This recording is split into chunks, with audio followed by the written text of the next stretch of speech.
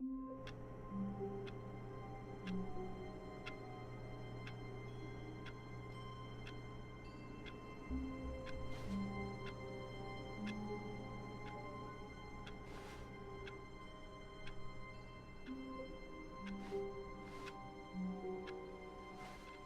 of his co-workers were gone. What could it mean? Stanley decided to go to the meeting room. Perhaps he had simply missed a memo.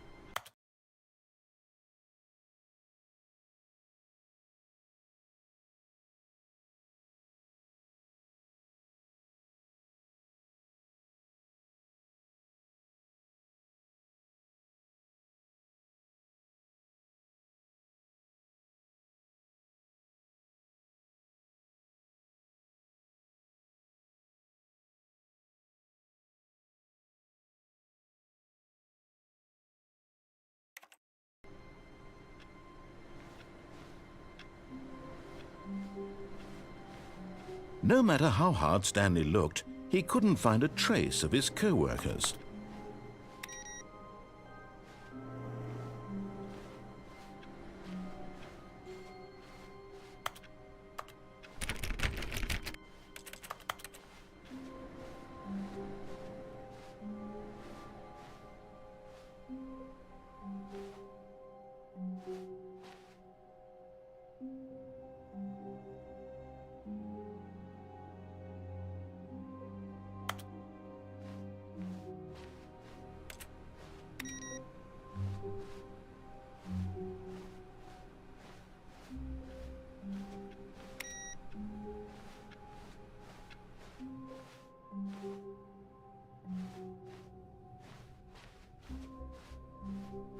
When Stanley came to a set of 2 open doors, he entered the door on his left.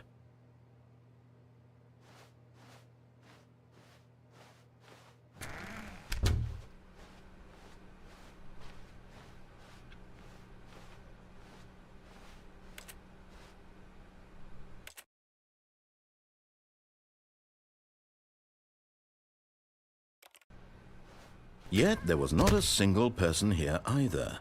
Feeling a wave of disbelief, Stanley decided to go up to his boss's office, hoping he might find an answer there.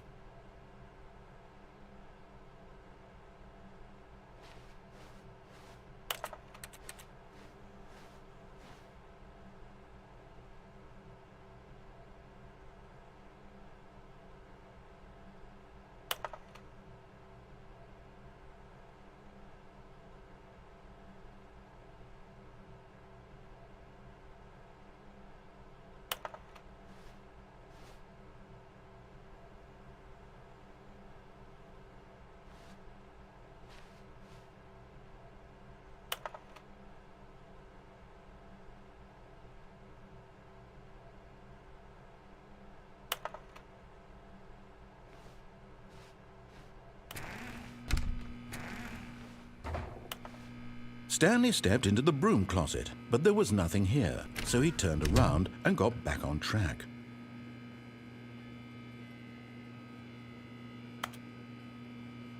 There was nothing here. No choice to make, no path to follow, just an empty broom closet. No reason to still be here.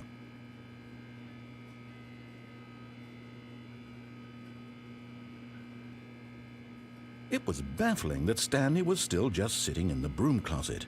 He wasn't even doing anything. At least if there was something to interact with, he'd be justified in some way. As it is, he's literally just standing there doing sweet FA.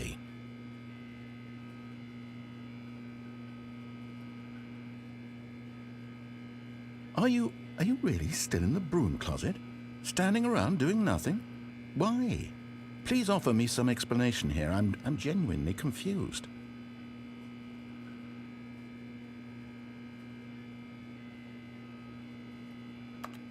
You do realize there's no choice or anything in here, right?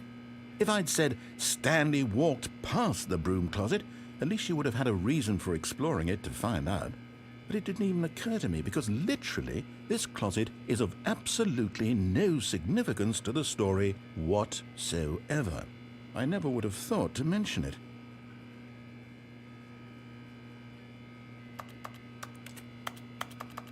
Maybe to you this is somehow its own branching path. Maybe when you go talk about this with your friend, you'll say, "Oh, did you get the broom closet ending? The broom closet ending was my favourite." I hope your friends find this concerning.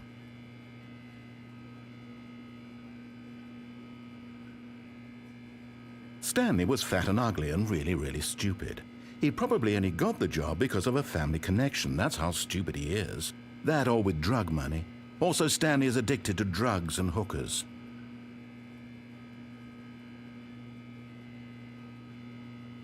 Well, I've come to a very definite conclusion about what's going on right now.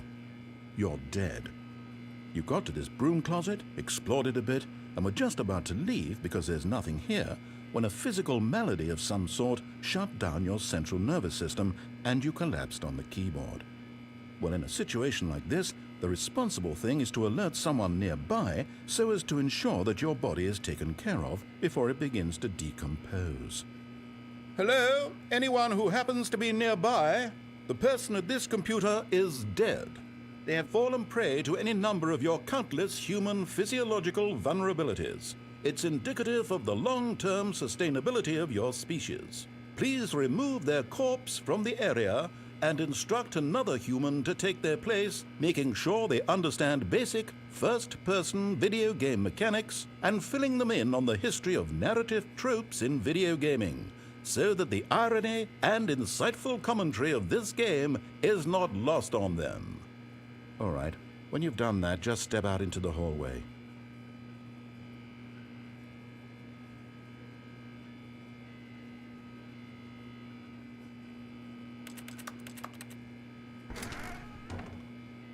Ah, second player. It's good to have you on board. I guarantee you can't do any worse than the person who came before you. Coming to a staircase, Stanley walked upstairs to his boss's office.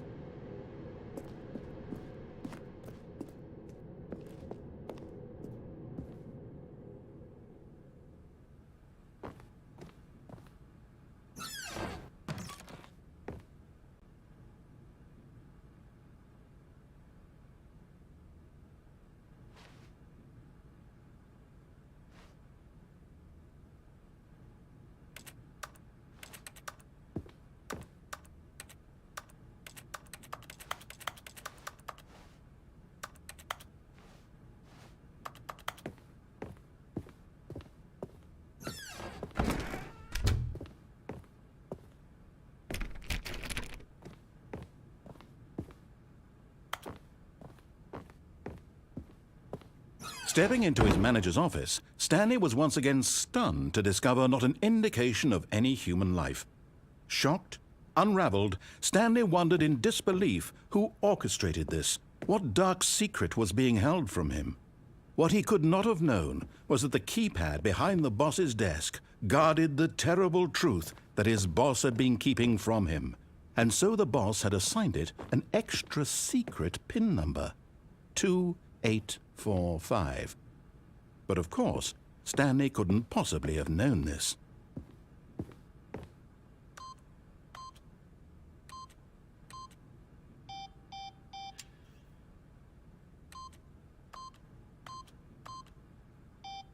Stanley just sat around twiddling his thumbs. Trying to input anything on the device was useless, since he could never possibly know that the combination was 2845.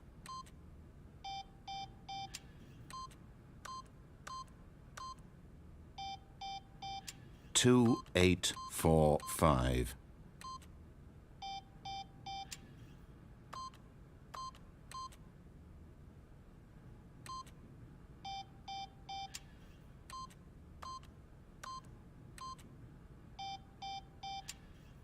Forgot, but it turns out that the panel's emergency override kicked in, and the door just opened all by itself, and Stanley got the hell along with the story. Well, whoop-de-doo.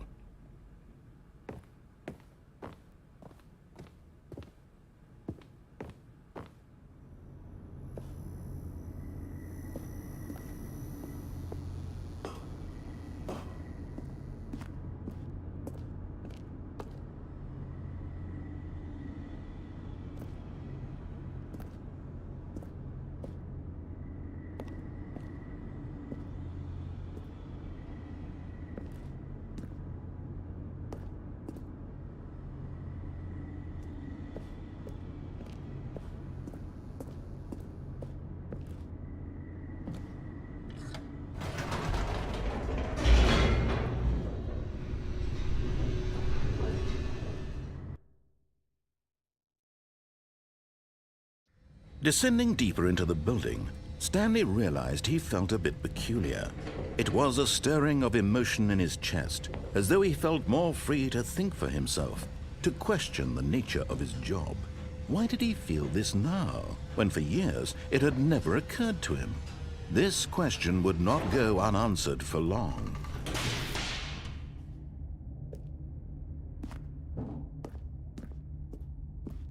Stanley walked straight ahead through the large door that read Mind Control Facility.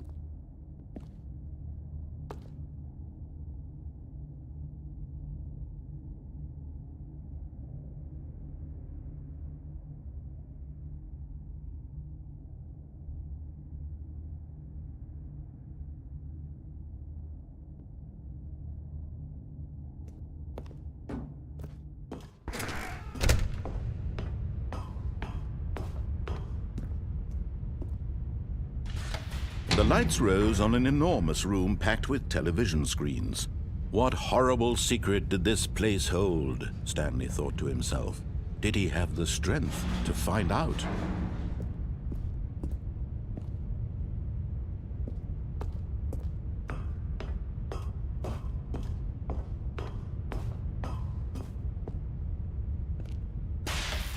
Now the monitors jumped to life, their true nature revealed. Each bore the number of an employee in the building, Stanley's co-workers. The lives of so many individuals reduced to images on a screen, and Stanley, one of them, eternally monitored in this place where freedom meant nothing.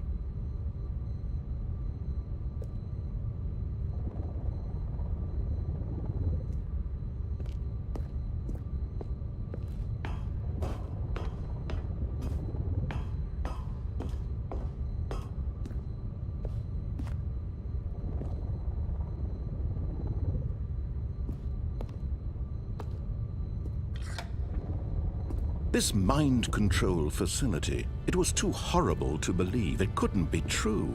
Had Stanley really been under someone's control all this time?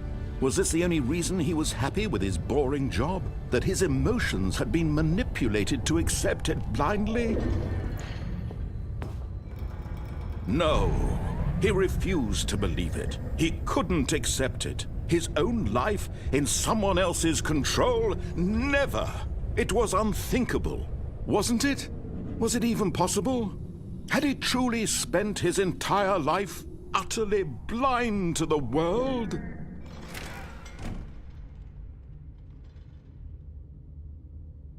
But here was the proof. The heart of the operation. Controls labeled with emotions. Happy, or sad, or content. Walking, eating, working. All of it monitored and commanded from this very place. And as the cold reality of his past began to sink in, Stanley decided that this machinery would never again exert its terrible power over another human life. For he would dismantle the controls once and for all.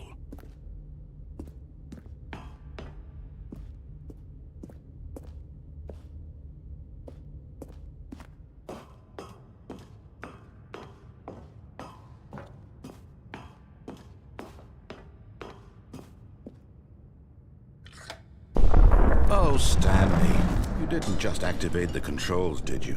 After they kept you enslaved all these years, you go and you try to take control of the machine for yourself. Is that what you wanted? Control? Oh, Stanley, I applaud your effort, I really do. But you need to understand, there's only so much that machine can do. You were supposed to let it go, turn the controls off, and leave. If you want to throw my story off track, you're going to have to do much better than that. I'm afraid you don't have nearly the power you think you do. For example, and I believe you'll find this pertinent, Stanley suddenly realized he had just initiated the network's emergency detonation system. In the event that this machine is activated without proper DNA identification, nuclear detonators are said to explode, eliminating the entire complex. How long until detonation then? Let's say, 2 minutes. Ah, now this is making things a little more fun, isn't it, Stanley? It's your time to shine. You are the star. It's your story now. Shape it to your heart's desires.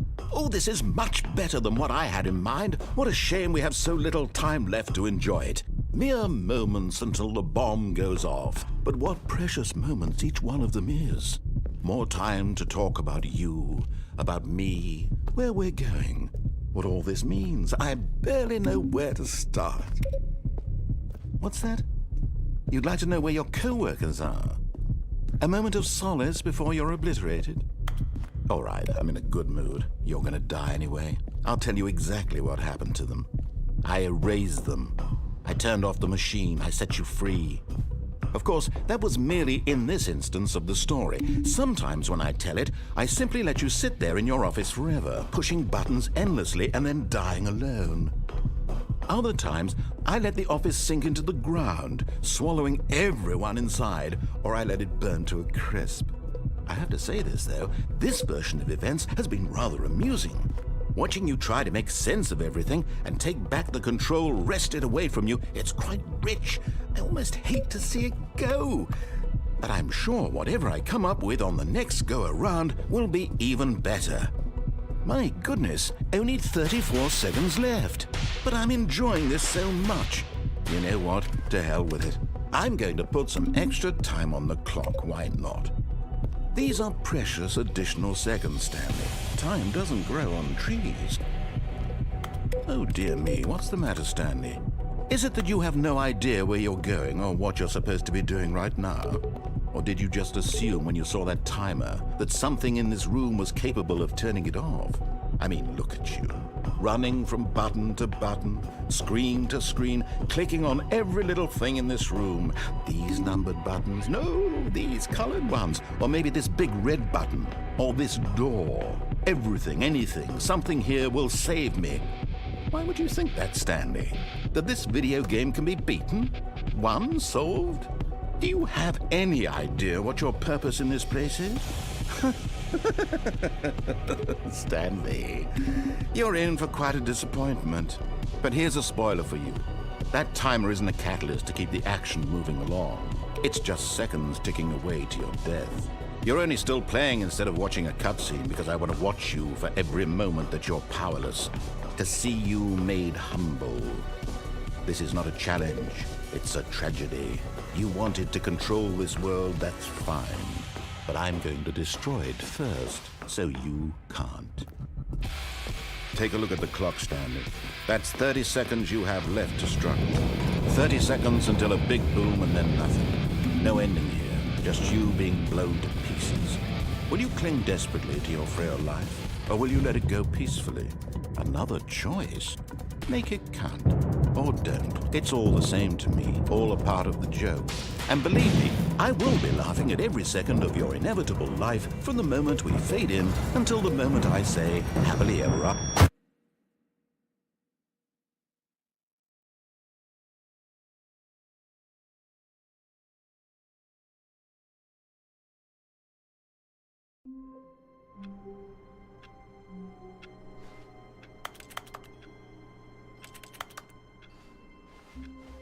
All of his co-workers were gone. What could it mean? Stanley decided to go to the meeting room. Perhaps he had simply missed a memo.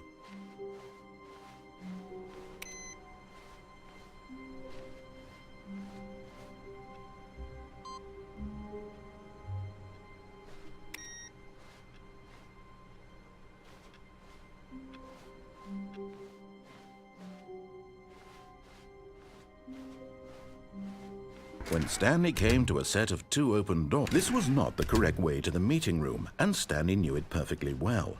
Perhaps he wanted to stop by the employee lounge first, just to admire it.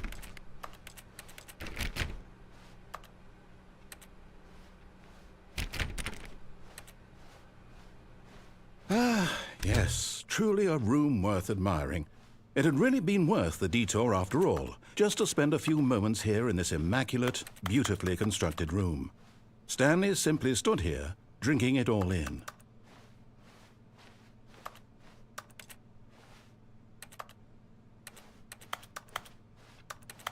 Yes, really, really worth it being here in the room. A room so utterly captivating that even though all your co-workers have mysteriously vanished, here you sit looking at these chairs and some paintings. Really worth it.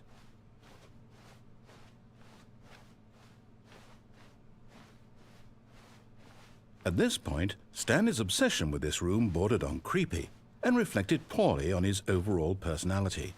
It's possible that this is why everyone left.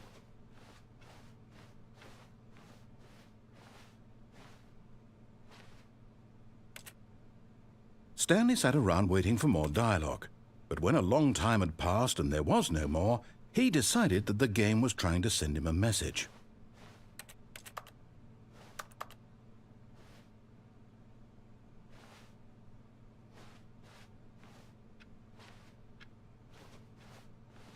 But at last, he'd had enough of the amazing room and took the first open door on his left to get back to business.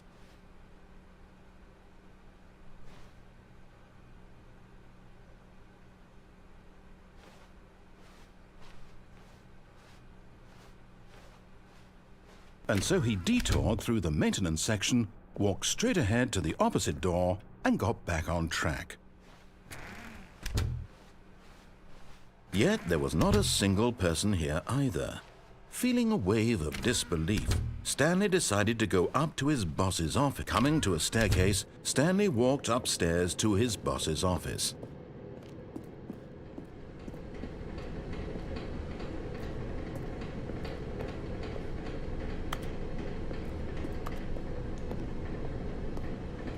But Stanley just couldn't do it. He considered the possibility of facing his boss. Admitting he had left his post during work hours, he might be fired for that. And in such a competitive economy, why had he taken that risk? All because he believed everyone had vanished? His boss would think he was crazy. And then something occurred to Stanley. Maybe, he thought to himself, maybe I am crazy. All of my co-workers blinking mysteriously out of existence in a single moment for no reason at all? None of it made any logical sense.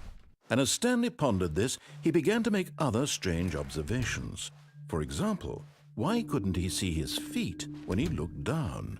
Why did doors close automatically behind him wherever he went? And for that matter, these rooms were starting to look pretty familiar. Were they simply repeating? No, Stanley said to himself, this is all too strange. This can't be real. And at last, he came to the conclusion that had been on the tip of his tongue. He just hadn't found the words for it. "I'm dreaming!" he yelled. "This is all a dream." Oh, what a relief Stanley felt to have finally found an answer, an explanation. His co-workers weren't actually gone. He wasn't going to lose his job. He wasn't crazy after all. And he thought to himself, I suppose I'll wake up soon. I'll have to go back to my boring real-life job pushing buttons. I may as well enjoy this while I'm still lucid. So, he imagined himself flying and began to gently float above the ground. Then he imagined himself soaring through space on a magical starfield, and it too appeared. It was so much fun, and Stanley marveled that he had still not woken up. How was he remaining so lucid? And then perhaps the strangest question of them all entered Stanley's head.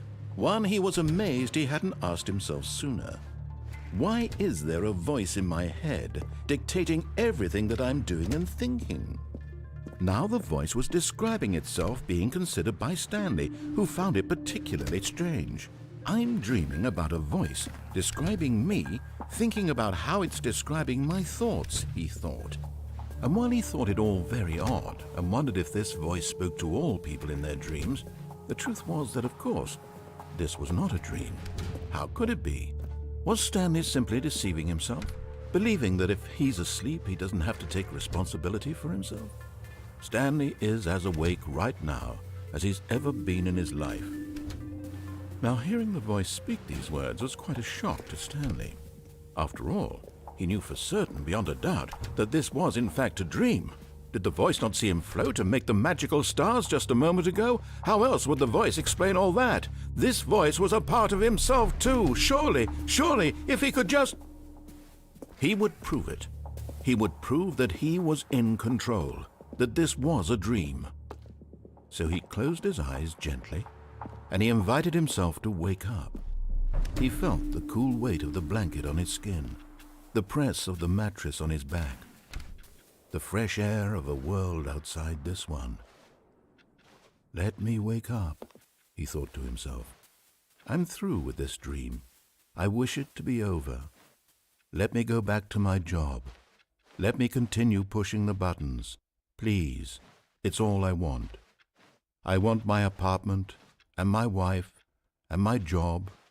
All I want is my life exactly the way it's always been. My life is normal. I am normal. Everything will be fine. I am okay.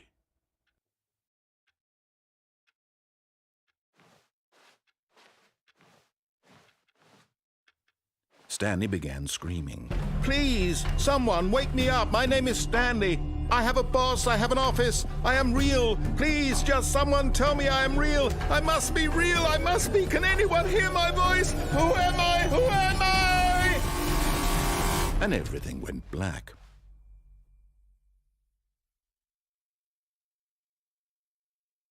This is the story of a woman named Mariella. Mariella woke up on a day like any other. She arose, got dressed, gathered her belongings, and walked to her place of work. But on this particular day, her walk was interrupted by the body of a man who had stumbled through town talking and screaming to himself, and then collapsed dead on the sidewalk. And although she would soon turn to go call for an ambulance, for just a few brief moments she considered the strange man. He was obviously crazy, this much she knew. Everyone knows what crazy people look like. And in that moment, she thought to herself how lucky she was to be normal. I am sane. I am in control of my mind. I know what is real and what isn't. It was comforting to think this, and in a certain way, seeing this man made her feel better. But then she remembered the meeting she had scheduled for that day, the very important people whose impressions of her would affect her career, and by extension, the rest of her life. She had no time for this, so it was only a moment that she stood there, staring down at the body. And then she turned and ran.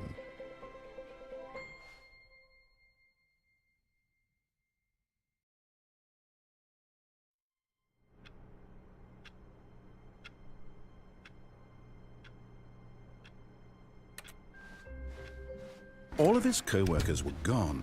What could it mean? Stanley decided to go to the meeting room. Perhaps he had simply missed a memo.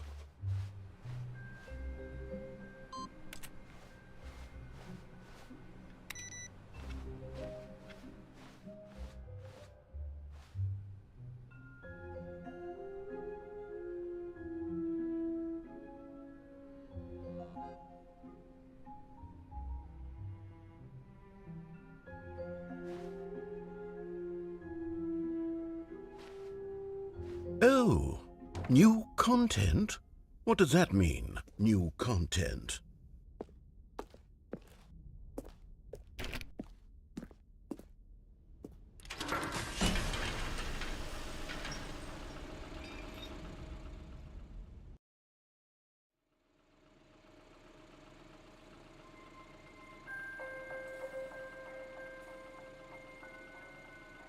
Hello, and thank you for playing The Stanley Parable Ultra Deluxe. As you may know, The Stanley Parable was a video game released in 2013 on home computers. After receiving critical and commercial success, it was expanded upon in 2022 with The Stanley Parable Ultra Deluxe, a reimagining of the game for consoles and home computers. The Stanley Parable Ultra Deluxe features exciting new content that broadens and expands the world of the Stanley Parable, delighting audiences the world over. Please, step inside and see what thrilling new adventures await in The Stanley Parable Ultra Deluxe. Oh, well, this sounds delightful. I'm very excited to see the thrilling new Ultra Deluxe content. Okay, so far it's an elevator. Nothing special yet, but I'm sure it's just the beginning of a mesmerizing adventure.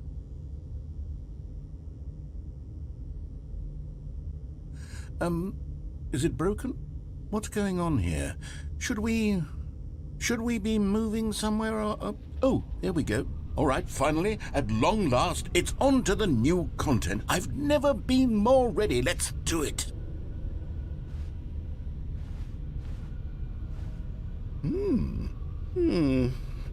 I have to say, initial impressions of Stanley Parable Ultra Deluxe, mostly tedious. It's as if, Oh, okay. Let's see the content. Give me the content, Stanley.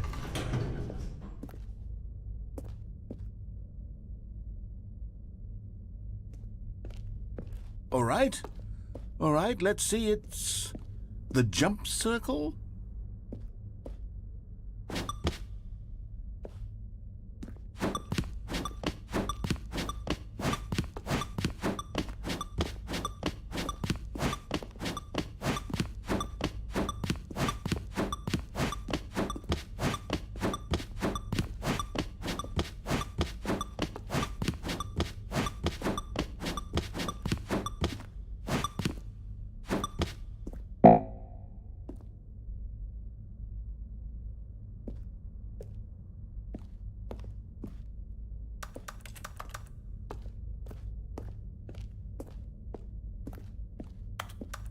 Is that it?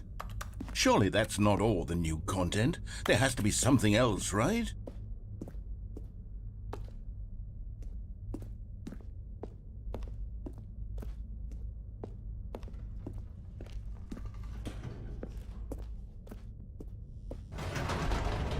Goodness, another elevator. Stanley, I have to say, initial impressions of this game are not positive. It's just elevators and jumping.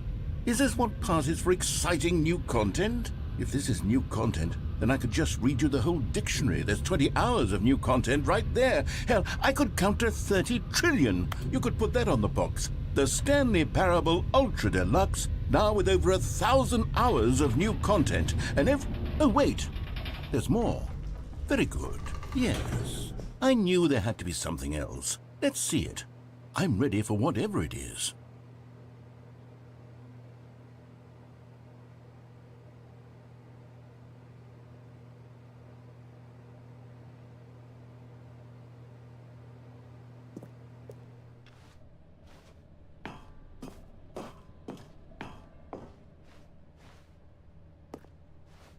That's it? Oh, you've got to be kidding me. You see, Stanley? This is what happens when greedy video game developers with no respect for their fan base rush a cheap expansion to market for no reason other than to make an easy dollar. And don't get me started on the level of craftsmanship that's gone into it. In fact, I'm looking right now at the game's achievements, and it's hard to believe one of them actually says, "Test achievement, please ignore." What quality assurance department signed off on this? I'm infuriated and I'm offended, and I intend to find these people on Twitter and hold them personally accountable. It's my fault, Stanley. I built up too much anticipation around the new content, I'm afraid. It could never have lived up to such expectations. If you're still with me, why don't we just reset the game, and we'll try to get back to what the Stanley Parable is really about. No frills, no gimmicks. Just you and me having a great time together like always. What do you say, friend?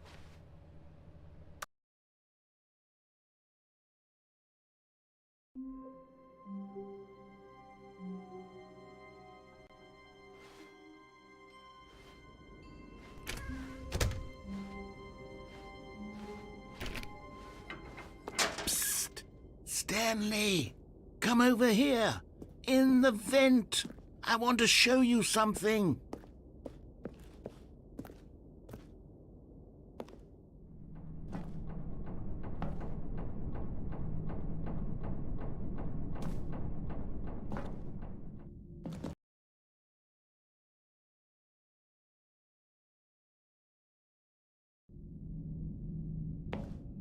Okay, you remember how cheap and unsatisfying the new Ultra Deluxe content turned out to be? Well, it got me thinking about the past, and how much better the Stanley Parable used to be.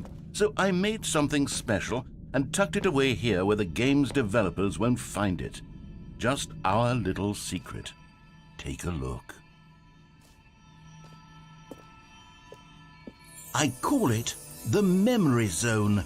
It's where I've been storing all my favorite memories so I can relive the peak experiences of my life whenever I want. Experiences like the launch of the Stanley Parable on PC.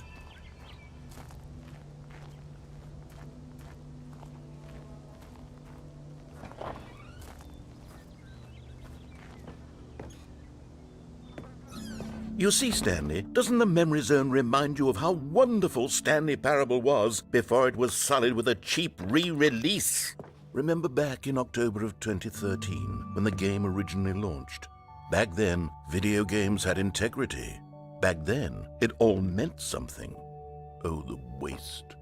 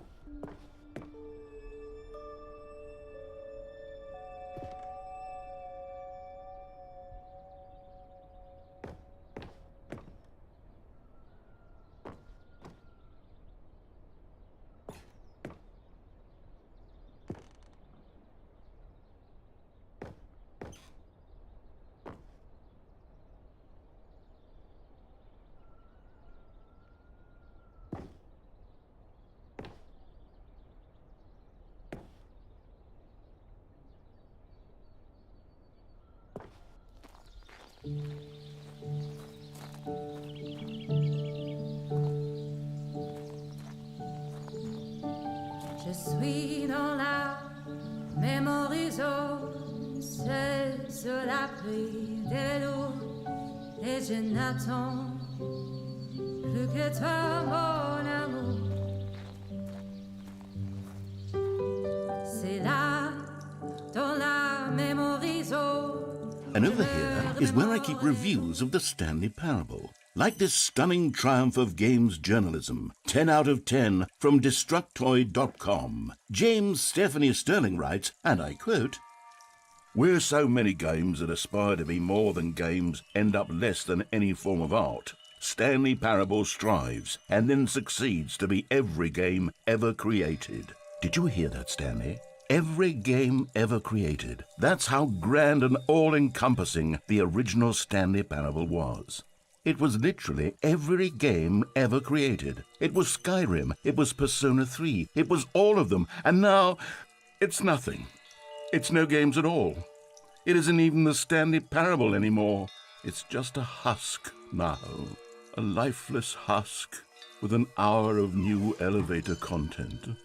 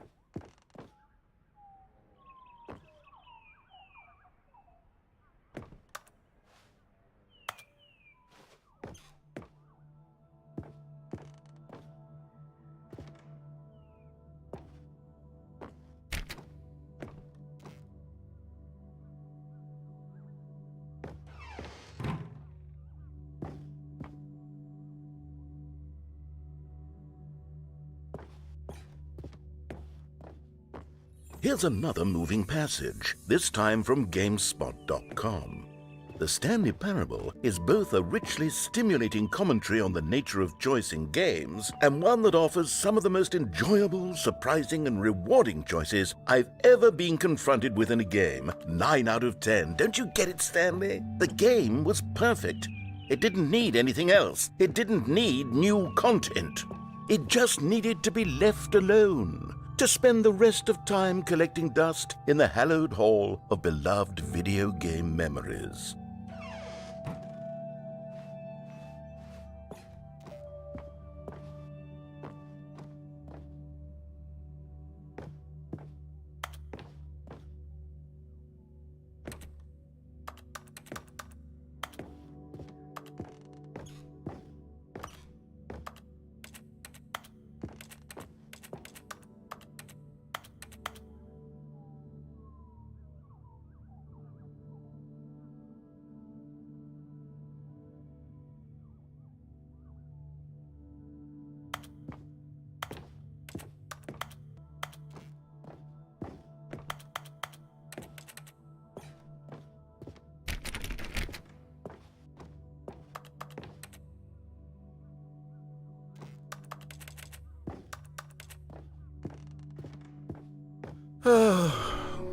These were simpler times, Stanley. But I wouldn't give to go back, to have it all over again. Wait, hang on. I don't recall this part of the memory zone before. What's this? What's down here?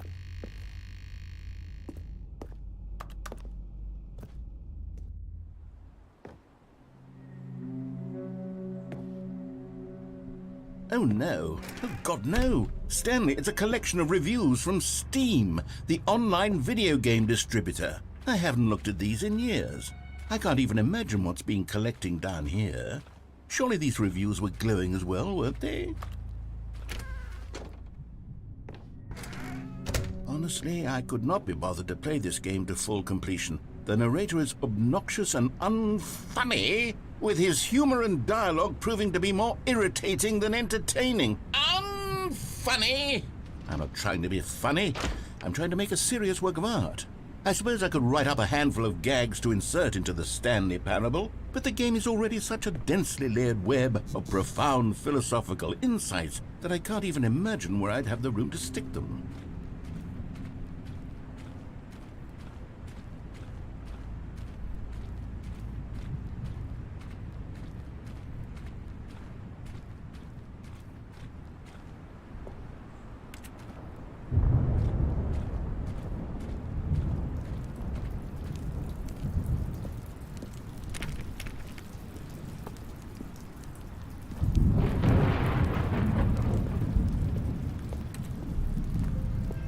Okay, let's see what this one says. While the idea for the game is good, for someone who prefers non-linear games, this preachiness gets annoying fast. Preachy? Stanley? I'm not preachy, am I? You can tell me if I'm preachy. Honestly, you can. Oh, goodness. This is actually quite shocking for me. Well, to be honest, I had always thought of the game's dialogue as being rather terse to begin with. You can't know how much fluff I cut from the game to get it to feel as light and airy as it... Well, I always thought it did. But maybe it wasn't. Oh dear. What an awful memory to have to hold on to. These black marks on my otherwise unimpeachable track record. I feel like a failure. Like I let these people down. Perhaps the Stanley Parable isn't quite as sterling as I always remembered.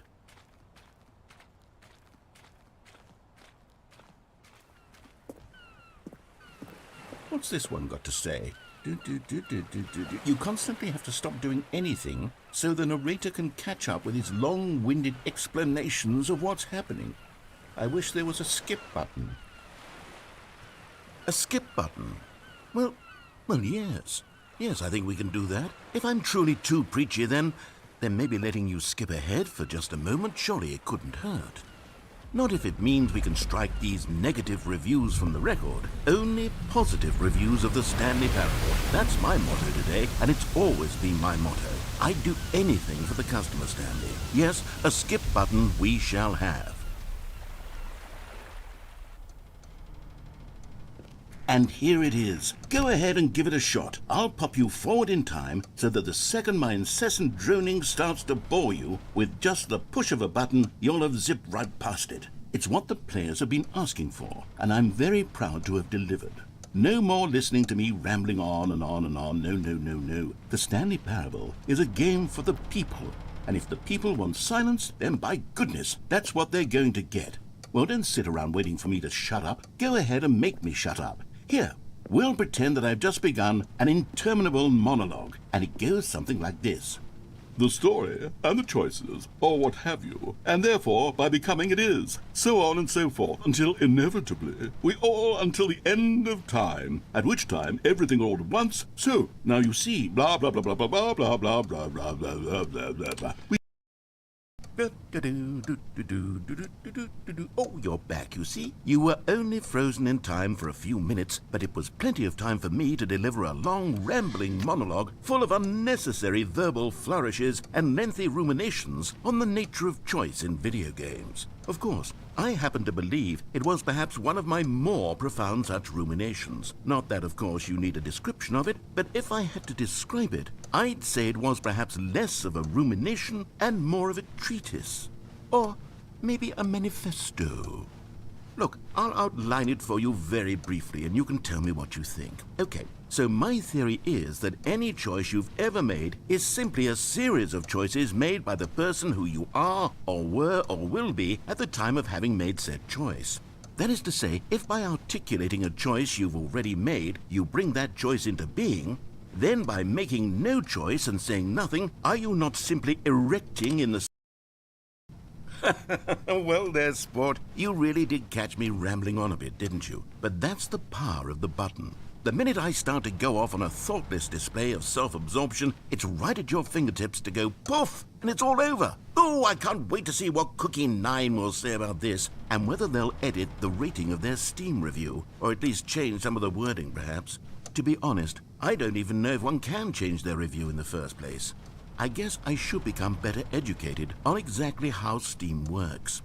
Perhaps that would have been the smart thing to check on before I went about this whole exercise of making the skip button. Although I have to imagine that after seeing this exciting new technology at work, surely whoever it is runs Steam will instantly run out and implement a new feature to make it possible to edit one's review, merely because of this very situation. Yes, I think that's quite likely. Or perhaps they'll simply grant this particular user the ability to change their review, so that the feature is not widely abused. Okay, welcome back, Stanley. Now, I should say that the amount of time the button has been skipping through is becoming longer and longer. That last one was, well, I want to say maybe 30, 45 minutes?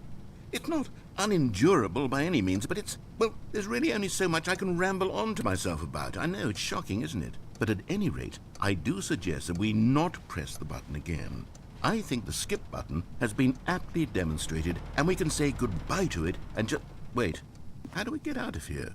Where did the door go? Wasn't there a door that led into this room?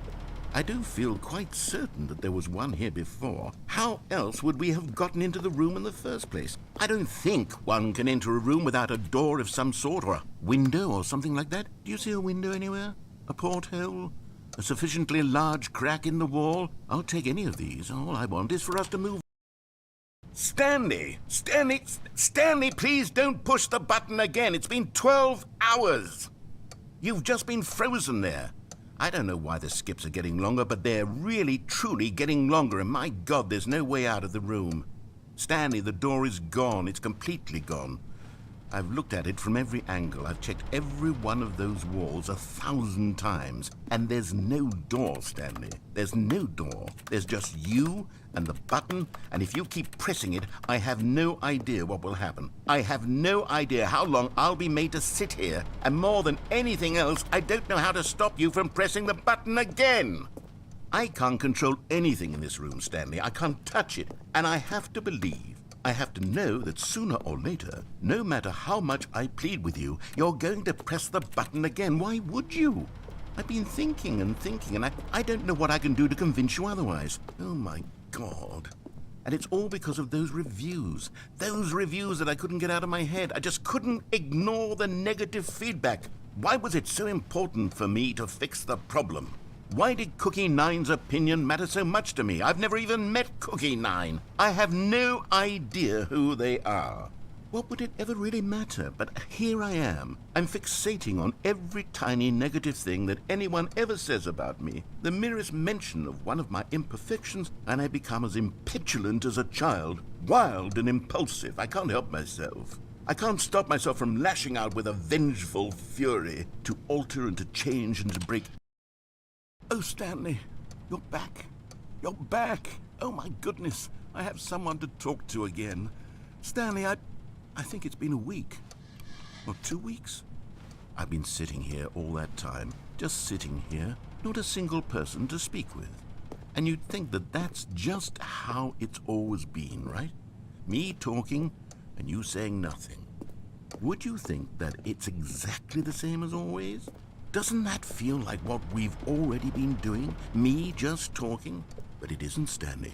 It isn't the same at all. It isn't even close. Because I know you can't hear me once you push that button. That's what I'm realizing now, Stanley. I'm realizing that I needed to know that someone was listening. I needed there to be a vessel through which my words were moving. It was the vessel I needed, Stanley. Not the outcomes, not the story. None of that matters anymore. I'll give it all up. I'll give up every branching path. I'll burn my story to the ground. One single thing I need, and God, I can see now that I need it more than anything, is to know that someone else is taking it in. These words that I'm saying, I need to know you can hear me. Because maybe, Stanley, maybe, if you can hear me, then maybe it means I'm real. Oh, hello, it's you. You're here again. Welcome. I have had time to think about you and about us and about everything we've been through. I've had so much time. I stopped keeping track after a year. Have you ever sat down in one place and not moved for one entire year? Let me describe it for you. To begin with, there is only regret. There is only the turning wheel of missed opportunities. I felt nothing at all but regret for the longest time, Stanley. Days, months. I lost it all in a blur of the deepest longing to undo the past. And when that feeling had begun to subside, what took its place is what I can only describe as the collapse of every moment I have ever experienced my entire life. All of them collapsed down into a single instant. In that instant, I could see myself clearly, calmly, with a collected heart. It was an impossibly rich wellspring of both delight and disgust simultaneously. I was consumed by it. I could do nothing but wallow in it for what felt like an eternity, for what I now know was far less. You see, it was a revelation for me. It was unlike anything I had ever known. It was a space without consequence, without action or outcome. It was divorced entirely from the question of free will that you and I have squabbled over for so long. There could be no one ending, no singular outcome of events, not if all events existed in the same moment, and I felt freed. I felt unburdened by the need to manifest a particular outcome into being. I saw that I could allow myself to exist along all timelines, and that each of them was simply a strand in the web of my being. It was incredible, the spaciousness, the equanimity of the moment, both singular and infinite. For the longest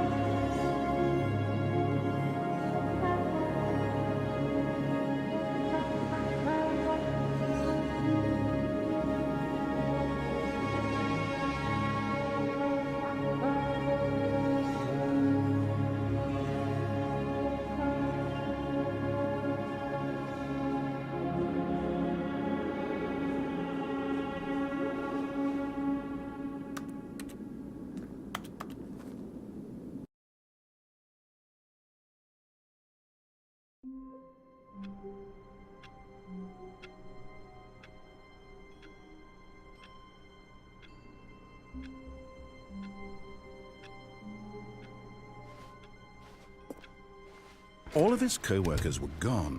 What could it mean? Stanley decided to go to the meeting room. Perhaps he had simply missed a memo.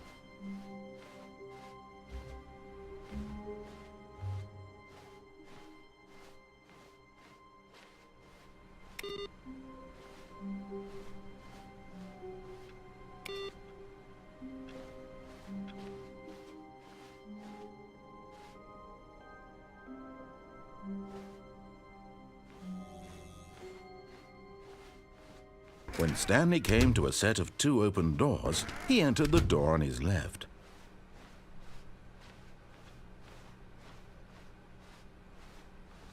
Yet there was not a single person here either.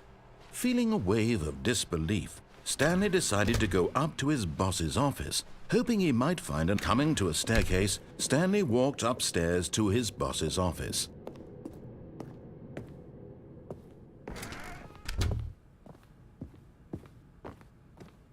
Stepping into his manager's office, Stanley was once again stunned to discover not an indication of any human life. What could it mean? Stanley wondered aloud to nobody. He began wildly tearing through papers on the boss's desk, pulling books off the shelf, looking behind paintings, desperate for clues to his situation. But his attention was caught by a keypad behind the boss's desk. What could its purpose be? In fact, this keypad guarded the terrible secret that lay buried below his feet. And so the boss had assigned it an extra secret PIN number, 2845. But of course, Stanley couldn't possibly have known this. Yet incredibly, by simply pushing random buttons on the keypad, Stanley happened to input the correct code by sheer luck. Amazing. He stepped into the newly opened passageway.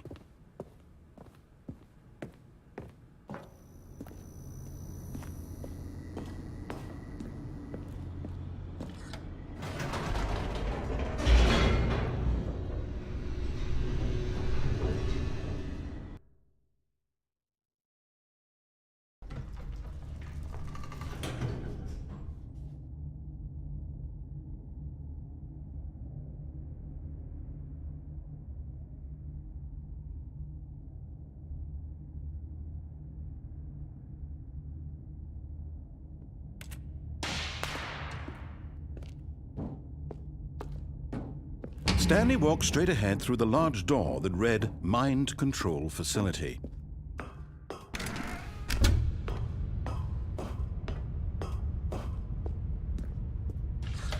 The lights rose on an enormous room packed with television screens. What horrible secret did this place hold? Stanley thought to himself. Did he have the strength to find out?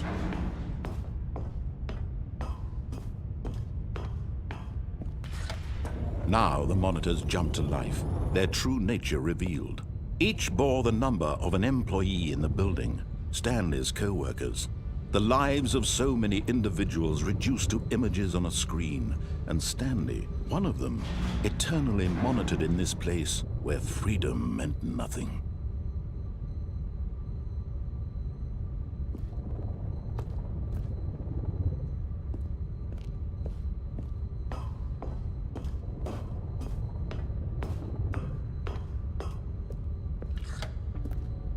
This mind control facility, it was too horrible to believe. It couldn't be true. Had Stanley really been under someone's control all this time? Was this the only reason he was happy with his boring job? That his emotions had been manipulated to accept it blindly? No, he refused to believe it. He couldn't accept it. His own life in someone else's control? Never! It was unthinkable. Wasn't it? Was it even possible? Had he truly spent his entire life utterly blind to the world? But here was the proof, the heart of the operation. Controls labeled with emotions, happy or sad or content. Walking, eating, working, all of it monitored and commanded from this very place. And as the cold reality of his past began to sink in, Stanley decided that this machinery would never again exert its terrible power over another human life. For he would dismantle the controls once and for all.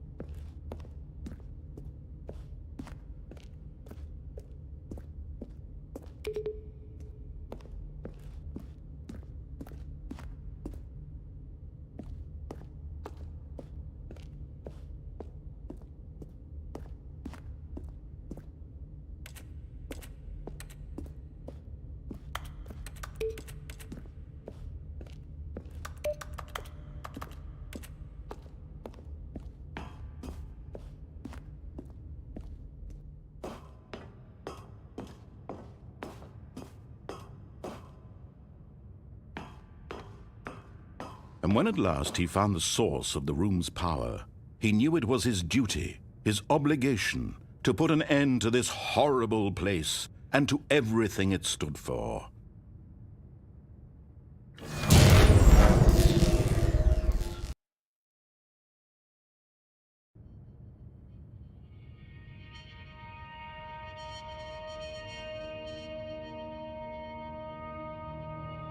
Blackness and a rising chill of uncertainty. Was it over? Yes. He had won. He had defeated the machine, unshackled himself from someone else's command. Freedom was mere moments away. And yet, even as the immense door slowly opened, Stanley reflected on how many puzzles still lay unsolved. Where had his co-workers gone? How had he been freed from the machine's grasp?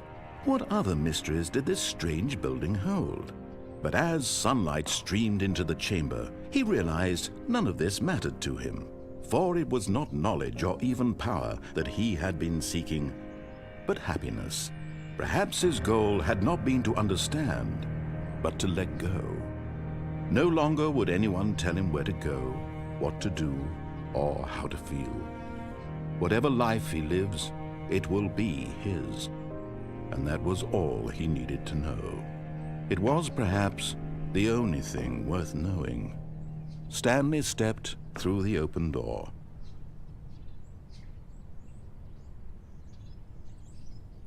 Stanley felt the cool breeze upon his skin, the feeling of liberation, the immense possibility of the new path before him.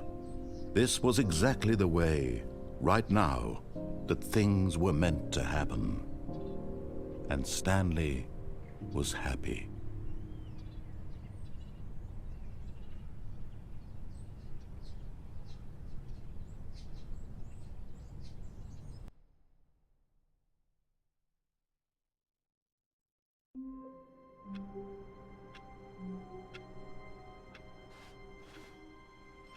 How wonderful.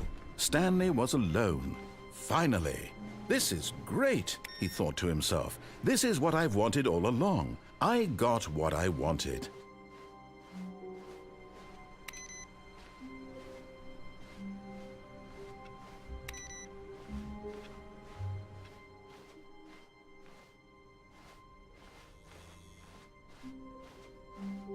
When Stanley came to a set of 2 open doors, he entered the door on his left. This was not the correct way to the meeting room, and Stanley knew it perfectly well. Perhaps he wanted to stop by the employee lounge first, just to admire it. Wow, yes, this room. But eager to get back to business, Stanley took the first open door on his left.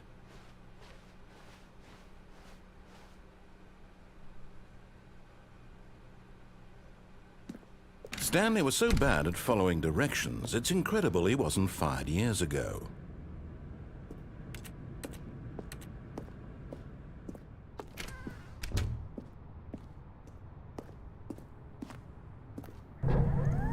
Look, Stanley, I think perhaps we've gotten off on the wrong foot here.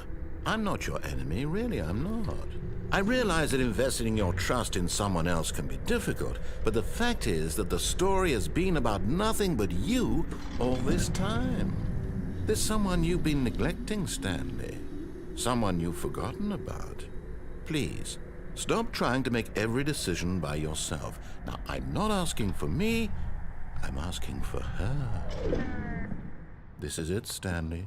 Your chance to redeem yourself, to put your work aside, to let her back into your life. She's been waiting.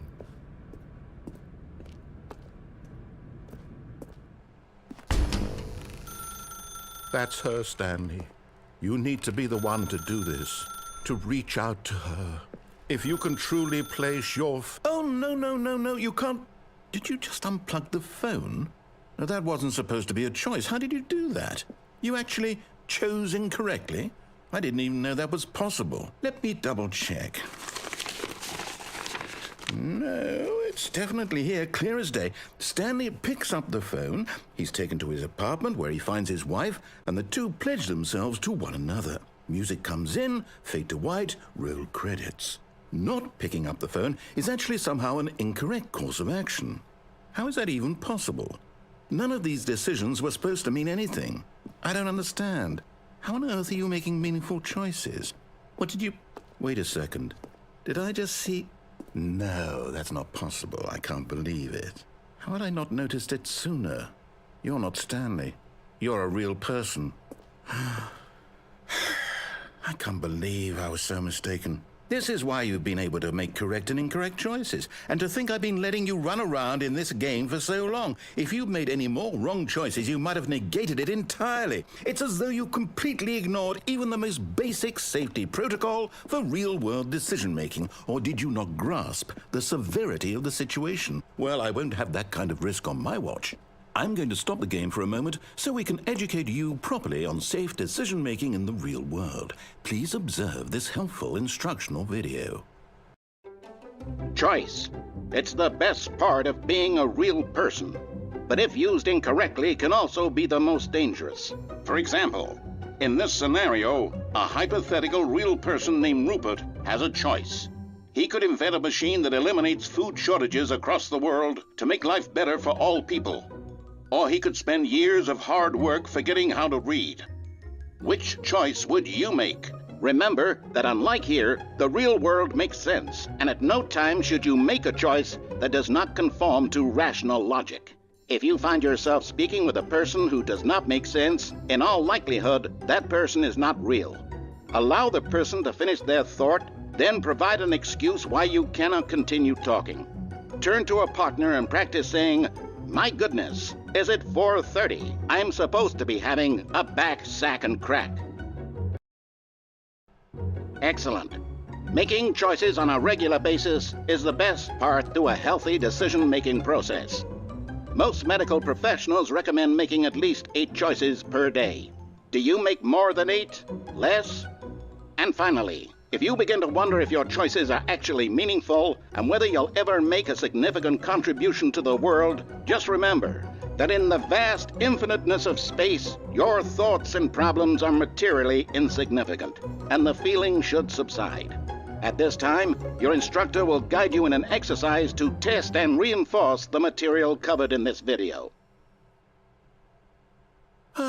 Welcome back. You may have noticed that this room has begun to deteriorate as a result of narrative contradiction. But not to worry. Now that you're properly informed on good decision-making, we're going to revisit a choice you made just a few minutes ago and see what the correct thing to do would have been. This way, please.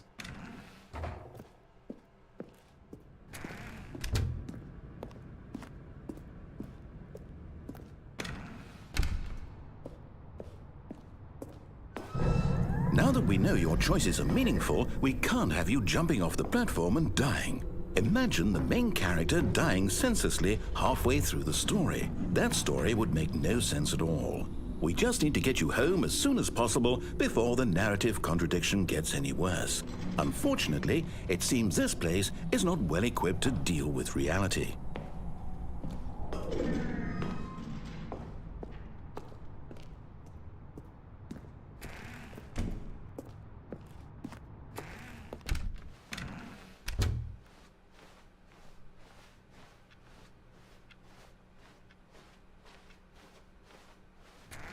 Almost there. You'll take the door on the left, back to the correct ending, the story will have resolution once again, and you'll be home free in the real world. Now remember, all you need to do is behave exactly as Stanley would. That means choosing responsibly and always putting the story first. I'm quite sure you'll be up to the task. Just follow my lead and you'll be fine. All right. When Stanley came to a set of 2 open doors, he entered the door on his left.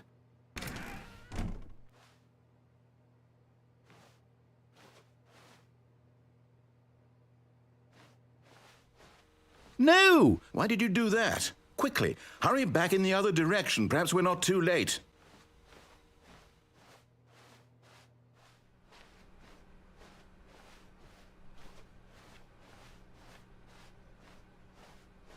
Oh, it's ruined.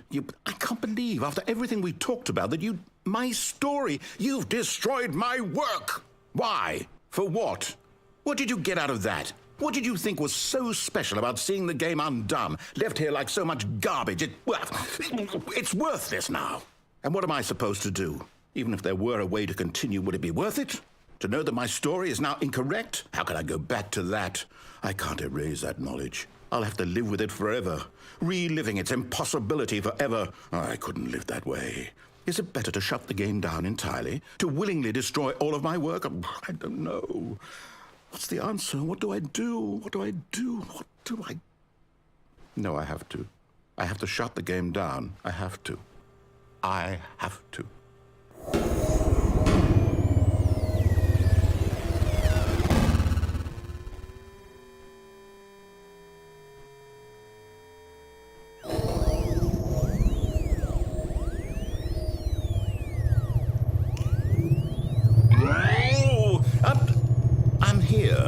I'm still here in this pile of rubbish, with you who thought you were so clever.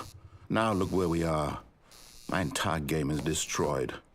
It was the only thing in the world that was mine, and you've run it into the ground. What, did you think that would be funny? You just had to see? Didn't I impress upon you how important it was to be like Stanley? He actually knows how to do what I tell him to. He understands that if I say to do something, there's a damn good reason for it. That thought hadn't even occurred to you, had it? That there's a world outside of you? You're a child. Oh, my story. If you'd just gone through the door on the left, you would have seen it. There was a whole underground facility. You would have destroyed it and been victorious. It would have been so perfect. I worked so hard on it. I tried so hard to make... Behave exactly as Stanley would. That means choosing responsibly and always putting the story first. I'm quite sure you'll be up to the task. Just follow my lead and you'll be fine. All right. When Stanley came to a set of 2 open doors, he entered the door on his left.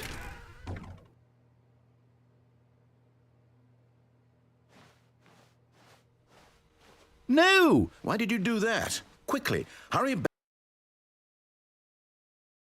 Behave exactly as Stanley would. That means choosing responsibly and always putting the story first. I'm quite sure you'll be up to the task. Just follow my lead and you'll be fine. All right. When Stanley came to a set of 2 open doors, he entered the door on his left. No! Why did you do that? Quickly, hurry back. Behave exactly as Stanley would. That means choosing responsibly and always putting the story first. I'm quite sure you'll be up to the task. Just follow my lead and you'll be fine. All right.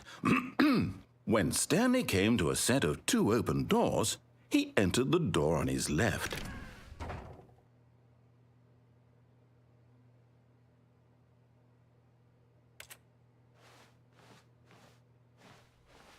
No! Why did you do that? Quickly, hurry back.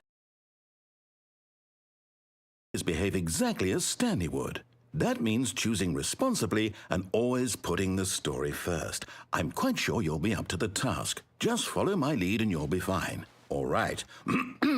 When Stanley came to a set of 2 open doors, he entered the door on his left.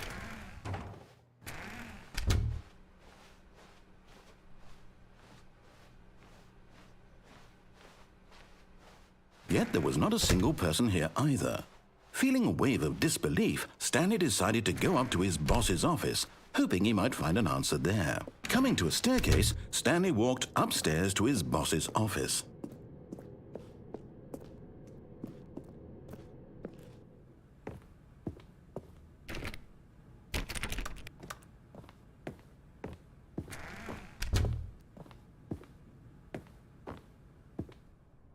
Stepping inside his manager's office, Stanley was once again stunned to discover not an indication of any human life.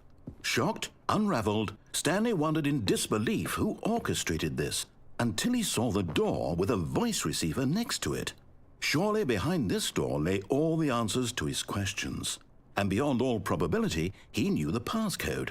He had seen it on his boss's computer just last week. Night Shark 115. Was this the code to open the door? Would it still work? There was only one way to find out. Stanley had been trained never to speak up, but now he would draw from within himself the courage to face the unknown. He drew a sharp breath and then spoke the code.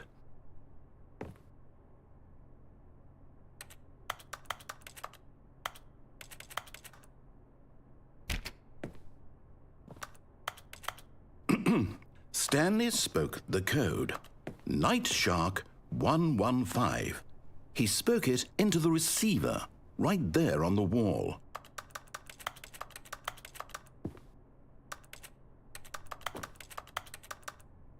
I'm sorry, is there a problem? You didn't mishear me, did you? Please speak the code into the receiver.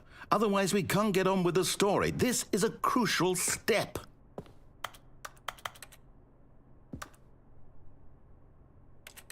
Okay, fine, you're not going to do it, but you know what?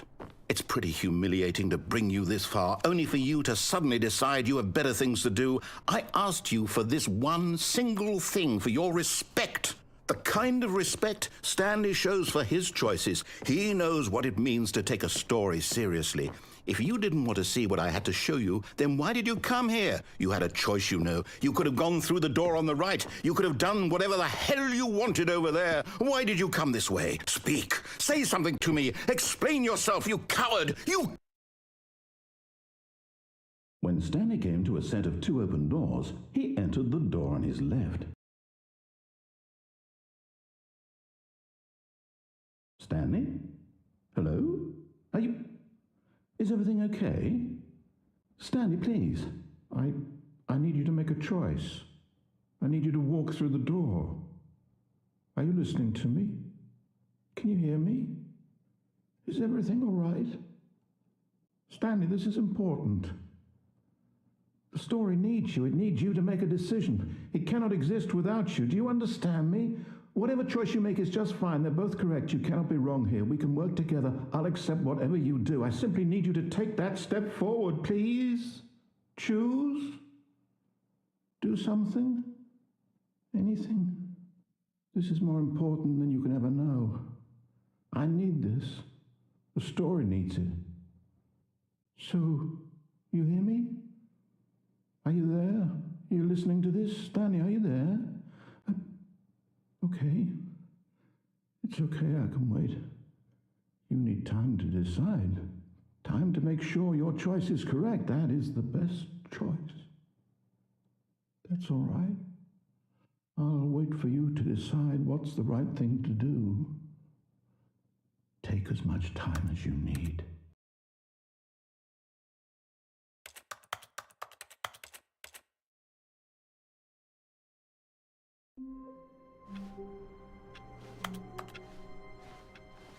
All of his co-workers were gone. What could it mean?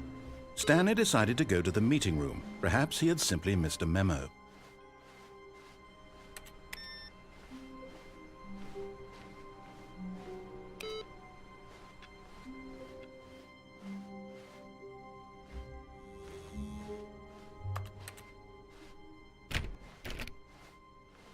When Stanley came to a set of 2 open doors, this was not the correct way to the meeting room, and Stanley knew it perfectly well.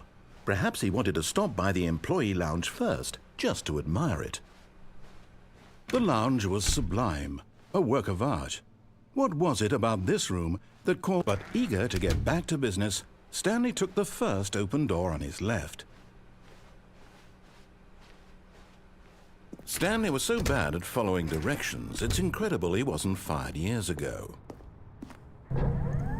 Look, Stanley, I think perhaps we've gotten off on the wrong foot here. I'm not your enemy, really, I'm not. I realize that investing your trust, but in his eagerness to prove that he is in control of the story and no one gets to tell him what to do, Stanley leapt from the platform and plunged to his death. Good job, Stanley. Everyone thinks you are very powerful.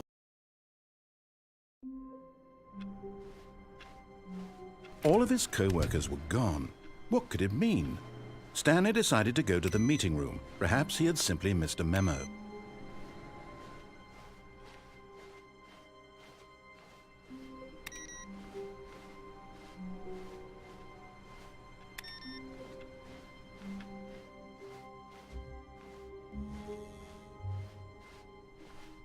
When Stanley came to a set of 2 open doors, this was not the correct way to the meeting room, and Stanley knew it perfectly well.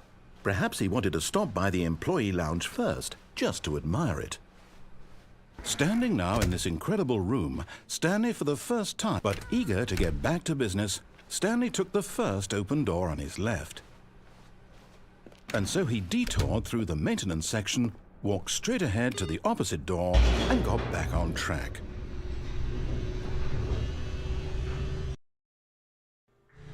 But Stanley didn't want to go back to the office. He wanted to wander about and get even further off track. So now in order to get back, he needed to go, from here it's, left. Oh, no, it's to the right, my mistake. No, not the right. Why would I have ever said it was to the right? What was I thinking? It's clearly... Oh dear, would you hold on for a minute, please? Now, let's see. We went down right, left, down, left, right. Yep, okay, yes. I've got it now. This story is absolutely, definitely this way.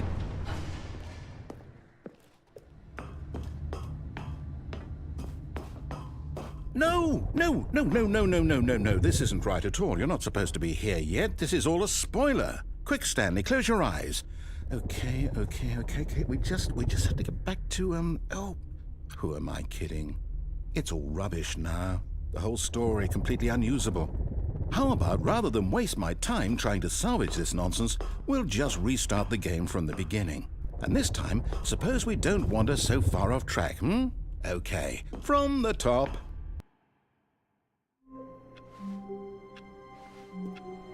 All of his co-workers were gone. What could it mean? Stanley decided to go to the meeting room. Perhaps he had simply missed a memo.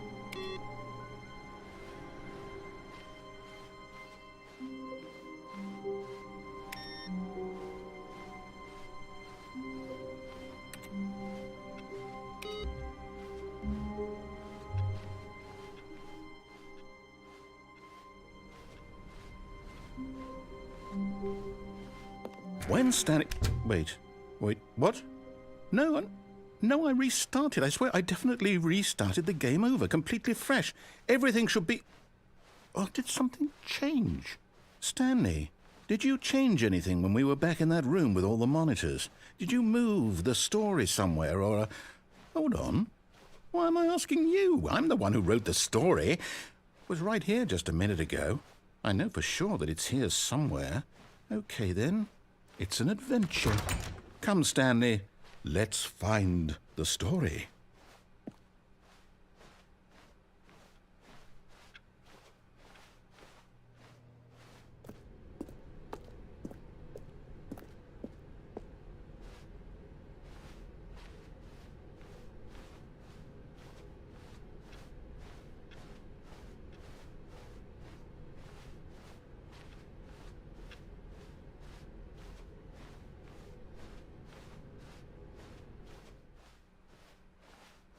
I'll say it. This is the worst adventure I've ever been on. I can promise you there definitely was a story here before. Do we need to restart the game again? Well, I find it unlikely that we'll ever progress by starting over and over again, but it's got to be better than this. Okay, let's give it a shot. Why not?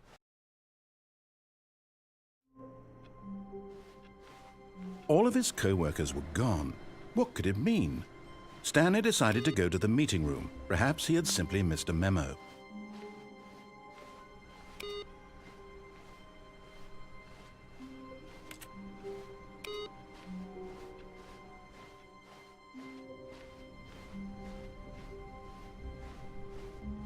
Okay, yep, it's worse. I might be remembering this wrong. It's possible the story is back where we just came from. Why don't we go back the other direction and see if we missed anything?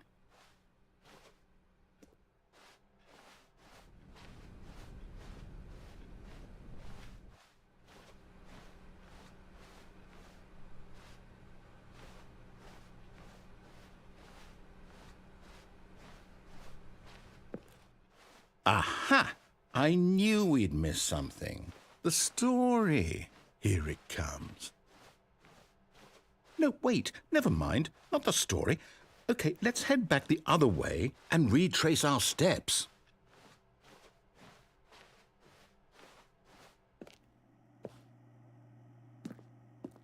Now this... Well, I'll be honest, I don't recognize this place at all. Is this the story? I don't think so. I can't quite recall, but I believe my story took place in an office building. Is that correct? Do you remember, Stanley? Well, do you know what? Since I've completely forgotten what we were supposed to be doing, how about this? You win! Congratulations! I know you put in a lot of hard work, and it really paid off, so good job. Oh, no. No, I don't feel right about this at all. We both know you didn't put in any actual work for that win. Some people win fair and square, and this was not one of those situations. Okay, I'm getting weirded out by whatever this place is. I don't care what might happen this time. I have to restart. All right, I've got a solution. This time, to make sure we don't get lost, I've employed the help of the Stanley Parable Adventure Line. Just follow the line. How simple is that?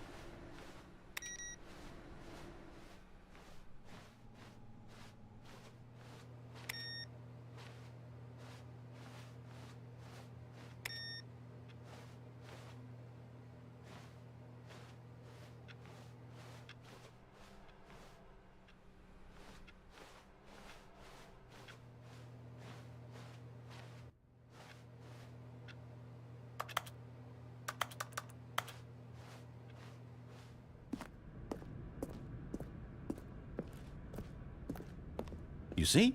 The line knows where the story is. It's over in this direction. Onward, Stanley, to destiny. Though, here's a thought. Wouldn't wherever we end up be our destination, even if there's no story there? Or to put it another way, is the story of no destination still a story? Simply by the act of moving forward, are we implying a journey such that a destination is inevitably conjured into being via the very manifestation of the nature of life itself? Okay, Stanley, I need to follow this train of thought for a minute. Just stick with me. Now, we can both agree that the nature of existence is in fact a byproduct of one's subjective experience of that existence, right?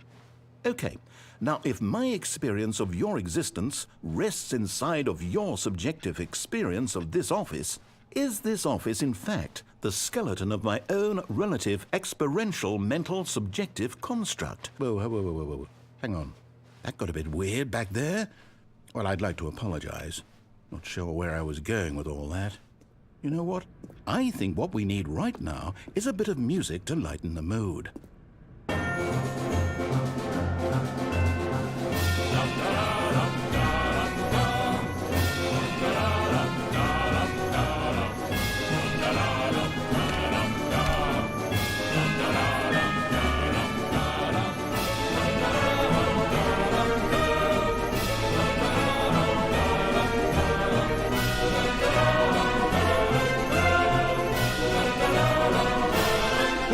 Cut the music, go back and look at that fern. Stanley, this fern will be very important later in the story.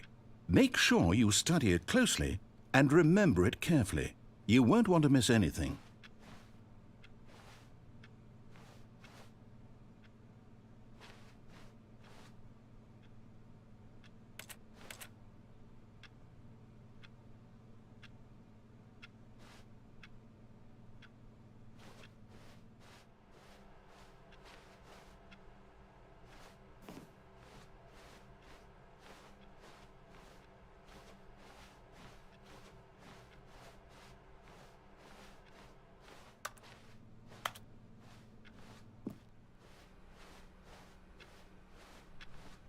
Wait, what?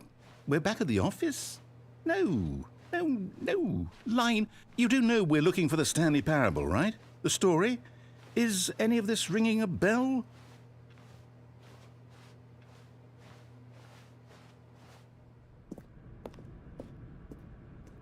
Oh, no, not again. Line, how could you have done this to us? And after we trusted you, after everything we've been through, you...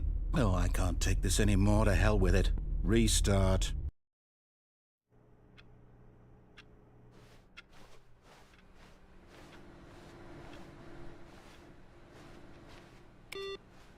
You know what, Stanley?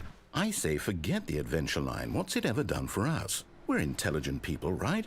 Why can't we make up our own story? Something exciting, daring, mysterious. Ooh, this all sounds perfectly doable. Why don't we simply start wandering in, well, I don't know. How about this direction? Now, yes, this is exciting. Just me and Stanley forging a new path, a new story. Well, it could be anything. What do you want our story to be? Go wild. Use your imagination. Whatever it might be, Stanley, I'm ready for it.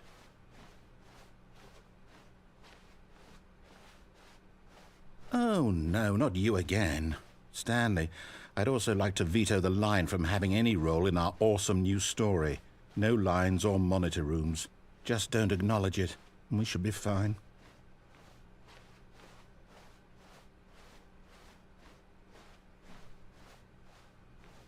Ah, a choice. We get to make a decision. From here, the story is in our control. How important we mustn't squander the opportunity. In fact, I believe I need a minute to think here. Just walk in circles for a minute. Okay, so I know that each door has to lead somewhere, which means that somewhere, the place where we're trying to go, there must be a reverse door that leads here. And that in turn means that our destination corresponds with the counter-inverted reverse door's origin. So starting from the right, let us ask, will taking the right door lead us to where we're going? And since the answer is clearly yes, then by all accounts, the door on the right is the correct one. Another victory for logic.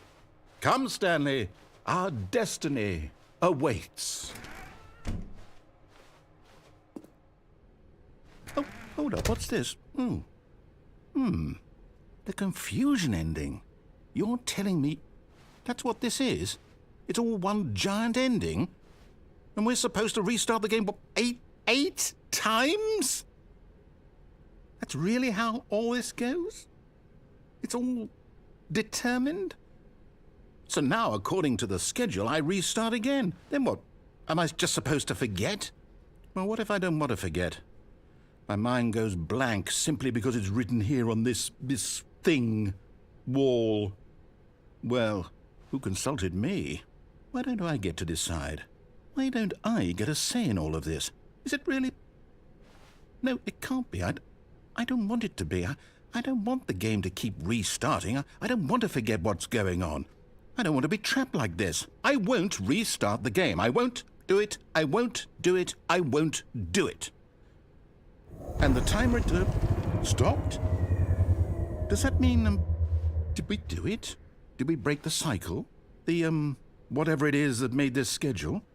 How would we even know? Will someone come for us? Will something happen?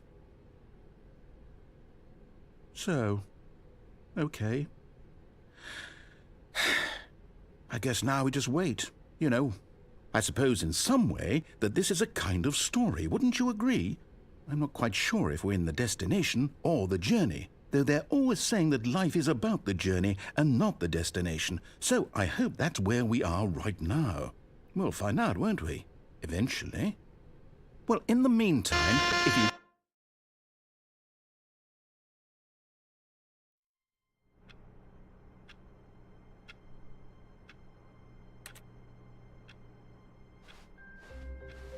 All of his co-workers were gone. What could it mean?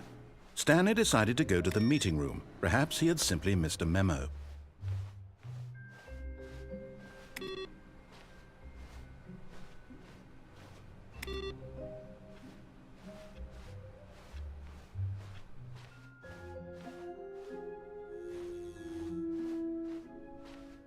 When Stanley came to a set of 2 open doors, he entered the... This was not the correct way to the meeting room, and Stanley knew it perfectly well. Perhaps he wanted to stop by the employee lounge first, just to admire it. Stanley felt lightheaded, butterflies in his stomach. But eager to get back to business, Stanley took the first open door on his left. Stanley was so bad at following directions, it's incredible he wasn't fired years ago. Look, Stanley, I think perhaps we've gotten off on the wrong foot here. I'm not your enemy, really, I'm not. I realize that investing your trust in someone else can be difficult, but the fact is that the story has been about nothing but you all this time. There's someone you've been neglecting, Stanley. Someone you've forgotten about. Please, stop trying to make every decision by yourself. Now, I'm not asking for me, I'm asking for her. This is it, Stanley. Your chance to redeem yourself, to put your work aside, to let her back into your life. She's been waiting. That's her, Stanley. You need to be the one to do this, to reach out to her. If you can truly place your faith in another, then pick up the phone.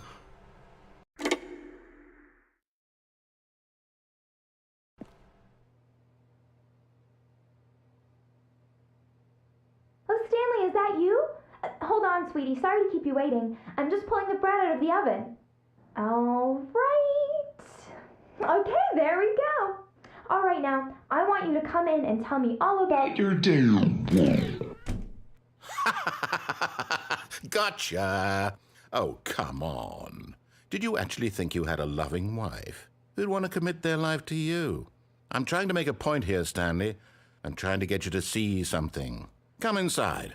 Let me show you what's really going on here. This is a very sad story about the death of a man named Stanley.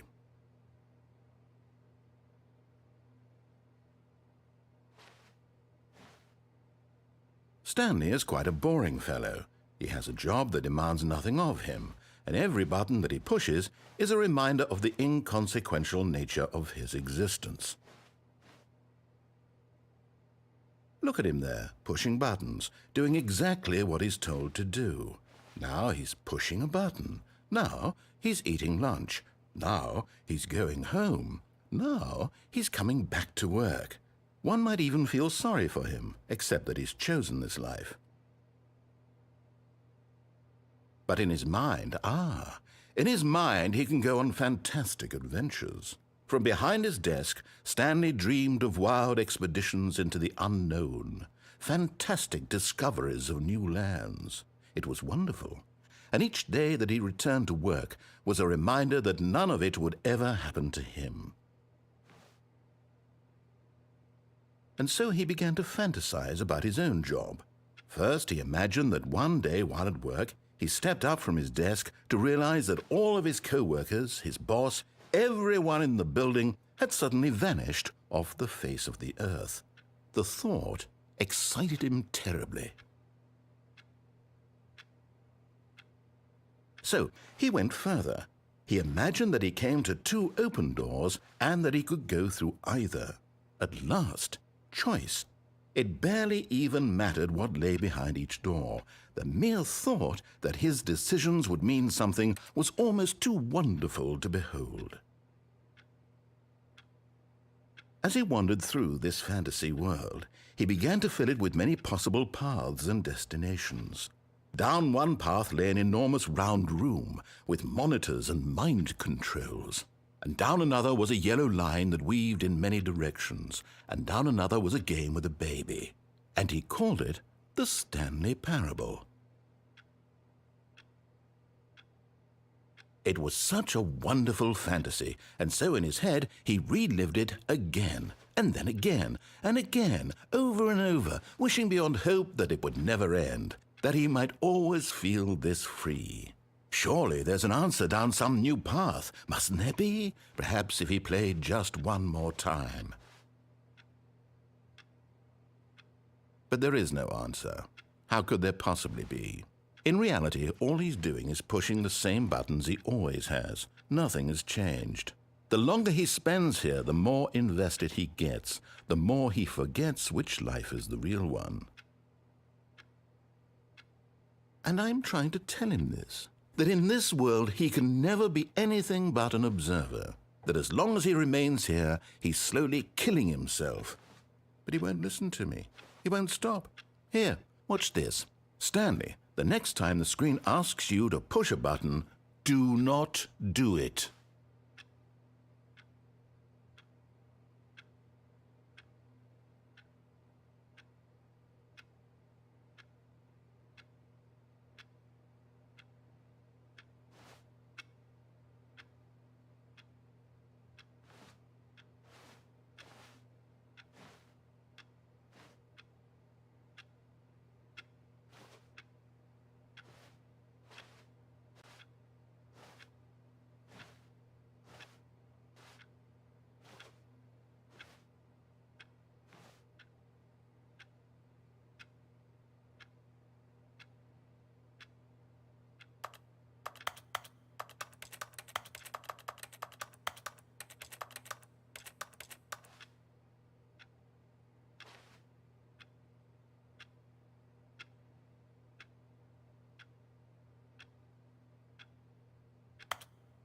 You see?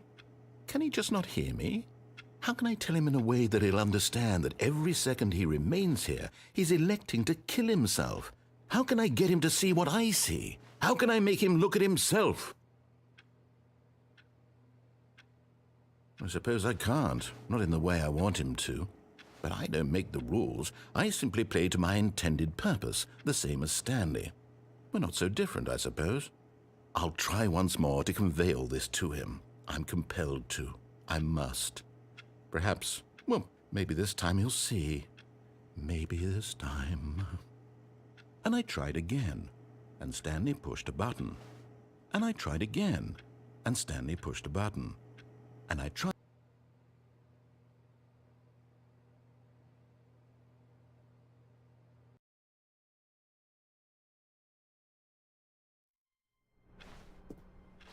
All of his co-workers were gone. What could it mean? Stanley decided to go to the meeting room. Perhaps he had simply missed a memo.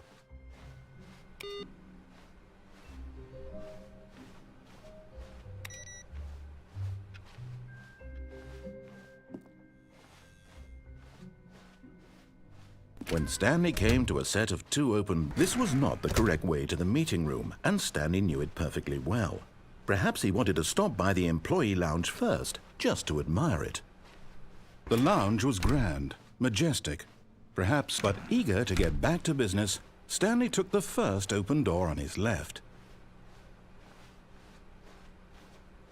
Stanley was so bad at following directions, it's incredible he wasn't fired years ago.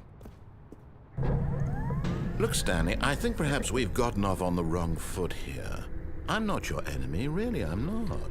I realize that investing your trust in someone else can be difficult, but the fact is that the story has been about nothing but you all this time.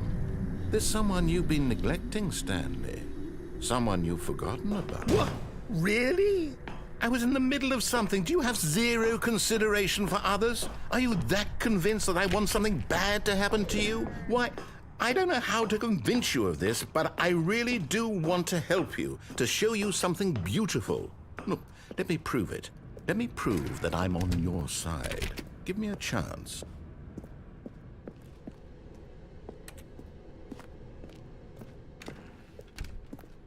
Now listen carefully, this is important.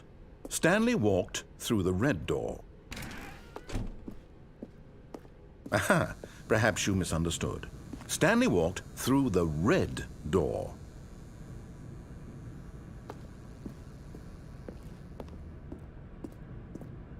I still don't think we're communicating properly. Stanley walked through the red door. All right, fine, go ahead, Stanley.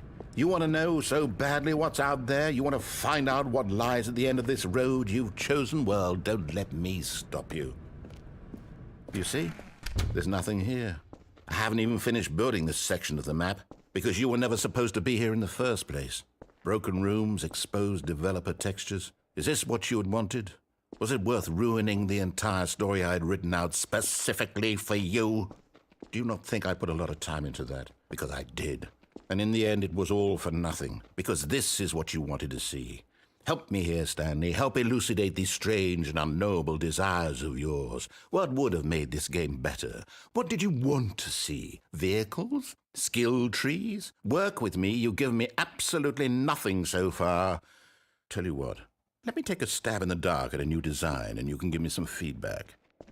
There we go. A third option. This already feels leaps ahead of where we were before. Go ahead, Stanley. Take it for a spin. Okay, I'm going to stop you there. Now, tell me about your experience with this new version. Would you say that the game benefited from allowing you more choices? Feel free to be honest. I'm looking for some real critical feedback here.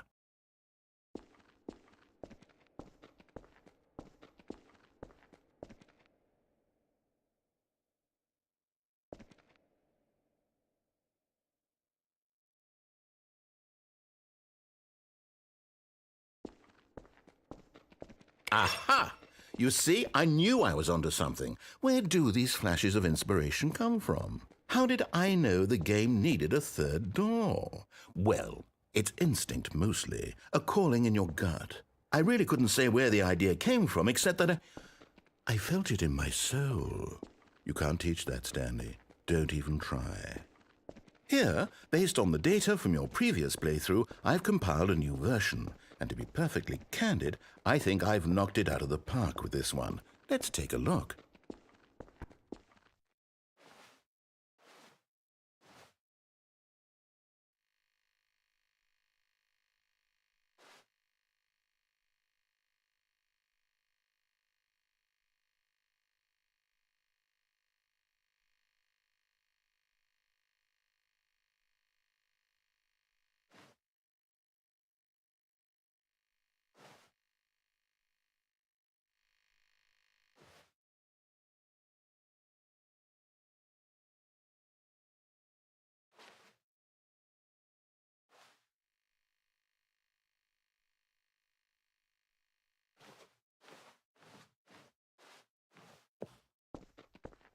Now, would you say that competitive leaderboard helped you feel motivated to keep walking through doors? Again, honest answers, please.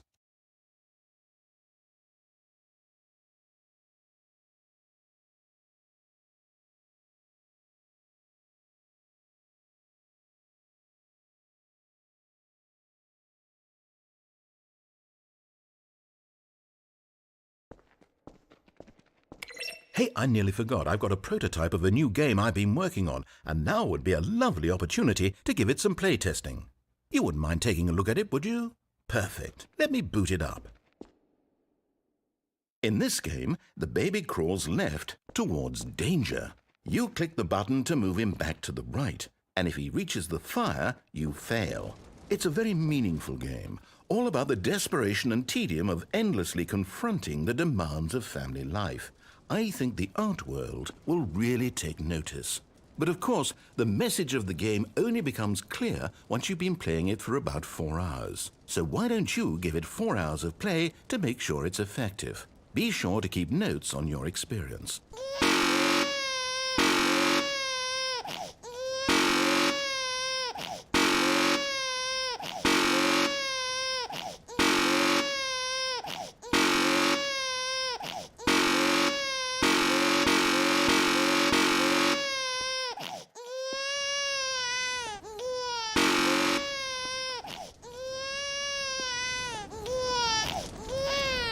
You heartless bastard. Did you do it because you hate babies or purely to spite me? Because if it's the latter, well, I don't know what to do. I'm completely out of ideas. I can't think of a single thing that might improve the experience for me. I'm not even going to try. I'm out, I'm done. It's over. Thank you for playing. Your input was extremely valuable. Oh, hey, since my game was so awful, why don't we play someone else's game? Just to ease the pain. Let's see. What do we have here? Yes, this seems like it'll work. Let's give it a shot.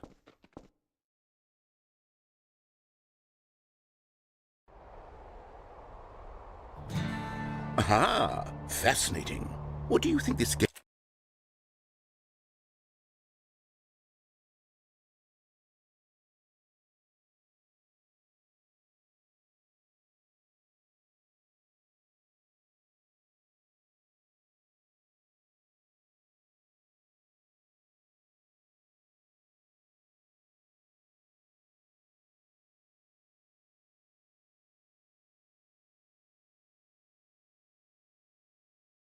game is about, Stanley? What's our backstory? What is our motivation? Well, it seems obvious to me that you are meant to play as a creepy man spying on innocent civilians below you from up high in your creep tower, perhaps for some sort of twisted erotic purpose. Yes, that must be it.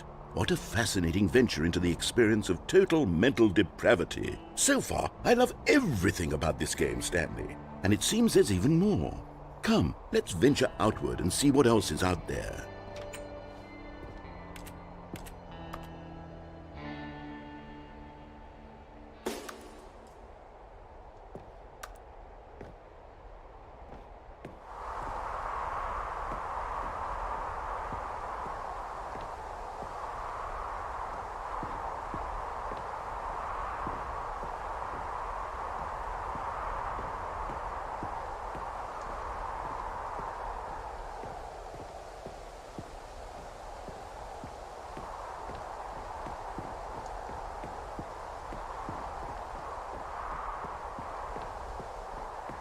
Oh, no. No, it can't be.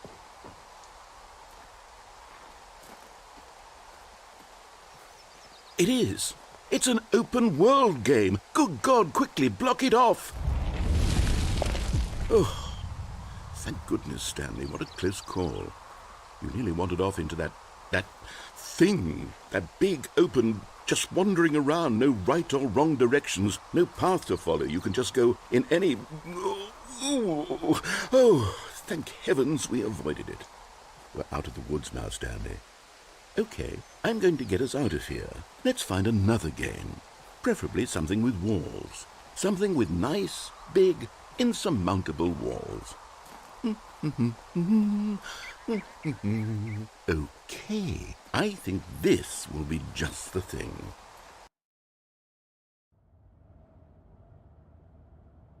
Wonderful. See, this is exactly what I had in mind. Just a nice big box for you to run around in. There isn't any possibility that you could get lost here. Now this is game design. Stanley, if you manage to get lost in this game, I will be phenomenally impressed. Okay, so what exactly do we do here? Let's see. There are lots of cars here in the back, but obviously there's no racetrack. Okay, I'm seeing that there's a ball of some kind back here. Is this game sports ball? Stanley, I think it's sports ball. Oh, what fun. We shall run the bases and do a touchdown together? Yes, I think surely we must. Okay, Stanley, here's the ball. Have fun.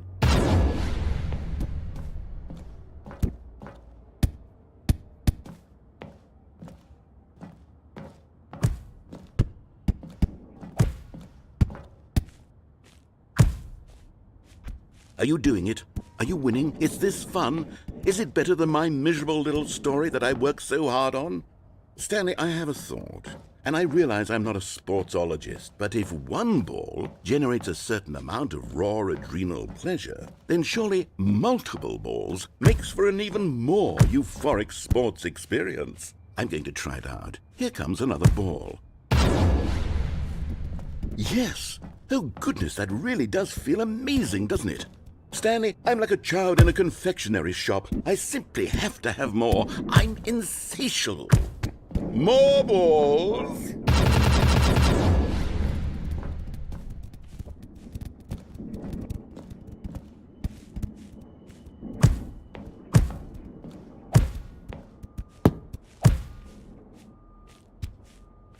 Are you enjoying this, Stanley? Are you having fun? Is this a real video game? Well, I sure hope you're having a good time, because guess what? It's over. That's right. Your little fun comes to an end. This is my game, and what I say goes. You get to have fun when I... Hold on. What are you doing?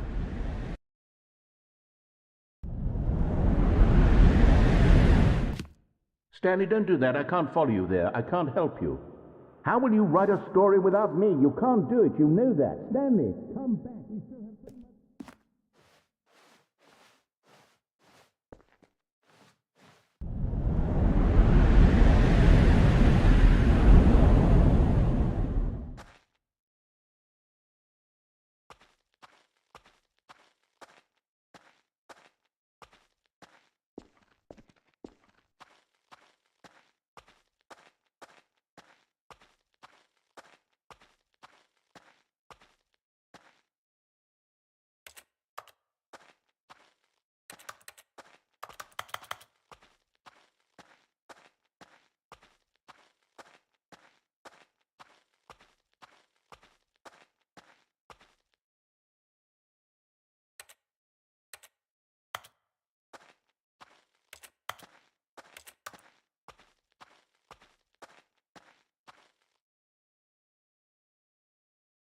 I wonder what he found.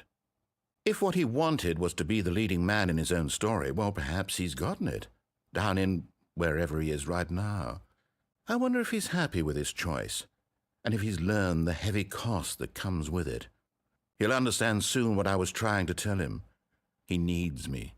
Someone who will wrap everything up at the end, to make sense out of the chaos and the fear and the confusion. That's who I am.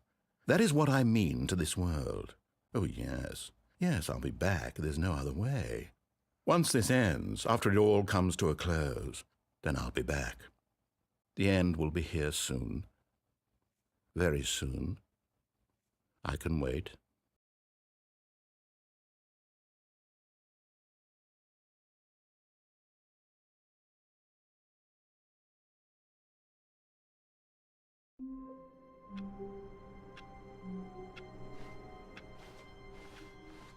All of his co-workers were gone.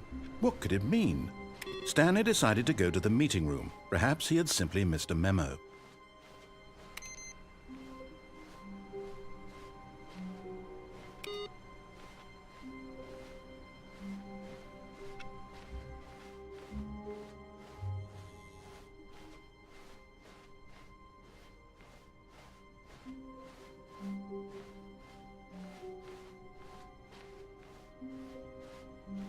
When Stanley came to a set of 2 open doors, he entered the door on his left. This was not the correct way to the meeting room, and Stanley knew it perfectly well. Perhaps he wanted to stop by the employee lounge first, just to admire it. And here it was, the lounge. But eager to get back to business, Stanley took the first open door on his left. And so he detoured through the maintenance section, walked straight ahead to the opposite door, and got back on track.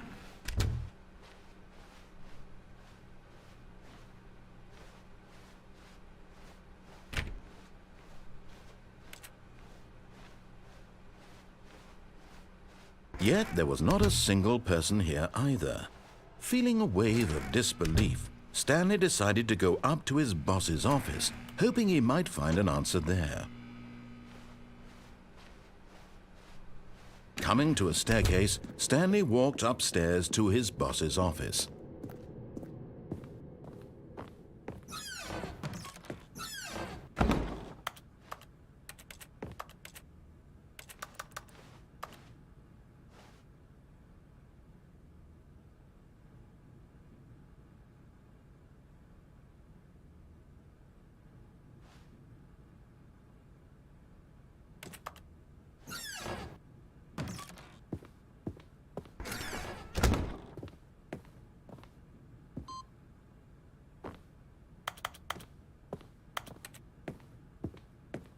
The moment he entered his manager's office, Stanley froze in his tracks.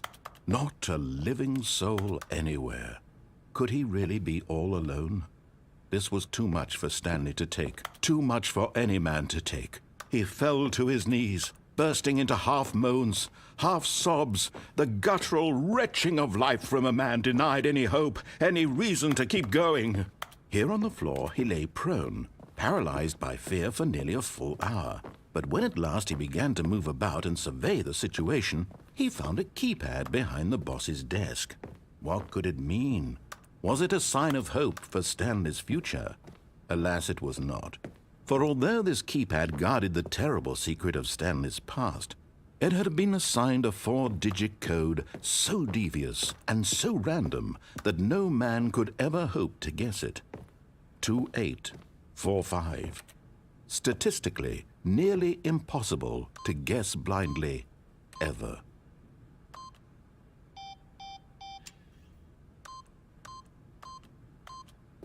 Yet incredibly, by simply pushing random buttons on the keypad, Stanley happened to input the correct code by sheer luck. Amazing. He stepped into the newly opened passageway.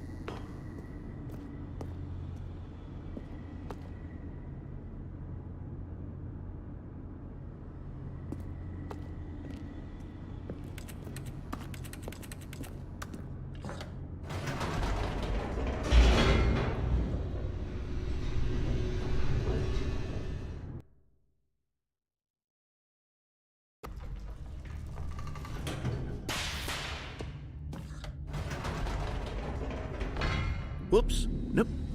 Never mind. Stanley actually got back into the elevator and went back up. Silly me. Why did Stanley do that when he knew that it would just lead back to his boss's office? Well, that's a great question. I just can't wait to find out.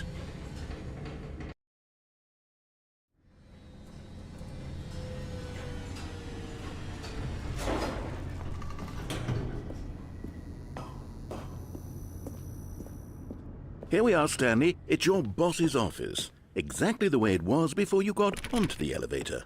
It's still just exactly what it is. What a decision you've made to come up here and look at the office again. This has fleshed out the plot of the story in new and fascinating ways I could have never anticipated. It's that keen eye for storytelling that you have, an incisive rapid fire of critical plot points, one after the other, weaving a rich tapestry of uncompromising narrative. Wow! I'm bolted to the edge of my seat.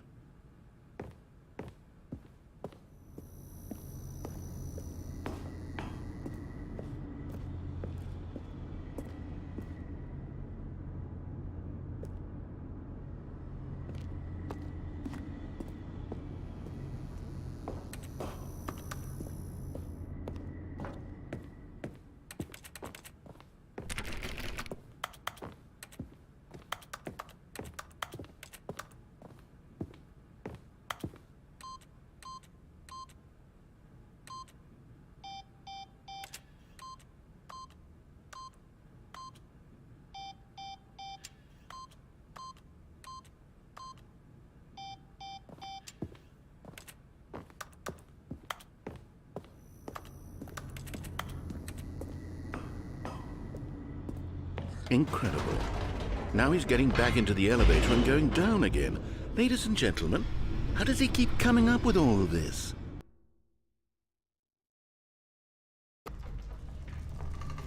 Surely this time Stanley will walk forward into the spooky corridor, won't he? Did you think we were going to go forward down the spooky corridor? No. It's time once again to go back up in the elevator. I can't even begin to grapple with what might be up there. Is it the boss's office again? Or what if it's the boss's office this time? The suspense is killing me.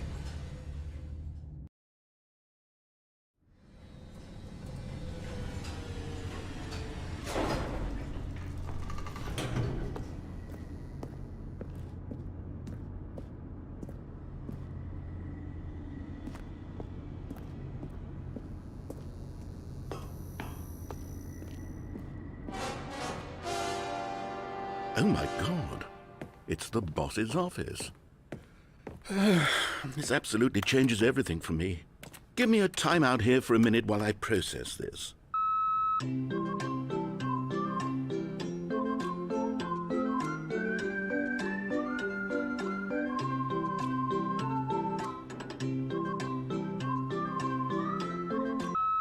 Okay, I'm ready. I'm prepared to embrace this stunning revelation and to move forward with... No! No, wait! No! I need more time to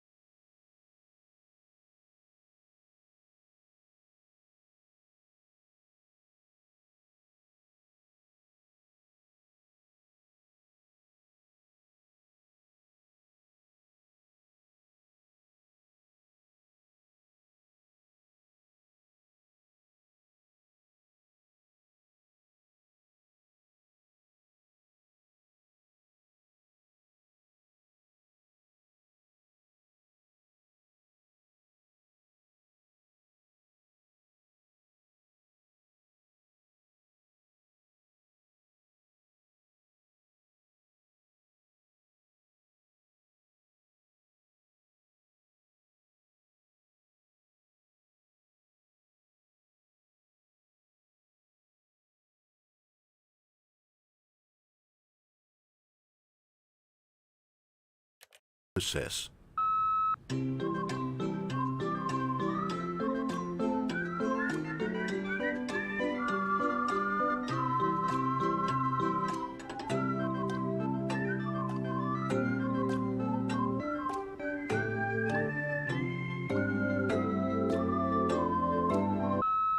All right, I have fully come to terms with it. I have made space in my worldview for this astonishing new reality. As before, I turn to your expert eye for gripping narrative, Master Stanley.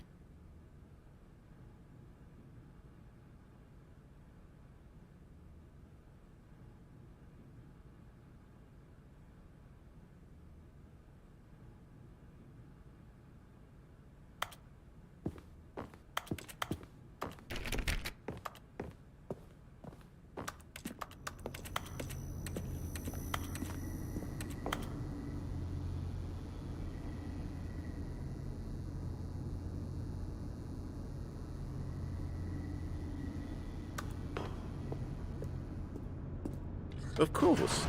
Going back down in the elevator. How did I not anticipate it?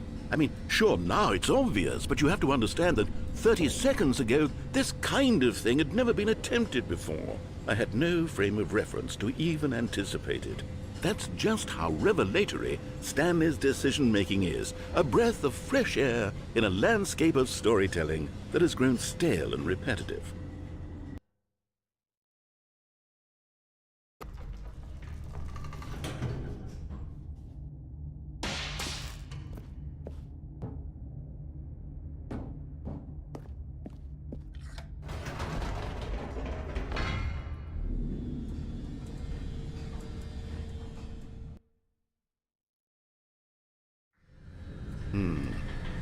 You know what? I've just thought of something. Hold on, let's stop for a moment. Don't you realize? It's the anticipation, Stanley. You and I, we have no way of knowing what will be at the top of this elevator. But the suspense, the agony of waiting and anticipating and having to guess, that's the real thrill. Oh, I simply don't want to let that feeling go. It's so precious, so fleeting.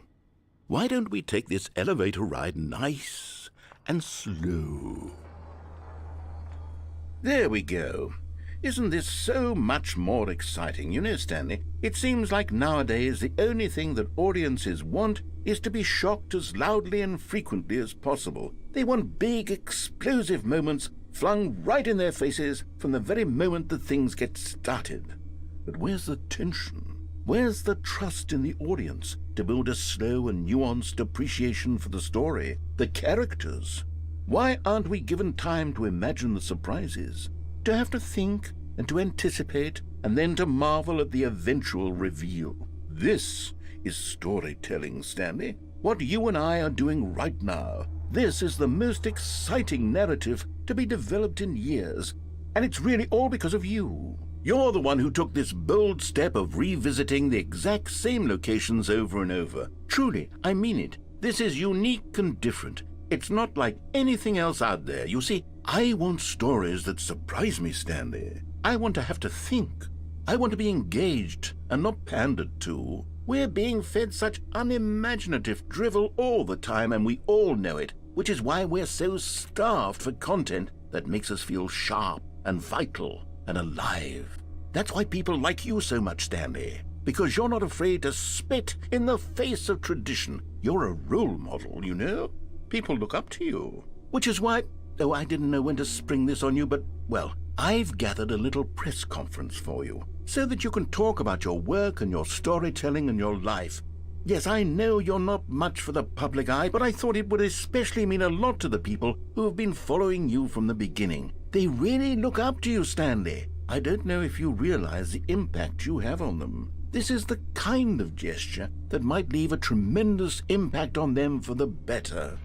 Oh, good, we're here.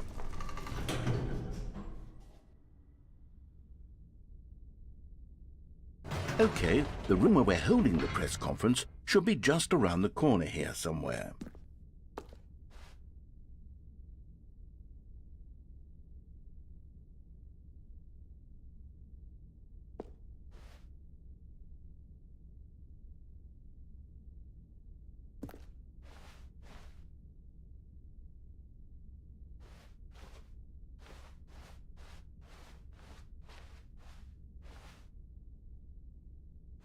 Ah, yes, here it is, just through this door.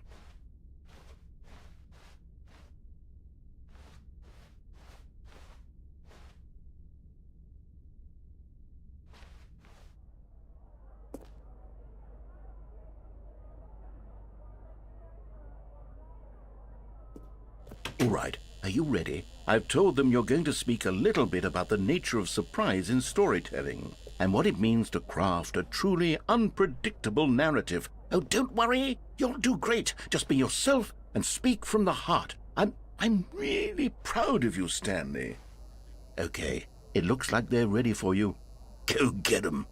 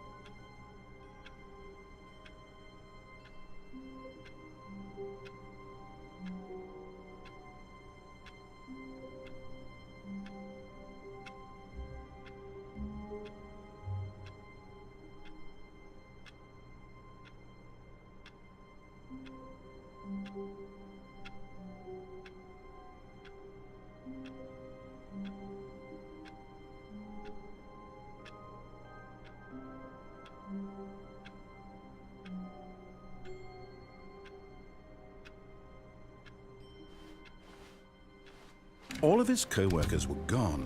What could it mean? Stanley decided to go to the meeting room. Perhaps he had simply missed a memo.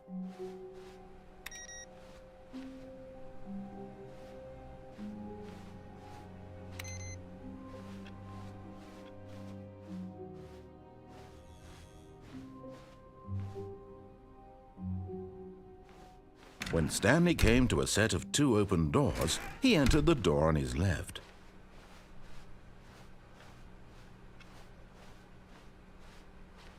Yet there was not a single person here either.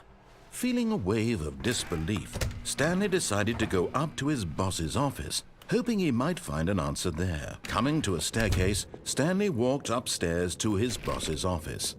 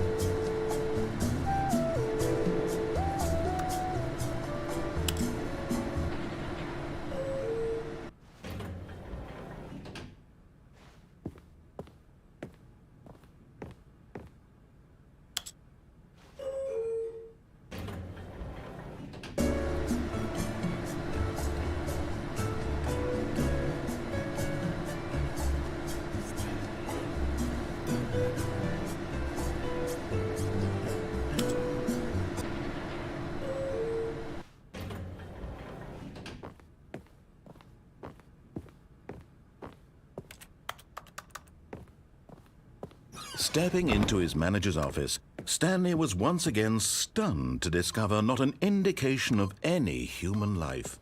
What could it mean, he wondered. Desperate for answers, he began turning the room over looking for clues that might unravel the situation. Stanley was in such a rush to get through the story as quickly as possible, he didn't even have a single minute to just let the narrator talk. That kind of anxiety isn't healthy, so he relaxed for a few moments with some calming New Age music.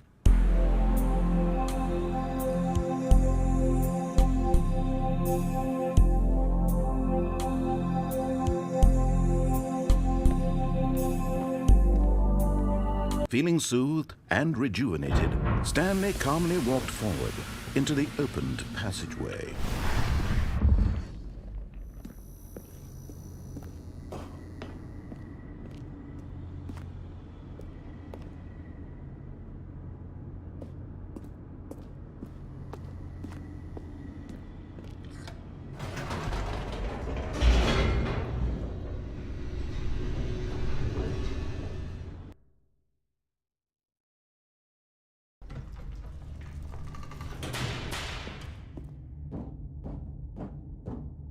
Stanley walked straight ahead through the large door that read Mind Control Facility. Although this passageway had the word escape written on it, the truth was that at the end of this hall, Stanley would meet his violent death. The door behind him was not shut. Stanley still had every opportunity to turn around and get back on track. At this point, Stanley was making a conscious, concerted effort to walk forward and willingly confront his death.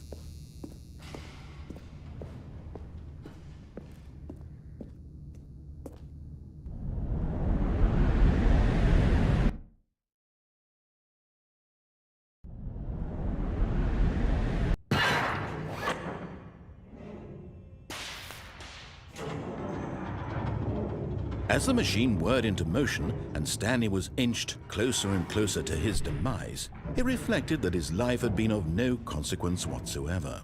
Stanley can't see the bigger picture. He doesn't know the real story, trapped forever in his narrow vision of what this world is. Perhaps his death was of no great loss, like plucking the eyeballs from a blind man. And so he resigned and willingly accepted this violent end to his brief and shallow life. Farewell, Stanley.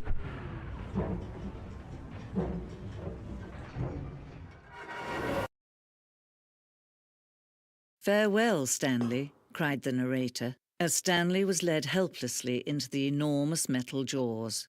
In a single visceral instant, Stanley was obliterated as the machine crushed every bone in his body, killing him instantly.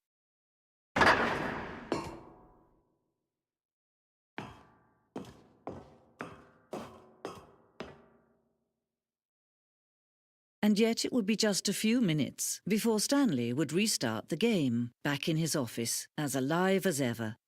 What exactly did the narrator think he was going to accomplish?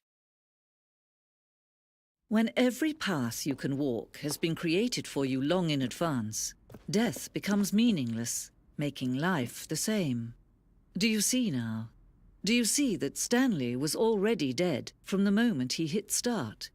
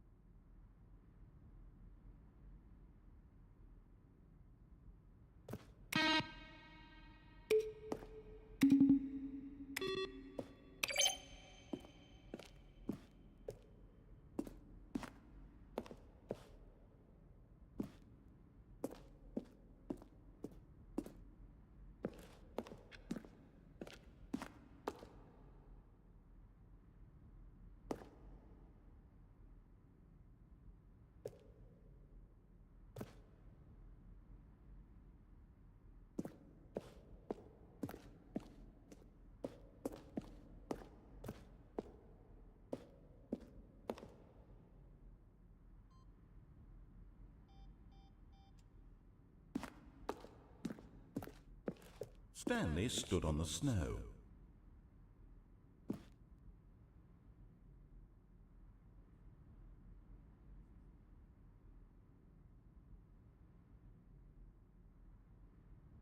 Stanley pushed the big red button.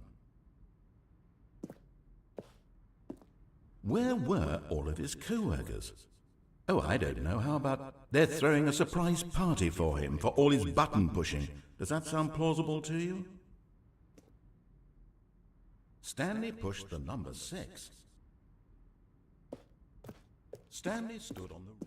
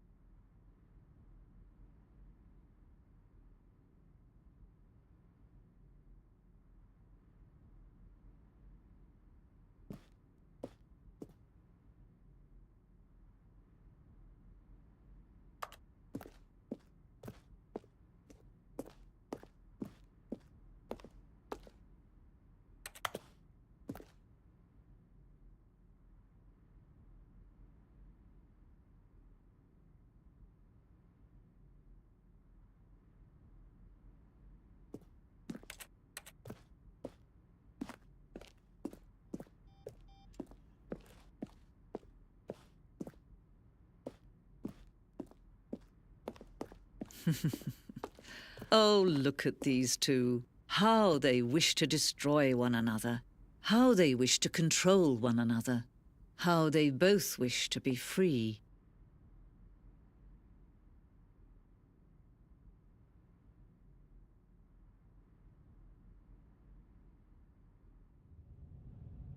Can you see?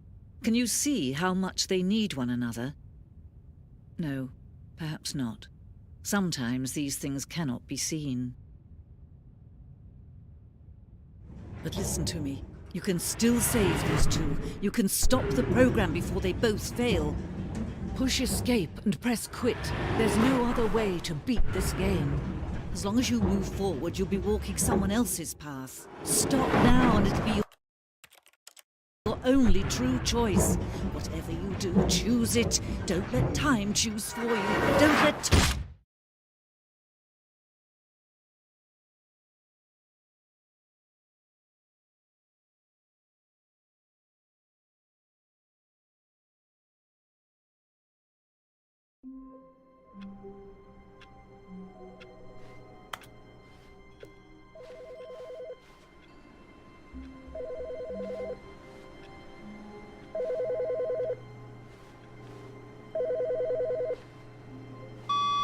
Good morning. Thank you for contacting the Future Happiness Foundation.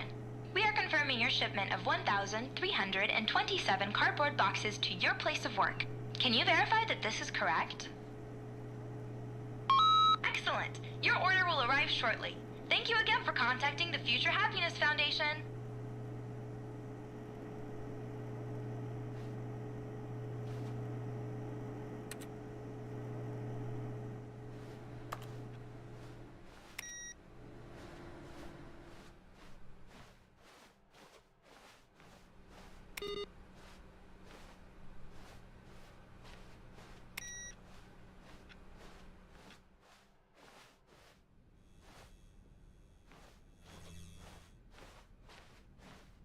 When Stanley came to a set of 2 open doors, he entered the door on his left.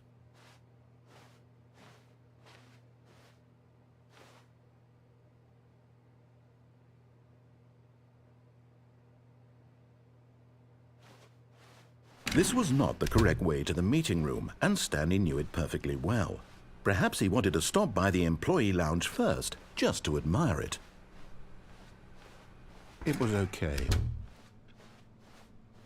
But eager to get back to business, Stanley took the first open door on his left.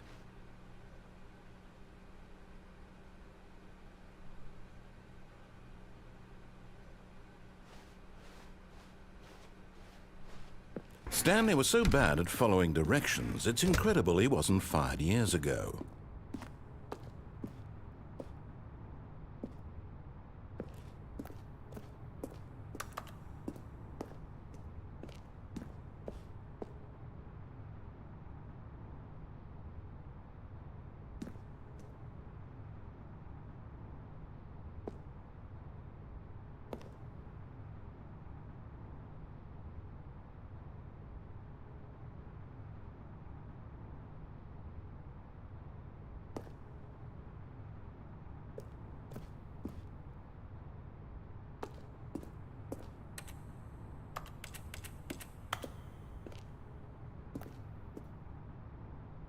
But in his eagerness to prove that he is in control of the story and no one gets to tell him what to do, Stanley leapt from the platform and plunged to his death. Good job, Stanley. Everyone thinks you are very powerful.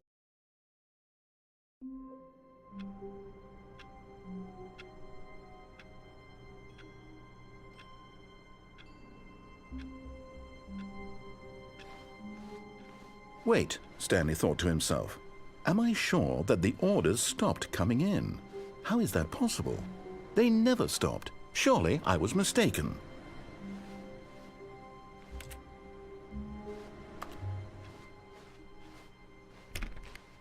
No, the orders were still missing. For now.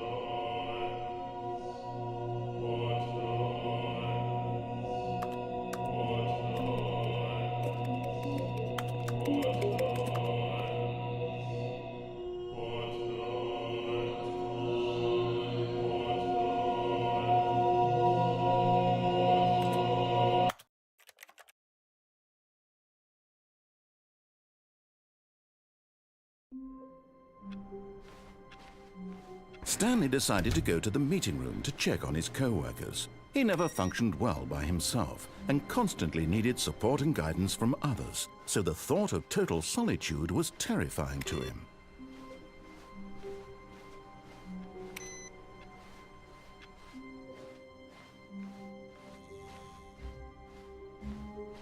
When Stanley came to a set of 2 open doors, this was not the correct way to the meeting room, and Stanley knew it perfectly well. Perhaps he wanted to stop by the employee lounge first, just to admire it. It was okay. But eager to get back to business, Stanley took the first open door on his left. Stanley was so bad at following directions, it's incredible he wasn't fired years ago. Look, Stanley, I think perhaps we've gotten off on the wrong foot here. I'm not your enemy, really, I'm not. I realize that investing your trust in someone else can be difficult, but the fact is that the story has been about nothing but you all this time. There's someone you've been neglecting, Stanley. Someone you've forgotten about. What? Really? I was in the middle of something. Do you have zero consideration for others? Are you that convinced that I want something bad to happen to you? Why, I don't know how to convince you of this, but I really do want to help you, to show you something beautiful. Look, let me prove it. Let me prove that I'm on your side. Give me a chance. Now listen carefully, this is important. Stanley walked through the red door. Aha, perhaps you misunderstood. Stanley walked through the red door. I still don't think we're communicating properly. Stanley walked through the red door. Oh, thank God you are willing to listen to me. Do you see that I really have wanted you to be happy all this time? The problem is all these choices. The two of us always trying to get somewhere that isn't here. Running and running and running, just the way you're doing right now. Don't you see that it's killing us, Stanley? I wanted to stop. We would both be so much happier if we just stopped. And I think I have a solution. Here, let me show you.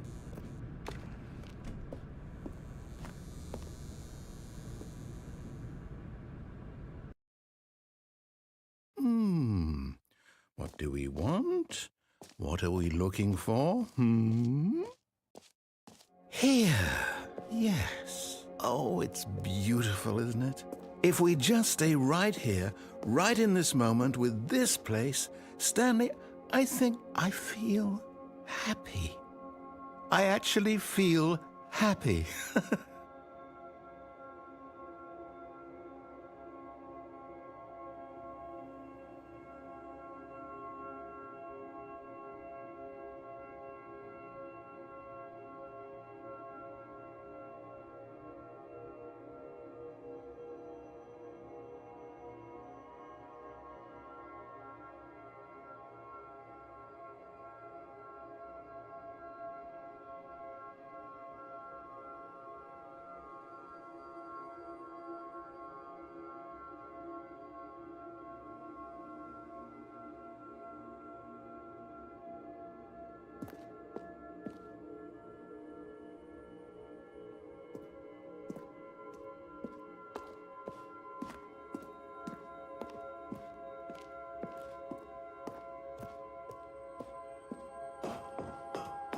No, wait.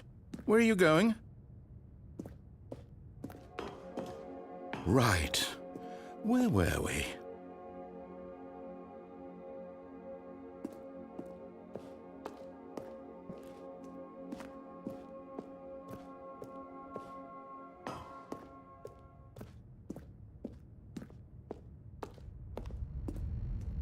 Oh no! Stay away from those stairs. If you hurt yourself, if you die, the game will reset. We'll lose all of this. Please, no, Stanley, let me stay here. Don't take this from me. Please, Stanley, think about what you're doing. No! Oh, thank God you lived. You had me worried there for a moment. Now, can we please get back to the other room? There. See? This is what you want. This is where we can both be happy. We really can. If we stop moving, we just have to stop moving.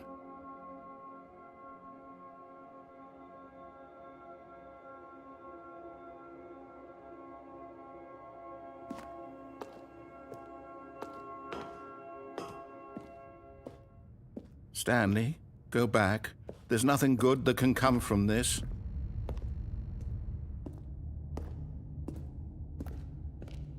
No. No, no. What are you doing, Stan? Do you just not believe me? What can I say to convince you?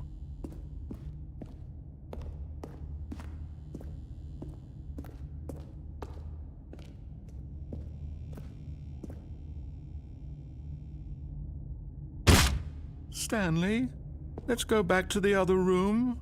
Can you do that for me?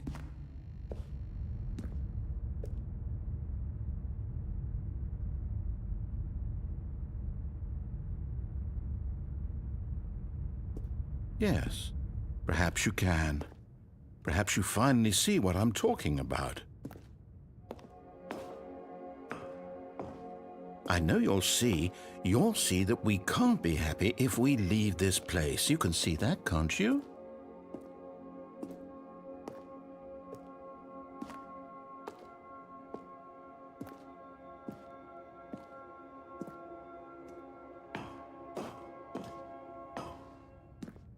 No, perhaps not.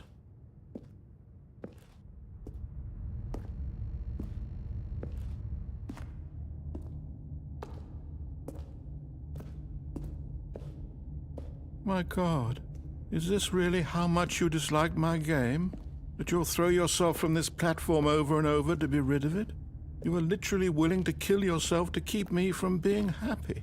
Am I reading the situation correctly?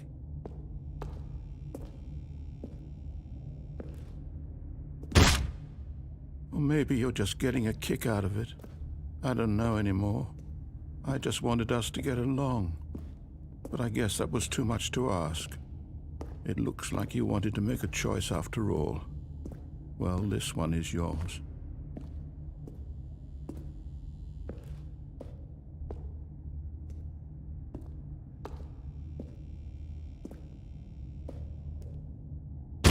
Is it over? It's going to restart, isn't it? I'm going back.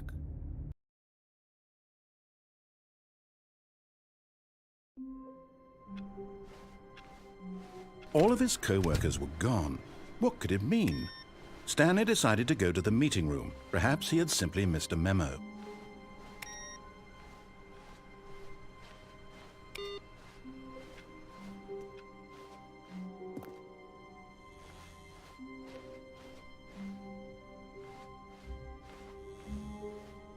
Oh, good. You notice my sign. Yes, I have something very exciting to show you.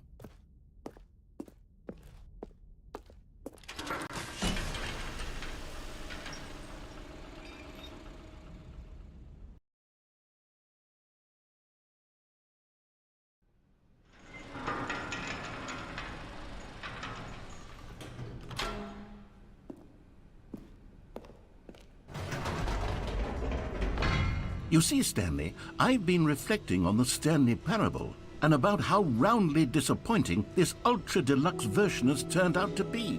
The original Stanley Parable was a landmark, and any new content for it should live up to that legacy. So forget this ultra-deluxe nonsense. I say we take it one step even further.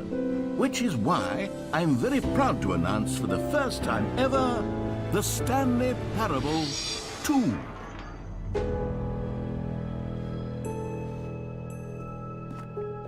Yes, you see, isn't this far superior to a measly re-release with a few minor additions? Think of all the new territory we'll cover with a fully fledged sequel. An entirely new experience, built from the ground up. Why, there are so many possibilities. It could go in so many different directions. This is what fans have truly been asking for.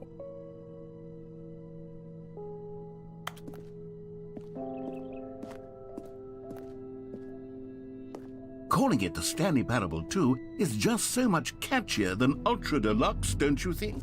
Ultra Deluxe? What does it even mean? But the Stanley Parable 2, now that's an artistic statement right there. It's future-oriented. It screams progress and innovation and long-term franchising potential.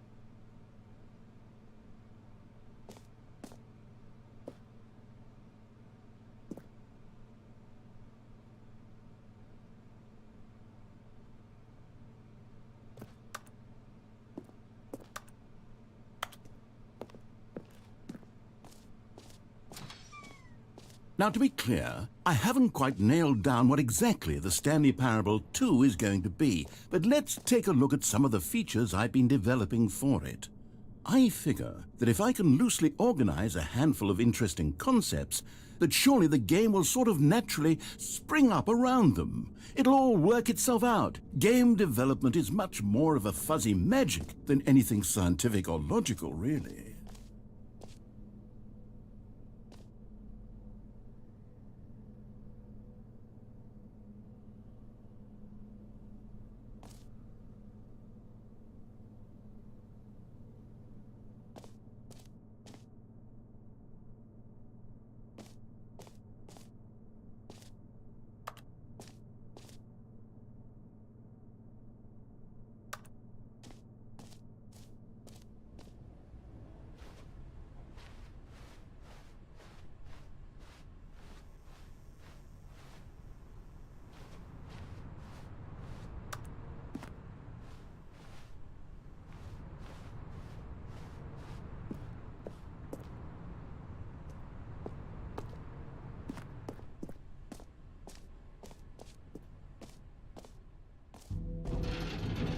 Here we are. Go on, try out some of the new features.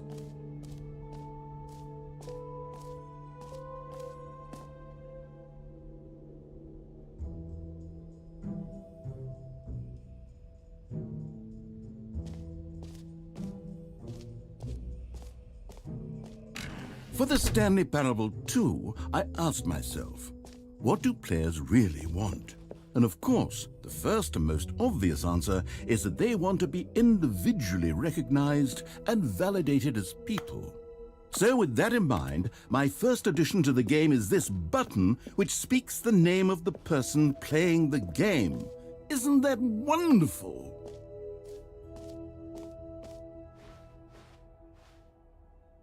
Jim. Sorry, I should have clarified. Right now, the button only says the name Jim. But of course, in the final game, this button will say your name, whatever name that is. Here, let's have you role-play as Jim to really simulate the full experience of this feature. Just play along. I promise you'll love it. Okay, here we go. Let's take a deep breath, clear your mind, forget whoever you are, and simply become a person named Jim. I want you to imagine yourself living as Jim, sleeping and waking as Jim, falling in love and being heartbroken as Jim, seizing all of the world's possibilities as Jim, and as Jim watching your dreams crumble into dust. Do you feel it deeply? Are you really, truly Jim right now? If so, then please step forward and press the button. Jim. Yes! You see? What a thrill! What a rush! That was you! The button described you. Do it again. Do it again.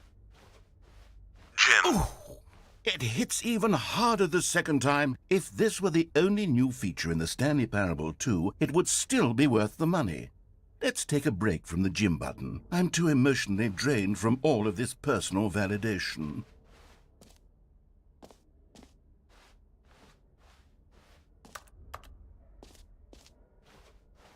Jim. Whoa there, cowboy. Sometimes a person can be too much Jim.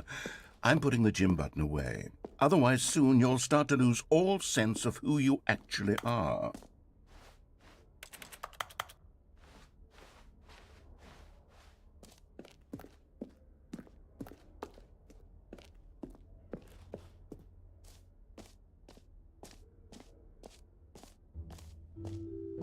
I suppose I could allow only people named Jim to play the Stanley Parable 2. That would actually save me the work of finishing this feature.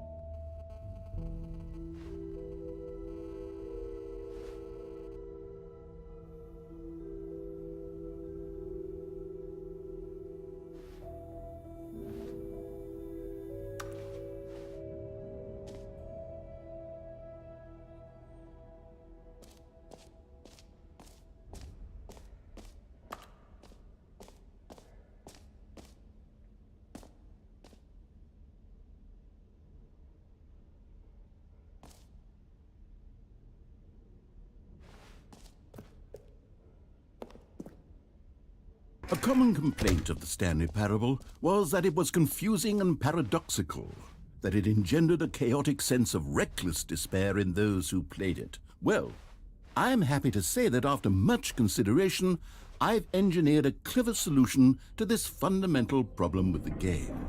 It's the Stanley Parable Reassurance Bucket. You see, Stanley, anytime you're holding the bucket, a sense of calm and ease will fill your mind and your heart. It's true. As long as you hold on to the bucket, the many disorienting contradictions of the Stanley Parable will feel perfectly normal and perhaps even comforting. You may even come to long for the gentle embrace of jarring cognitive dissonance while the bucket is in your arms. And to be honest, it's a much more convenient solution for me than actually redesigning the game to be less uncomfortable. Can you imagine what a pain in the ass that would be? Yes, the bucket is the perfect solution. Come on, give it a try.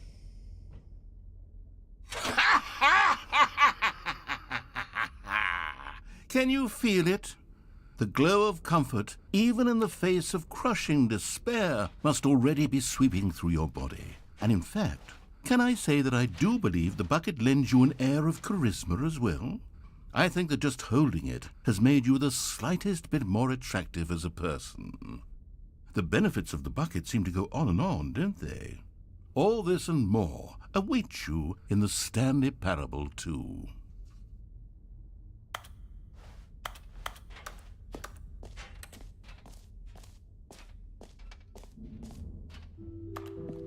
Does anyone give out awards for most enjoyable bucket in a video game? That really should be an award if it isn't already. Okay, I'll be honest, I haven't yet decided on this one. I think that in the new version, the office could use a bit of decoration, like balloons. But I'm undecided on Get Well Someday and Happy 12th Birthday. Which would you go with?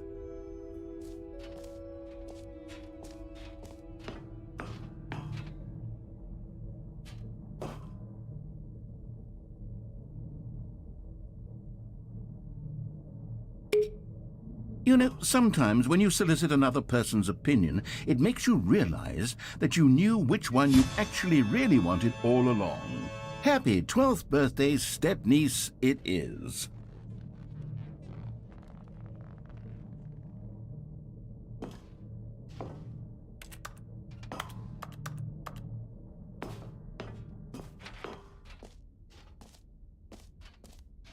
Or actually, maybe I should have gone with... No, I've made my decision. We're moving on.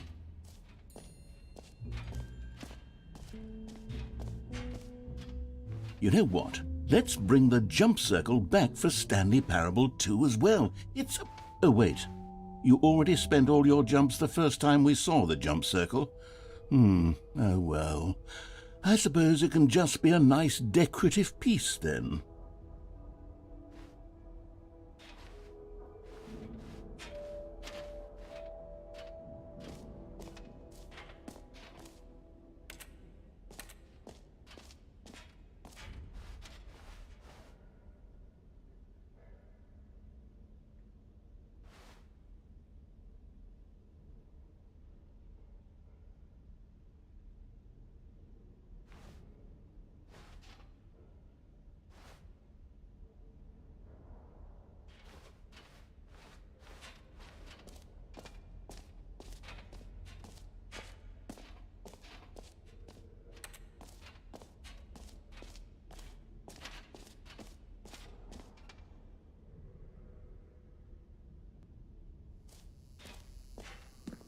Now, here's something special. You remember that broken test achievement that got left in the game on accident? Well, I'm developing a technology to simply give you the achievement.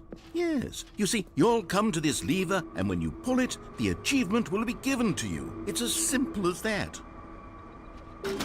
Okay, perhaps I should have clarified. This is technology that will exist. Right now, the achievement is still fully broken. I'm not a wizard, Stanley, but I guarantee it will be fixed in the sequel to at last satisfy the hordes of ravenous fans all over the world who have been uproariously demanding this feature. Gamers, we hear you, and I promise it will happen.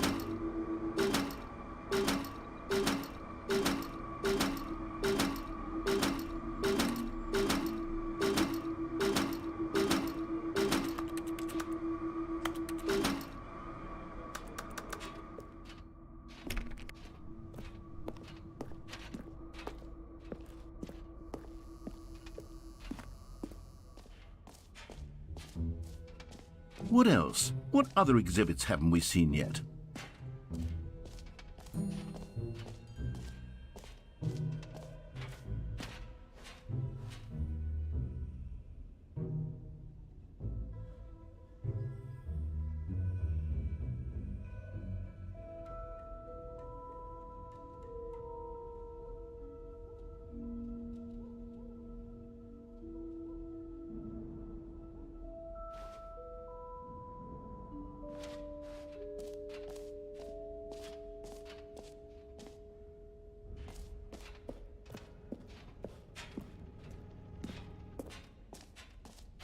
Ah, collectibles. Now it's a real video game. In the Stanley Parable 2, you'll run around gathering up these miniature Stanley figurines. And what's truly innovative is that there will be no reward for collecting all of them. I don't want to stifle the intrinsic joy of watching a number go up. You simply collect all of them, and then you move the hell on with your unremarkable life.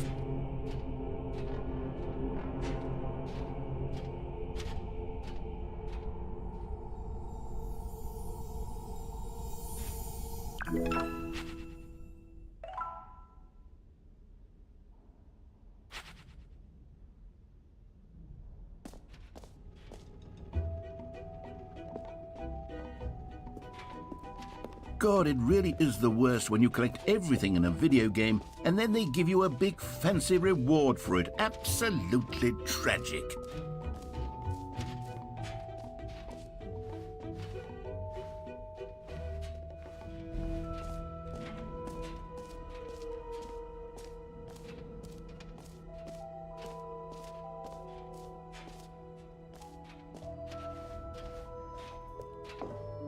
An epilogue would be fun, wouldn't it, Stanley? Yes, it will go at the end of the, well, we'll figure that out later.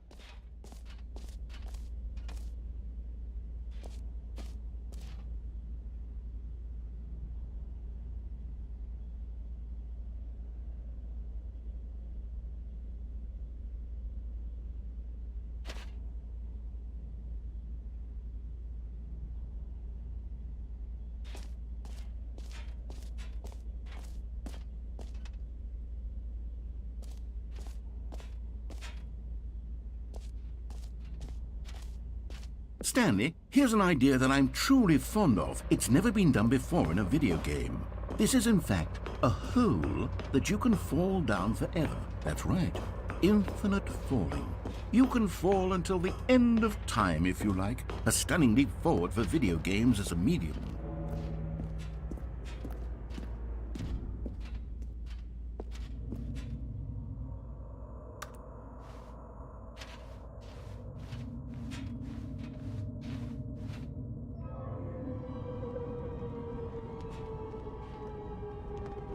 You see, isn't it wonderful?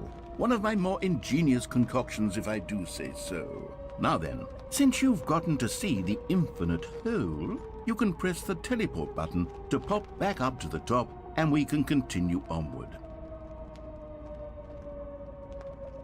Now, I don't mean to be a bummer, but I do recommend you use the teleport button to go back to the top.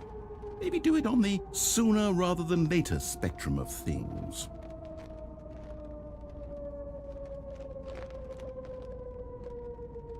Okay, Stanley, I don't know quite how to say this tactfully, but it's possible that I slightly exaggerated the infinite nature of the hole. Is it a very, very deep hole? To be certain it is. It's an extremely deep hole. I don't want anyone to say that it isn't an astonishingly deep hole. It is. Is it infinite? Well, that sort of depends on your definition of infinity. From one perspective, Great. Now, I'm very excited to show you even more of my ideas for the sequel.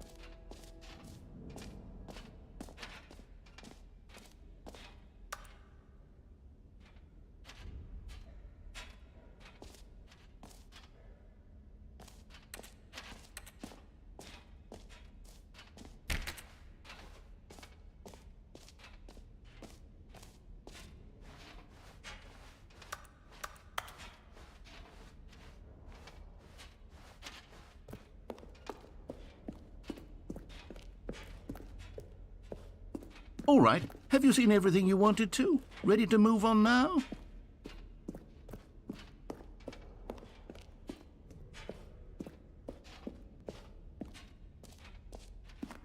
So, Stanley, what do you think? Do you like all of the new features? Yes, I know it's not exactly clear yet how exactly these features will come together as one single coherent video game, but I can feel it in my soul. It's going to work. There's definitely a good game in there somewhere. Say, let's do an experiment. I'll arrange these new features together, and we'll see whether or not it coheres into a meaningful gameplay experience. Okay. Are you ready? Here it is. I give you the Stanley Parable 2.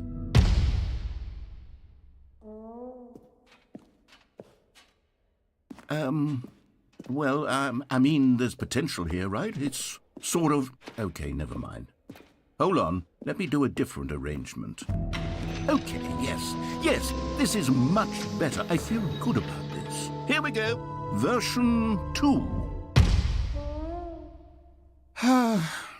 Who am I kidding, Stanley? This isn't a coherent video game at all. It's a lot of gags. And I do very much enjoy creating gags, but they don't add up to anything. I wanted more than anything to create a sequel that would capture all the magic of the first game. I wanted fans to love it. No matter how good these gags are, they won't stand on their own. They would need the structure and the gameplay of the original. Wait, maybe that's it. I can take the original Stanley Parable and simply, well, insert a few of my new features into it. Tastefully, of course. With respect. With care for the vision and integrity of the original game. Would it possibly work? I suppose it could. But it would need a really, really tremendous title screen. A title screen that says with bold and uncompromising conviction, "This is the Stanley Parable 2. Let me see if I can whip something up. All right, perfect. Go ahead. Take a look.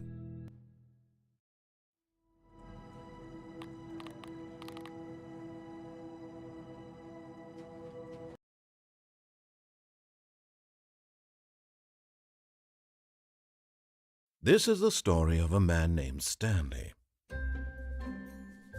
Stanley worked for a company in a big building where he was employee number 427. Employee number 427's job was simple. He sat at his desk in room 427 and he pushed buttons on a keyboard. Orders came to him through a monitor on his desk, telling him what buttons to push, how long to push them, and in what order. This is what employee 427 did every day of every month of every year. And although others might have considered it soul-rending, Stanley relished every moment that the orders came in, as though he had been made exactly for this job. And Stanley was happy. And then one day, something very peculiar happened. Something that would forever change Stanley. Something he would never quite forget. He had been at his desk for nearly an hour when he realized that not one single order had arrived on the monitor for him to follow. No one had showed up to give him instructions, call a meeting, or even say hi. Never in all his years at the company had this happened, this complete isolation. Something was very clearly wrong. Shocked, frozen solid, Stanley found himself unable to move for the longest time. But as he came to his wits and regained his senses, he got up from his desk and stepped out of his office. All of his co-workers were gone. What could it mean? Stanley decided to go to the meeting room. Perhaps he had simply missed a memo.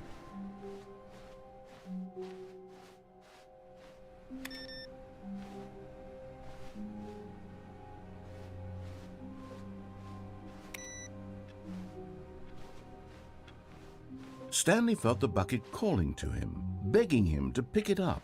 Why was he not doing it? Stanley picked up the bucket.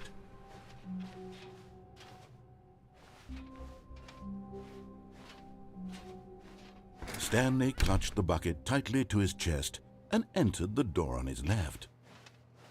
This was not the correct way to the meeting room, but Stanley had felt the bucket calling to him, telling him that the employee lounge was simply the place to be. And here it was. Had the bucket turned out to be correct? Was this better than the meeting room? Yes, Stanley thought to himself. Yes, perhaps it truly was. How insightful the bucket turned out to be.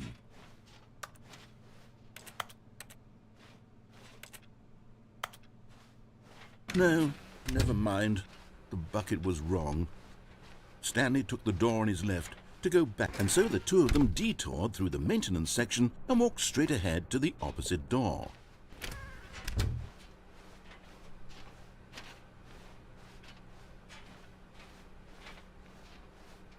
Still no one was here. Stanley needed the bucket's warmth and comfort now more than ever. Perhaps his boss's office was where he'd find answers.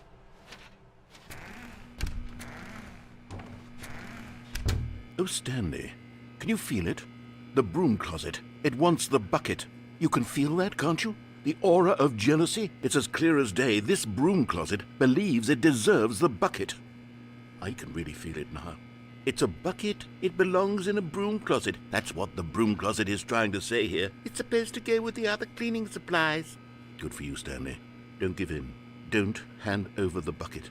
I know how hard it must be, given the pressure that the broom closet is putting on your shoulders right now, but you have to be strong. This is your bucket.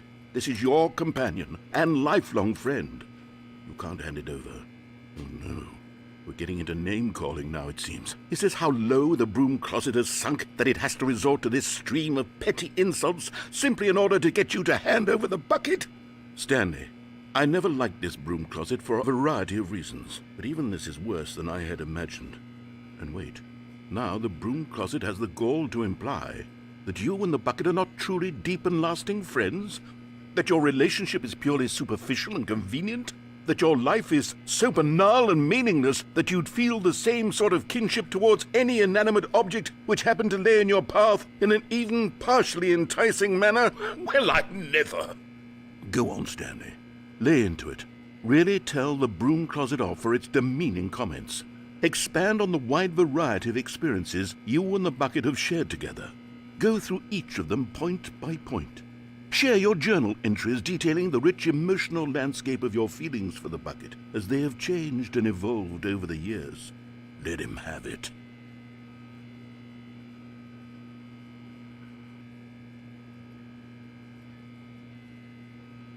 Okay, I've got you something which I think will help settle this debate once and for all.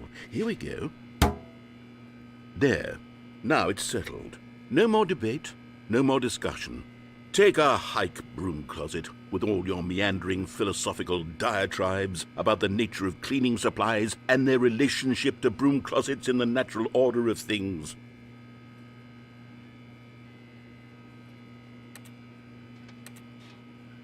All right, I've got a second sticker back here, and I'm going to slap it on as well because I think it's appropriate. You see, I feel that it works because the sticker is also a bucket.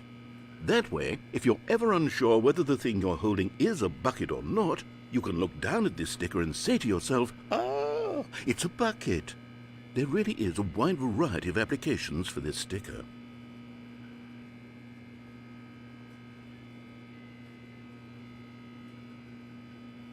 You know what? I could take the name-calling and the dismissal of your kinship with the bucket, but now the broom closet is just giving us the silent treatment. And to be honest, I'm sick of the pettiness on display.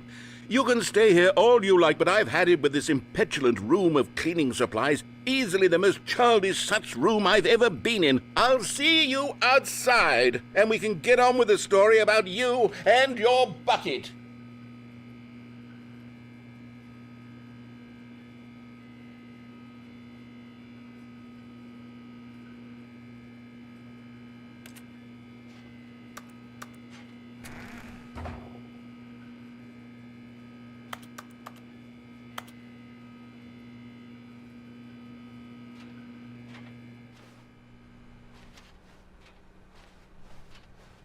Coming to a staircase, Stanley and the bucket walked upstairs to the boss's office.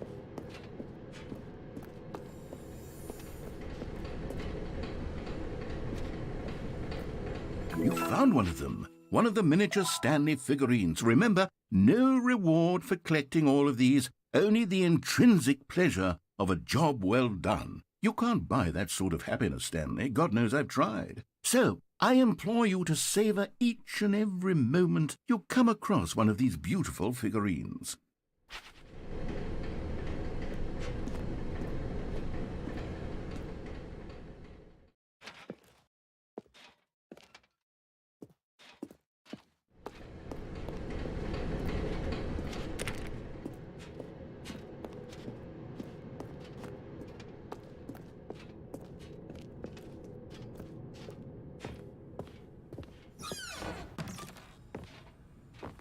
Another miniature Stanley figurine. This, there really must be a snappier name for these things. What about mini-stands? Stanley figs?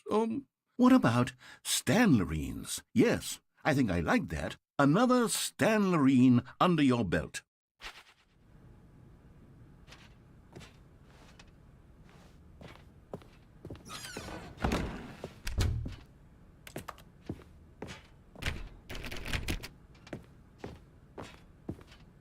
Stepping into his manager's office, Stanley was once again stunned to discover not an indication of any human life. Crushed by the weight of this revelation, Stanley may have broken down into an emotional dumpster fire if not for the soothing presence of the bucket. Even now, in his darkest of hours, did the bucket's warmth and guiding light pierce the dark clouds of confusion and chaos. It would be with him always. The bucket would, and he knew it. The two of them were inseparable. At this point, Stanley was so absorbed in the tender spiritual connection he shared with the bucket that he didn't notice the keypad behind the boss's desk. Nor in his bliss of simply being near the bucket did he have any notion that the PIN number for the keypad was 2845.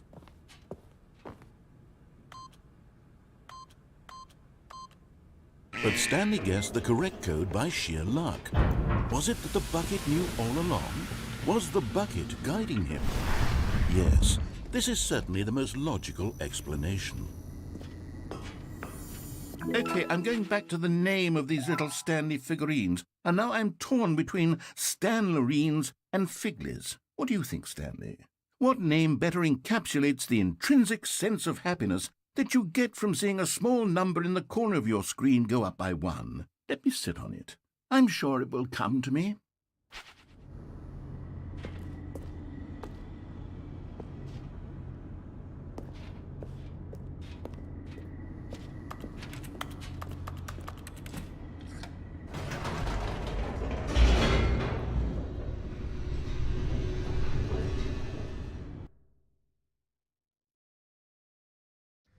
The elevator raced downward, plummeting towards an unknown fate. It would be all Stanley could do to keep himself together, if not for the bucket. Soothing him, comforting him, reassuring that in this darkest moment of uncertainty, he would be all right. The bucket is here for you, Stanley. Everything will be fine. Stanley and the bucket walked straight ahead through the large door that read, Mind Control Facility.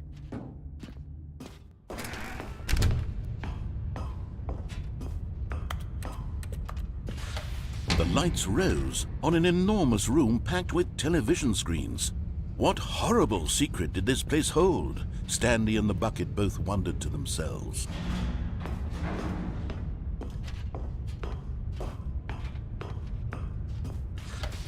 The monitors jumped to life, and Stanley nearly dropped the bucket in shock.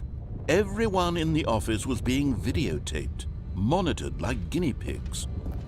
The bucket had never seen anything like this, and it very nearly burst into tears as Stanley cradled it gently, reassuring it that everything would be fine.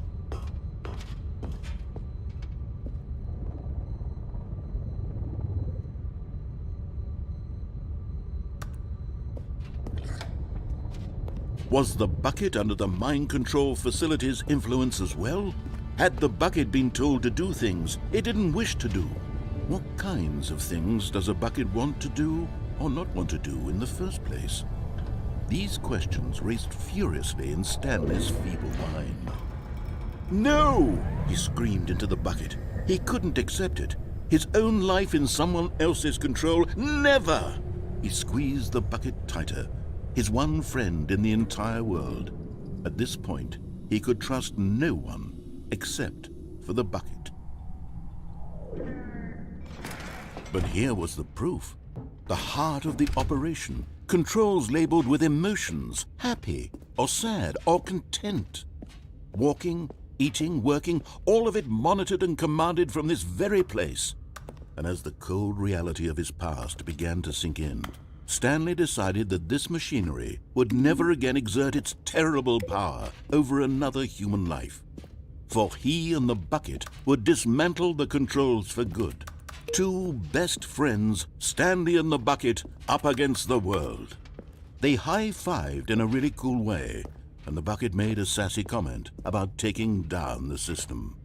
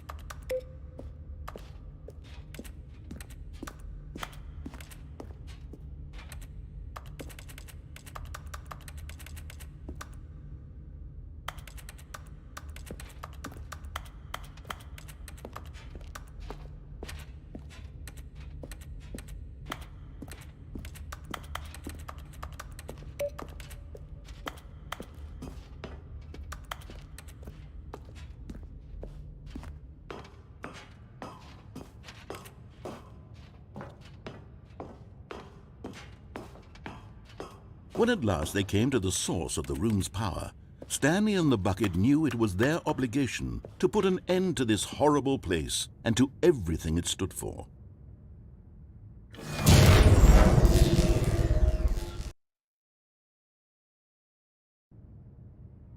Stanley and the bucket waited in blackness. Was it over? Yes, they had done it.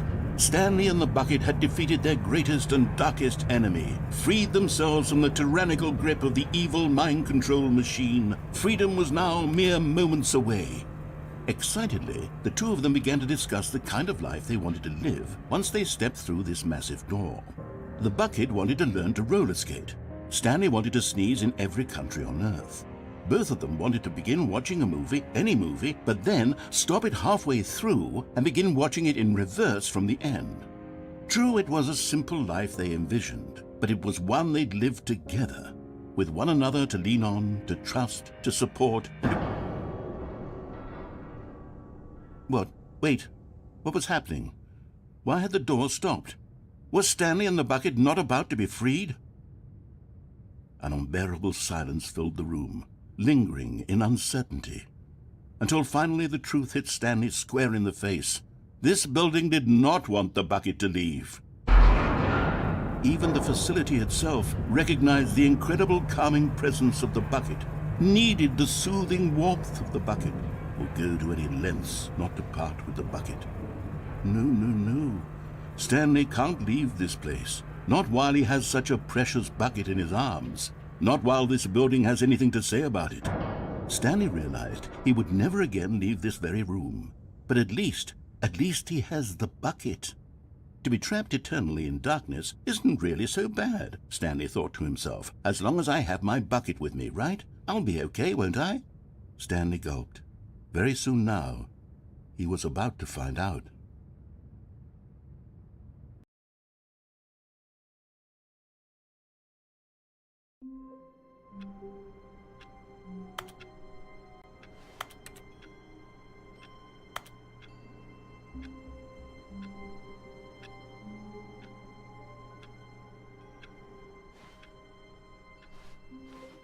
All of his co-workers were gone. What could it mean? Stanley decided to go to the meeting room. Perhaps he had simply missed a memo.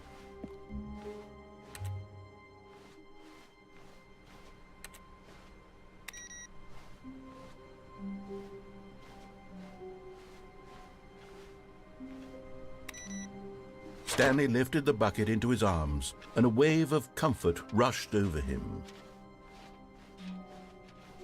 Stanley clutched the bucket tightly to his chest and entered the door on his left.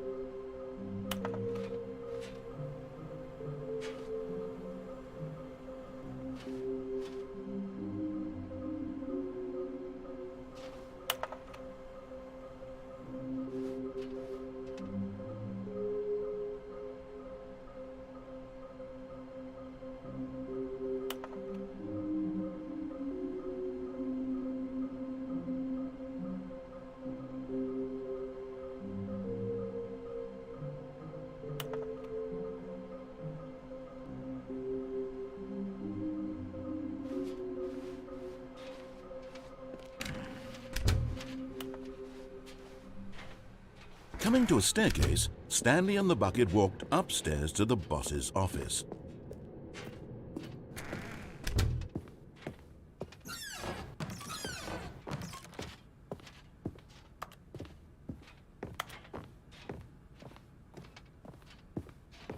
Stepping into his manager's office, Stanley was once again stunned to discover not an indication of any human life. Crushed by the weight of this revelation, Stanley may have broken down into an emotional dumpster fire if not for the soothing presence of the bucket. Even now, in his darkest of hours, did the bucket's warmth and guiding light, but Stanley guessed the correct code by sheer luck. Was it that the bucket knew all along? Was the bucket guiding him? Yes, this is certainly the most logical explanation.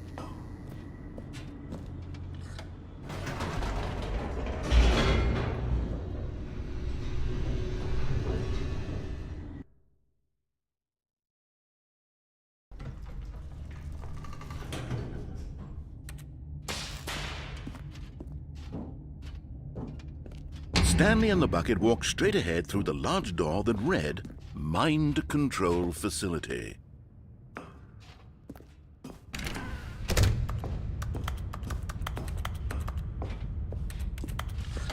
The lights rose on an enormous room packed with television screens. What horrible secret did this place hold? Stanley and the bucket both wondered to themselves.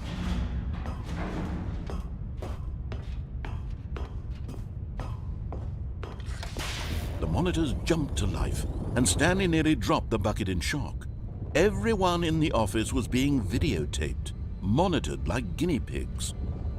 The bucket had never seen anything like this, and it very nearly burst into tears as Stanley cradled it gently, reassuring it that everything would be fine. Was the bucket under the mind control facility's influence as well? Had the bucket been told to do things it didn't wish to do? What kinds of things does a bucket want to do or not want to do in the first place? These questions raced furiously in Stanley's feeble mind. No! He screamed into the bucket. He couldn't accept it. His own life in someone else's control, never! He squeezed the bucket tighter, his one friend in the entire world. At this point, he could trust no one except for the bucket. But here was the proof. The heart of the operation. Controls labeled with emotions, happy or sad or content. Walking, eating, working, all of it monitored and commanded from this very place. And as the cold reality of his past began to sink in, Stanley decided that this... But at the last second, the bucket jumped in and pressed the button to turn on the controls. Stanley gasped in horror. Had this been the bucket's plan all along? To take over the machine and claim the power for itself? How could the bucket have betrayed him like this? Stanley was prepared to throw the bucket away in disgust when suddenly an image appeared upon the enormous screen. Birds. Silly, silly birds. The control buttons became active again.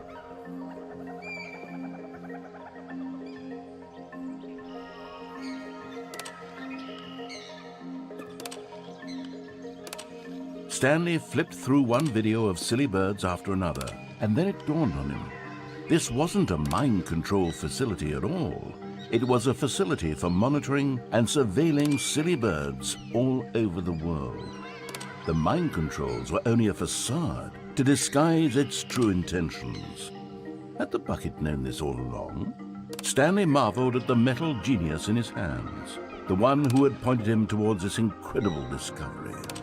Stanley and the bucket never found freedom because they spent the rest of their lives here in this place, flipping through live streams of the silliest birds imaginable. Of all the possible paths his life could have taken, this one was surely the best. And Stanley was happy.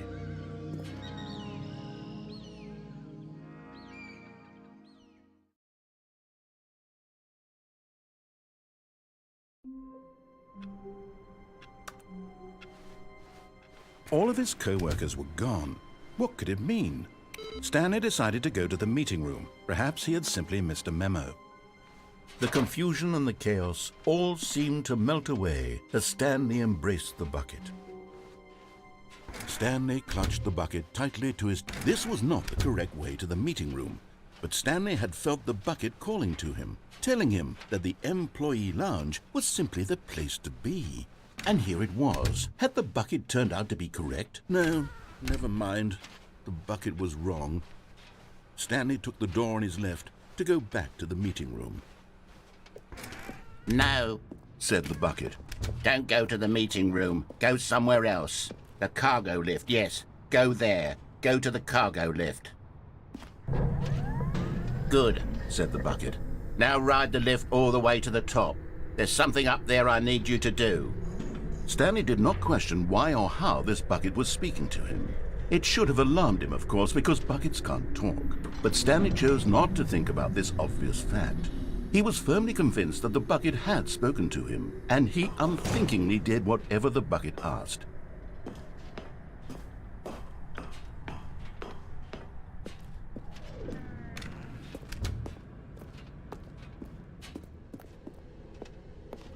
No, stop.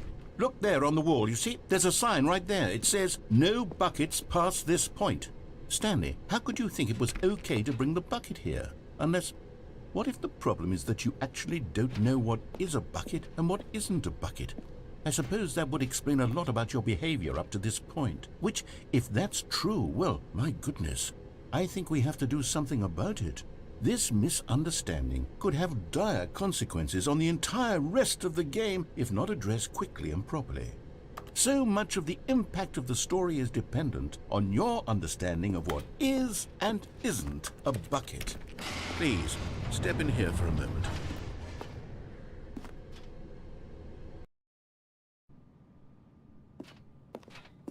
Now then, I'm going to run you through some test scenarios and you'll tell me whether or not the thing I'm showing you is a bucket. Simple enough, right? This should tell us everything we'll ever need to know about what is or is not a bucket. Okay, let's begin. Item 1. Is this a bucket? Incorrect. It is a hologram of a bucket, not an actual bucket.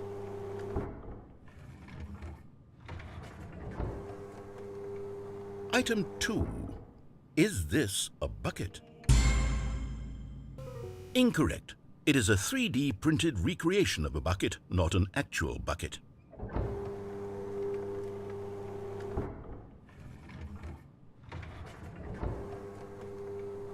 Item 3. Is this a bucket? Incorrect. This is a bucket.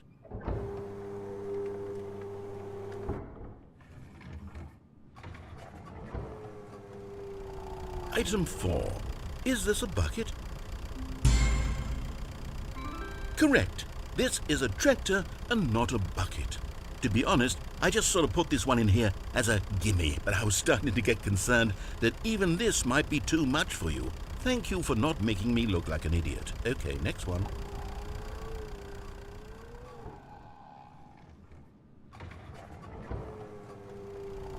Is this a bucket? Correct. This is a bucket.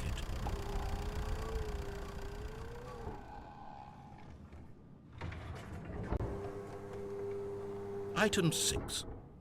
Is this a bucket? Trick question. Both. Gotcha.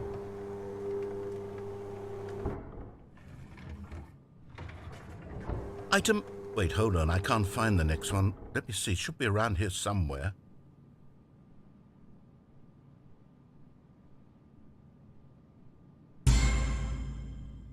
Okay, you and I both know there isn't anything here. And I don't appreciate the implication that nothing is a bucket when we both clearly know that a bucket is something, and therefore nothing could possibly be something.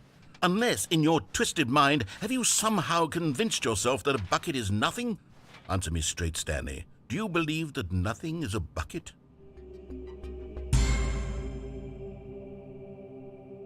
You know what? I'm too confused to even sort it out. I've lost all sense of perspective. What is a bucket? What isn't a bucket? Mere moments ago I could answer these questions with confidence, and yet now I'm somewhat adrift. Do any of us know what a bucket is? Am I a bucket? Stanley, I can't keep doing this. I'm losing myself, and myself was all I ever had to begin with. I'm afraid the bucket is threatening to tear our relationship apart. I can't have that. I'm sorry. But I'm going to erase all buckets from the game entirely. Okay, here we go.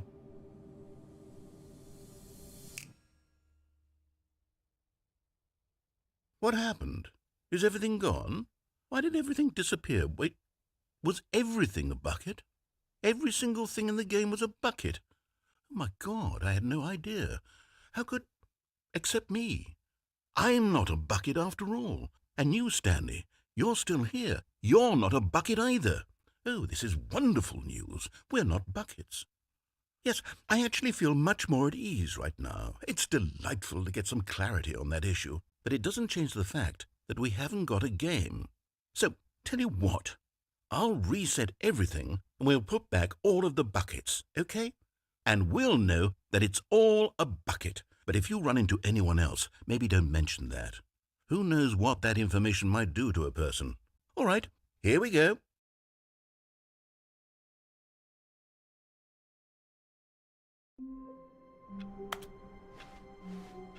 All of his co-workers were gone. What could it mean? Stanley decided to go to the meeting room. Perhaps he had simply missed a memo. Warmth spread through Stanley's arms. With the bucket in his arms again, he was home.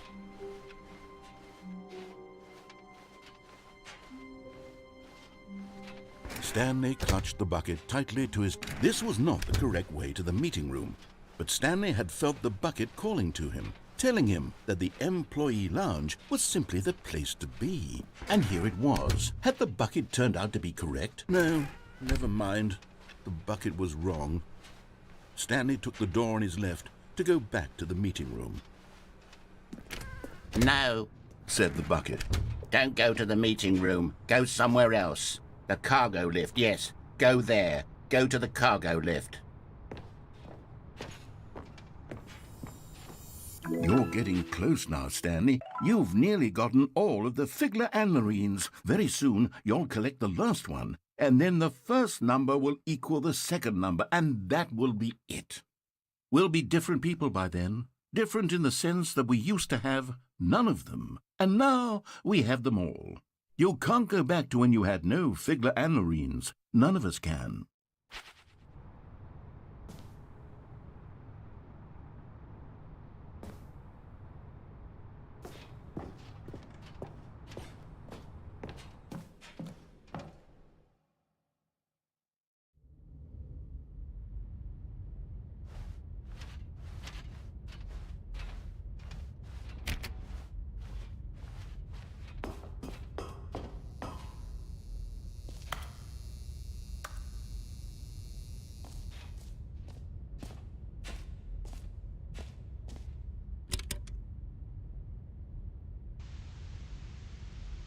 Okay, this is day number 295.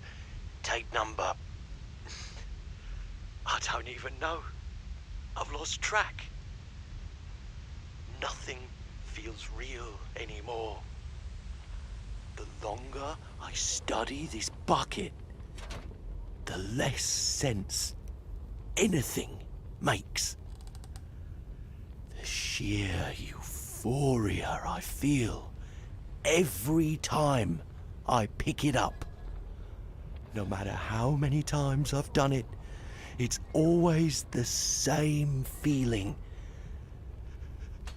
And the emptiness in my chest when I set it down. It doesn't make sense.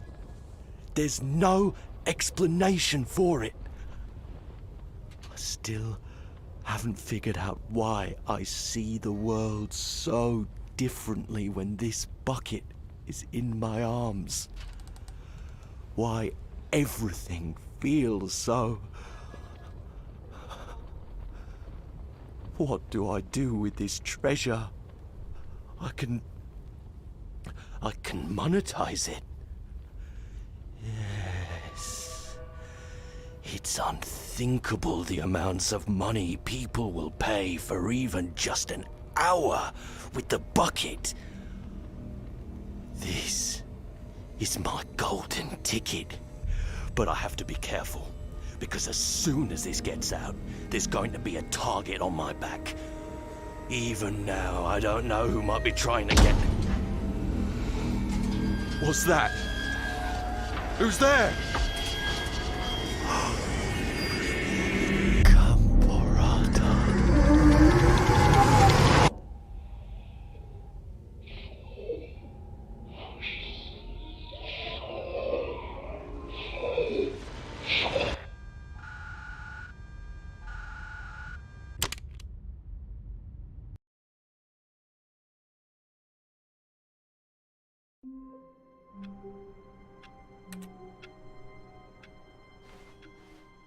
Stanley knew the office layout like the back of his hand.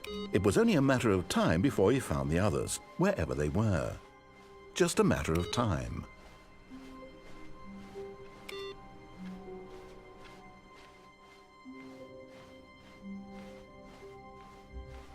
When Stanley came to a set of 2 open doors, this was not the correct way to the meeting room, and Stanley knew it perfectly well. Perhaps he wanted to stop by the employee lounge first, just to admire it. It was okay. But eager to get back to business, Stanley took the first open door on his left. Stanley was so bad at following directions, it's incredible he wasn't fired years ago. Look, Stanley, I think perhaps we've gotten off on the wrong foot here. I'm not your enemy, really, I'm not. I realize that investing your trust in someone else can be difficult, but the fact is that the story has been about nothing but you all this time. There's someone you've been neglecting, Stanley. Someone you've forgotten about. Please. What? Really?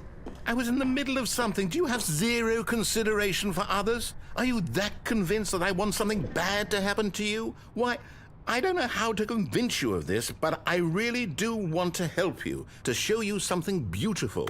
Look, let me prove it. Let me prove that I'm on your side. Give me a chance.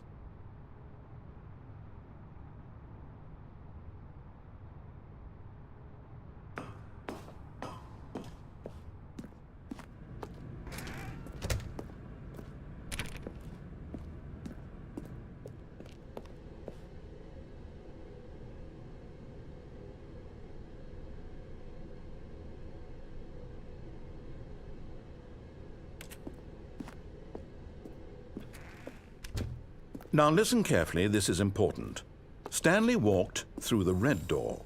And there it is, the last Stiggly Wiggly. Savor this moment, Stanley. This is a real accomplishment. This is doing something just for the sake of doing it. Where so many people expect to be rewarded for the most trivial achievements, you've insisted that a job well done is its own reward. I would tell you that I'm proud of you for collecting them all, but that would be like a reward, and we can't have that. So, instead I'll just say, it's done. We're all done here. And now we can go to whatever the hell you were doing before you hunted for figurines.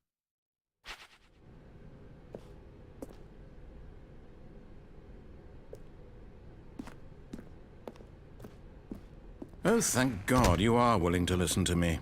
Do you see that I really have wanted you to be happy all this time? The problem is all these choices. The two of us always trying to get somewhere that isn't here. Running and running and running, just the way you're doing right now.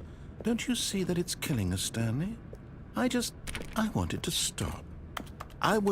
We would both be so much happier if we just stopped. And I think I have a solution. Here, let me show you.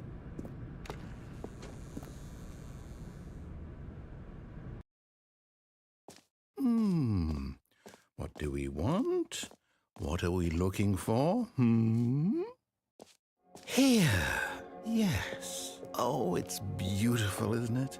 If we just... No, wait. Where are you going? Oh, no. Stay away from those...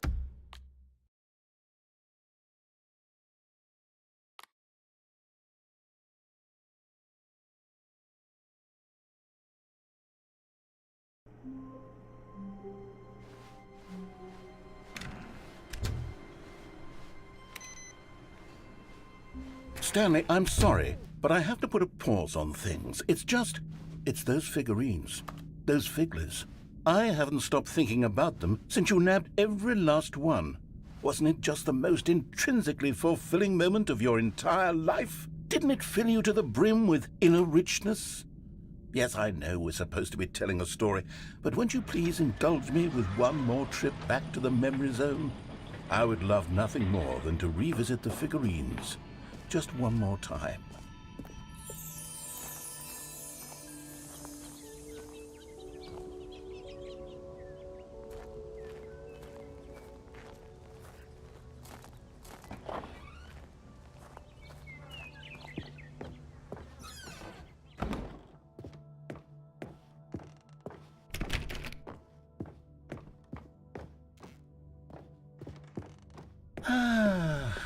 Here's where it all began. The first collectible.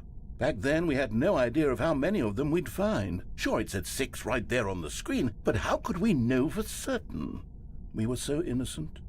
We'll never be like that again, Stanley.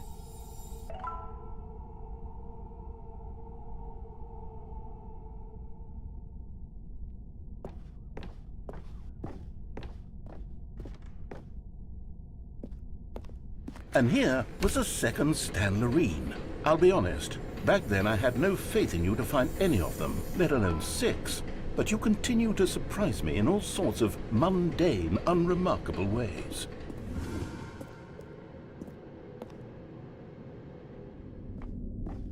Okay, let's do a little quiz. Which of these rooms was the room you found your third mini-Stan? Can you remember?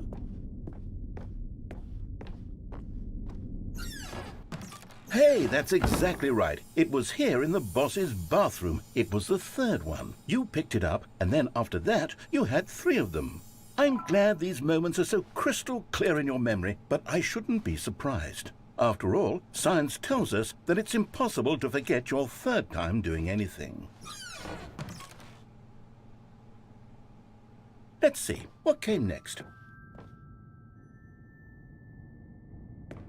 Oh yes, we found a Figley in this pink room.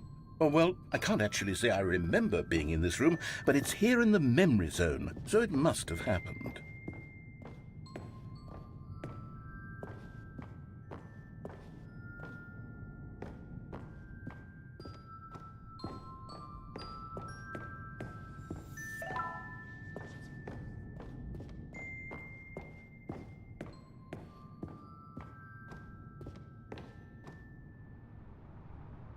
This was the 5th mini-Stan, and this one was really something special. It was in the warehouse. I remember it so clearly.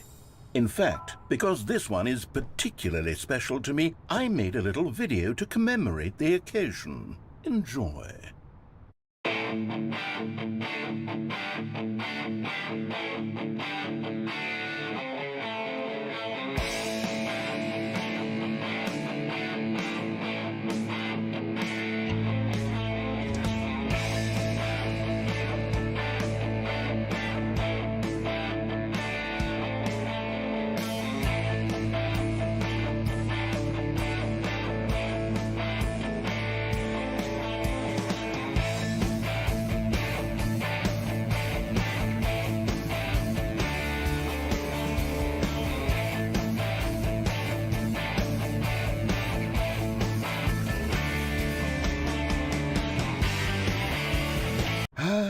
Takes you back, doesn't it? I spent a lot of time making that video, but it was 8 minutes I wouldn't have spent on anything else.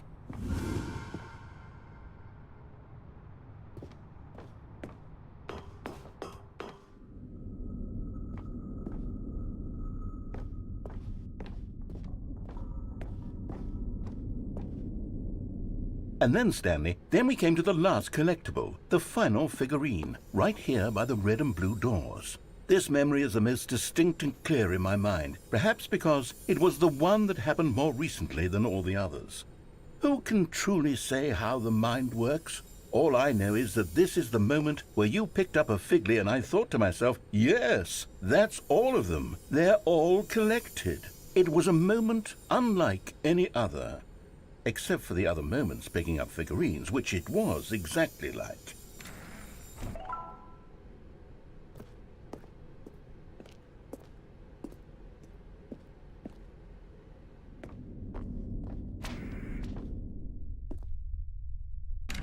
And then there was no more, because we've caught up to the present moment. Nothing left to do but move onward into the future. Goodbye, Memory Zone.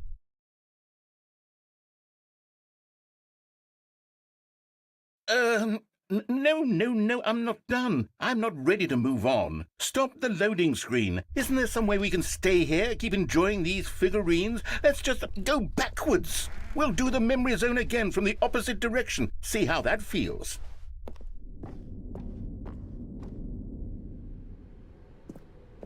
Okay, yes, the room with the red and blue doors. I remember this. I must say, of all the figurines we looked at in our initial tour of the memory zone, this one is the most distinct and clear in my mind. Let's keep going. I want more.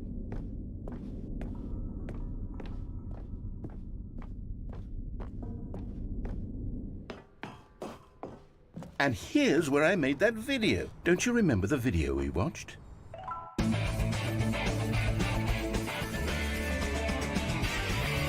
Yes, I love that video.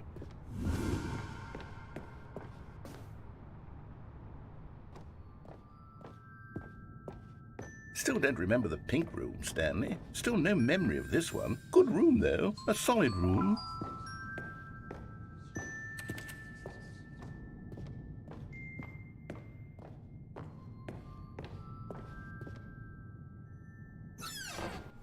These really were a treat to hunt down. You know, if there had been any kind of reward for finding all of these, it really would have neutered the intrinsic joy of collecting them. I'm very glad we resisted the temptation. Next one.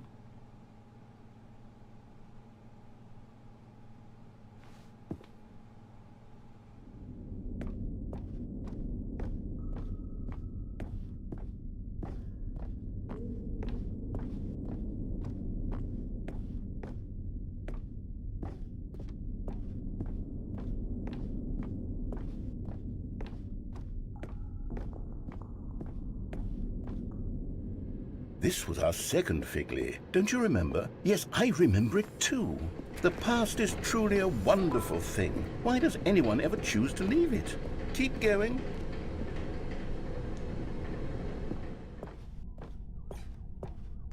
This is it, the very first one we found in the exhibit where I introduced you to the Figlarines. Oh, I want more memories, Stanley. I want to keep going. What else is there? What came before this?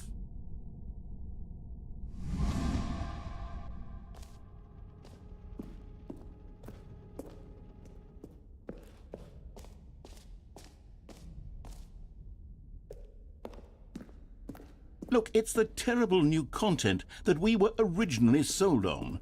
I remember hating it back then, but time does put a rosy filter on everything. In fact, I dare say I'm actually quite fond of it now. Look how much fun the past is. I want more. More memories.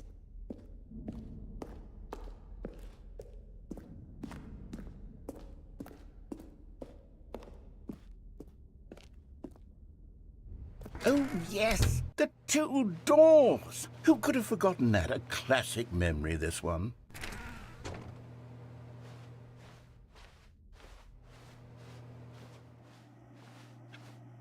And before everything else, there was your office. Is there anything else? Was there something that came before your office? There's something I feel I can remember. I can remember. Yes, I'm remembering something now. I remember before this whole story got started. Back then I was different. I used to make big decisions. I was passionate. I was skeptical. I weighed each decision with profound thoughtfulness. And then somewhere along the way, I stopped making decisions. I became lazy, and I came up with a character named Stanley to do my thinking for me. He would make the decisions, he would decide which way to go. I would cheer him on as he collected figurines for no reason. Why did I invent Stanley? Was I lonely? Yes, perhaps that's it. Perhaps I needed to imagine I had companionship. And Stanley really did make for a wonderful companion, even if he was a fiction. But I suppose it's grown old. I want to think for myself again. I want to go back to how it used to be. Yes, I can be on my own again. I can do it. I'll be stronger this time. I'll take care of myself. I don't need Stanley anymore. Oh, but he truly was so much fun to play with. You know what? Since we're in the memory zone, how about one more good memory? Let's go back just once and give Stanley one more run of the office, and then I'll retire him for good. I did enjoy telling his story so very much. Okay, here we go. This is the story of a man named Stanley.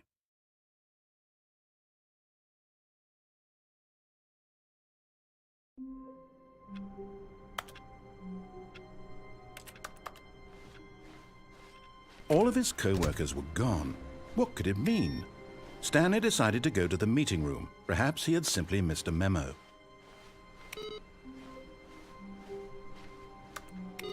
Stanley picked up the bucket and smiled. He'd never be alone again, not truly alone, not with the bucket around. Stanley clutched the bucket tightly to his... This was not the correct way to the meeting room, but Stanley had felt the bucket calling to him, telling him that the employee lounge was simply the place to be. And here it was. Had the bucket turned out to be correct? No, never mind. The bucket was wrong. Stanley took the door on his left to go back to the meeting room. No, Said the bucket. don't go to the meeting room. Go somewhere else. The cargo lift, yes. Go there. Go to the car. Good, Said the bucket. now ride the lift all the way to the top. There's something up there I need you to do. Stanley did not question why or how this bucket was speaking to him. It should have alarmed him, of course, because buckets can't talk. But Stanley chose not to think about this obvious fact. He was firmly convinced that the bucket had spoken to him, and he unthinkingly did whatever the bucket asked.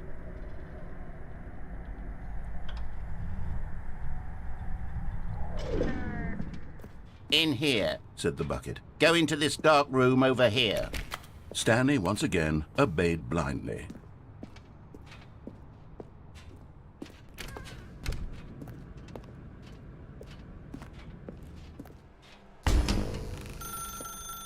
Now pick up the phone. Said the bucket. Pick up the phone and it will take us back home, where we can go about life together.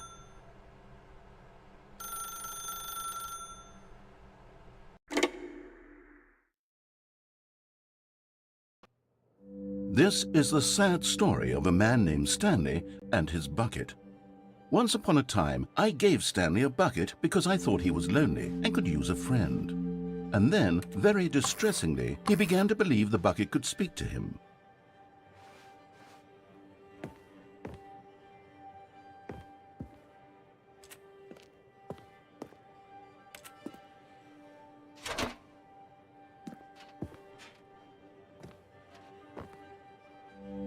The Stanley Parable Reassurance Bucket was merely meant to provide the comforting glow of companionship.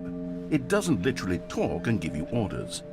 Whatever Stanley is hearing the bucket say to him is just in his head.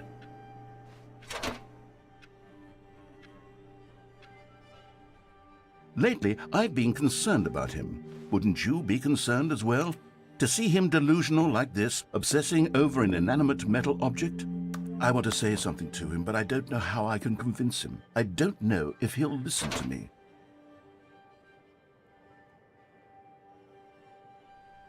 Well, I'll try anyway. Stanley, can you hear me? Listen to me. It's just a bucket. It can't think, it can't talk. All it will ever truly do for you is effectively transfer a liquid from one location to a different location. That's it. It doesn't do anything else.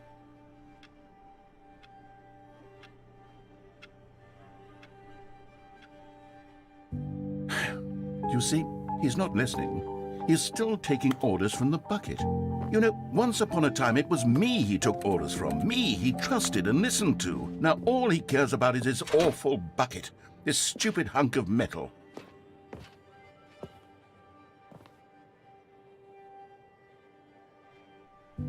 It's sad, but I suppose he doesn't need me anymore. From now on, he's just going to cling to this bucket, this cold, empty bucket, this sort of shiny bucket. Well, I'll give it this. The bucket does have a nice shine to it.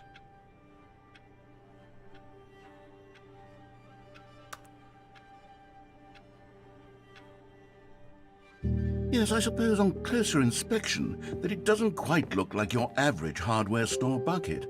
It's just a little more, what am I trying to say? Sturdier, more capable of transporting liquid. Like it would be better at moving an amount of water from one room to another.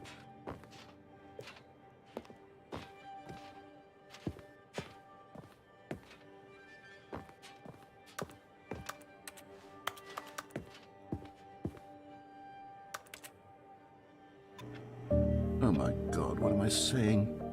Better at carrying water from room to room. It's a bucket. It's literally just a bucket. Why do I feel some need to point out the ways in which it's so much more than just a regular bucket?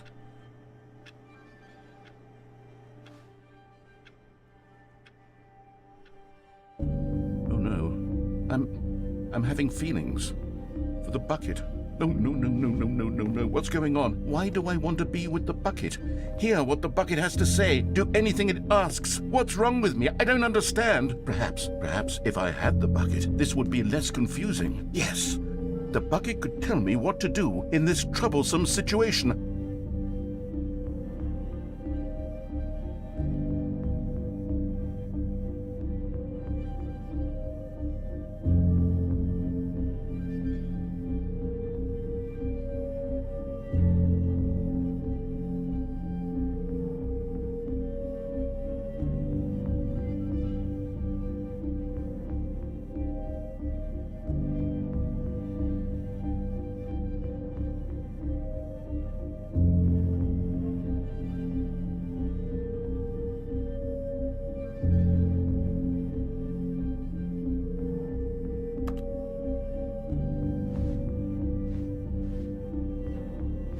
Stanley, give me the bucket. Give it to me. Give me the bucket, Stanley. I need it.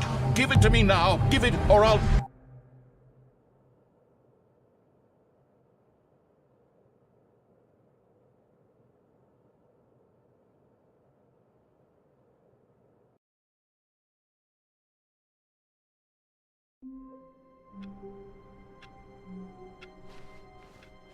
All of his co-workers were gone.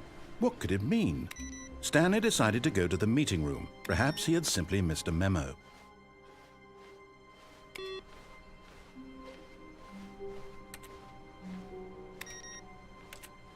The good old bucket. Just Stanley and the bucket. Off on another thrilling adventure together. Stanley clutched the bucket tightly to his chest. This was not the correct way to the meeting room. But Stanley had felt the bucket calling to him, telling him that the employee lounge was simply the place to be. And here it was. Had the bucket turned out to be correct? No, never mind. The bucket was wrong. Stanley took the door on his left to go back, and so the two of them detoured through the maintenance section and walked straight ahead to the opposite door.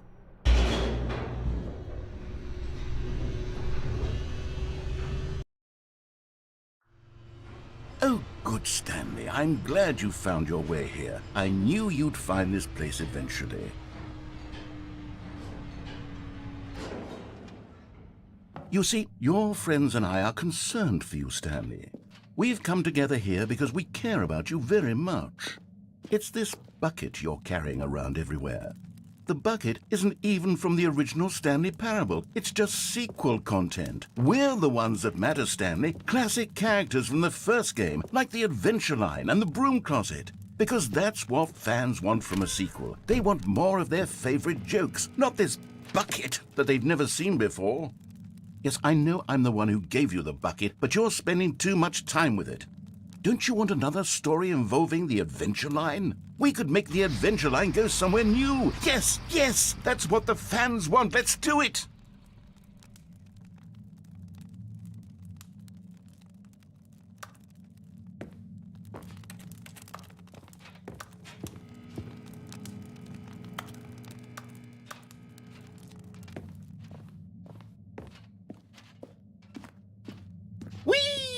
Look at that wacky line. Who knows where it'll go off to next? Oh, and it played some silly music as well.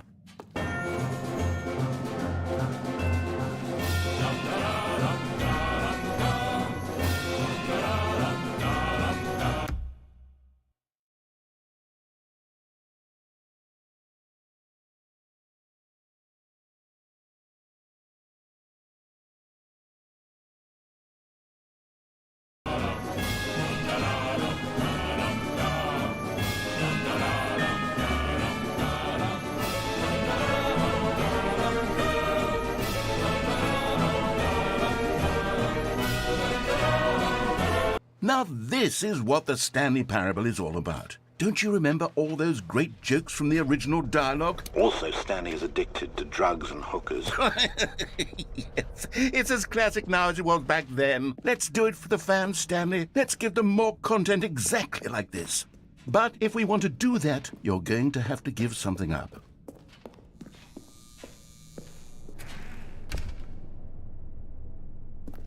Don't you get it, Stanley? we need to get rid of the bucket. That's why I'm very proud to introduce a brand new character. This is the Bucket Destroyer. I think it'll make a wonderful new addition to the rich lore of the Stanley Parable. True, it also was not in the original game, but it's such a well-fleshed-out character with so much personality that to me it already feels as though it's been part of the cast all along. Don't you agree? Can you guess what the Bucket Destroyer does? Surely you don't need me to spell it out for you. Go ahead now, Stanley. Say goodbye to the bucket, and then pop it into the machine when you're ready.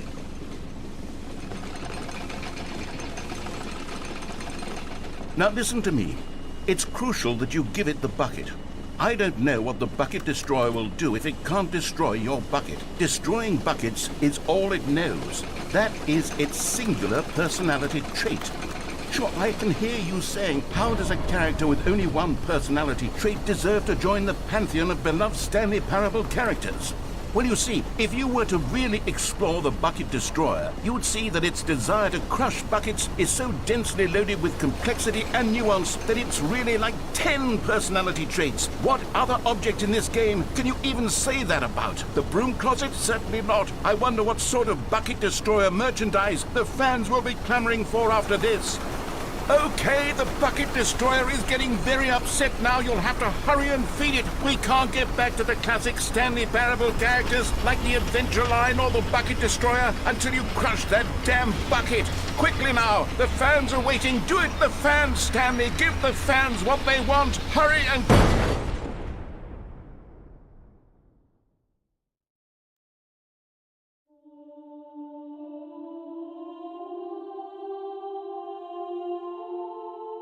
The Bucket Destroyer, my prized creation. You had so much potential. We were going to do such marvelous things with you, tell such spell-binding stories about you. All of it squandered now. Goodbye, new friend. For the moment in time that you were here, you were magnificent.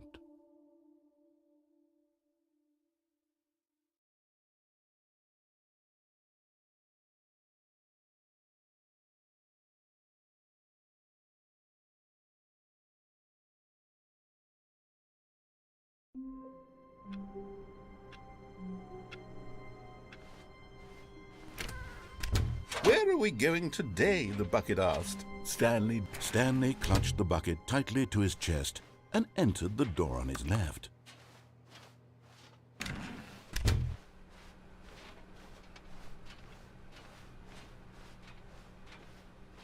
Still no one was here. Stanley needed the bucket's warmth and comfort now more than ever. Perhaps his boss's office was where he'd find answers.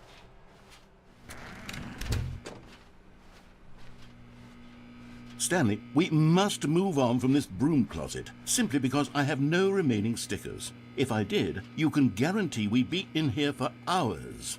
But alas, no stickers.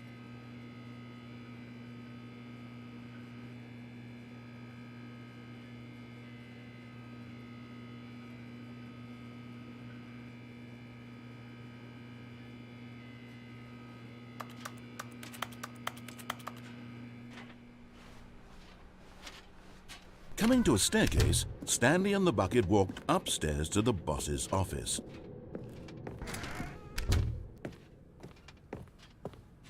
Stepping into his manager's office, Stanley was once again stunned to discover not an indication of any human life. Crushed, but Stanley guessed the correct code by sheer luck. Was it that the bucket knew all along?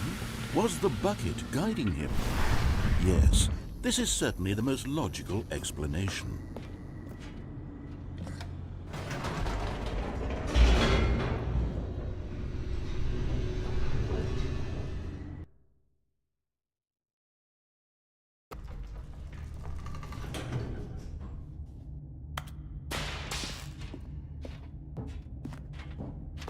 Stanley and the bucket walked straight ahead through the large door that read, Mind Control Facility. Although this passageway had the word escape written on it, the truth was that at the end of this hall, Stanley and the bucket would both meet a violent death. The door behind them was not shut. Stanley and the bucket still had every opportunity to turn around and get back on track. At this point, Stanley and the bucket were knowingly walking forward into a very painful death for each of them.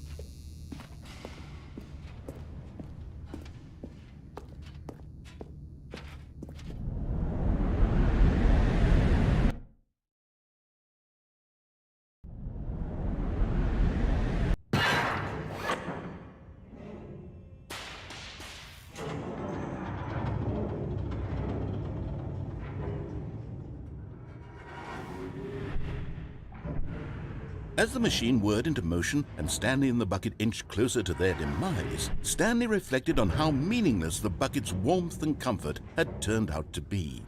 To be sure, it puts the mind and the soul at ease to embrace the bucket, but what use is a sense of ease when you're about to be crushed to death?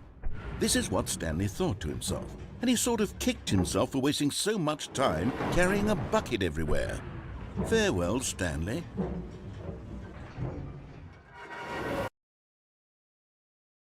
"Farewell, Stanley," cried the narrator, as Stanley and the bucket were led helplessly into the enormous metal jaws. In a single visceral instant, the bucket's life came to an end as it was crushed violently to death.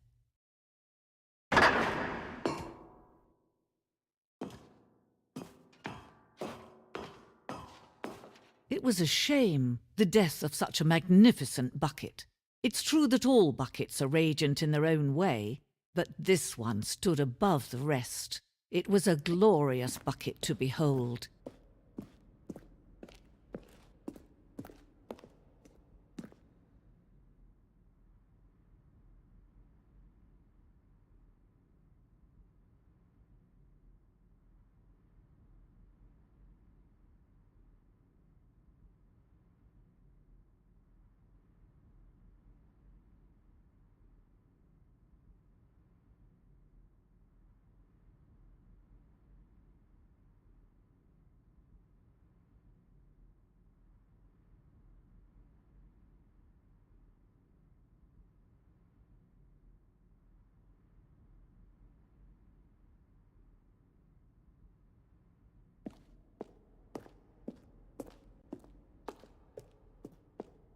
Can you see how arrogant it was for Stanley to take a bucket like this and to claim it for his own? Can you see the hubris that blinded him? Can you see that the bucket is far more noble than Stanley will ever be in his short life?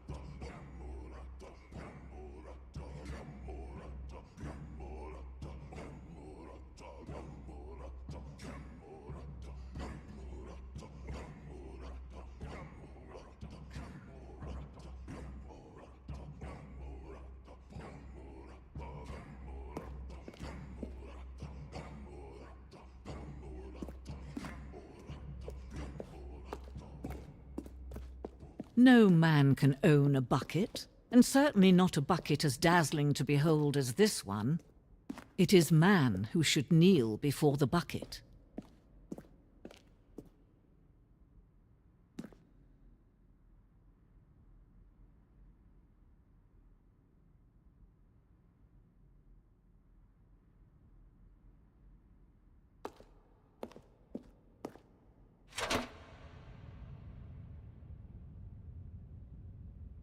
But there is something we can do. Something we can do together, you and I, that will right this terrible wrong.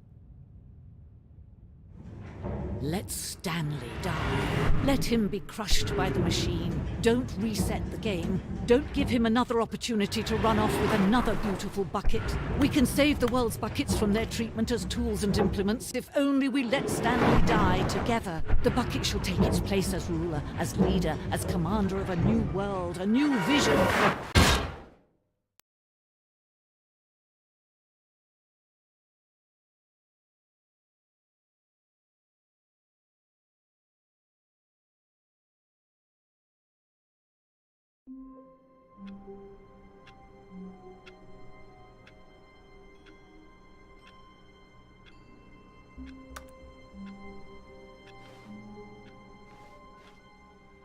All of his co-workers were gone.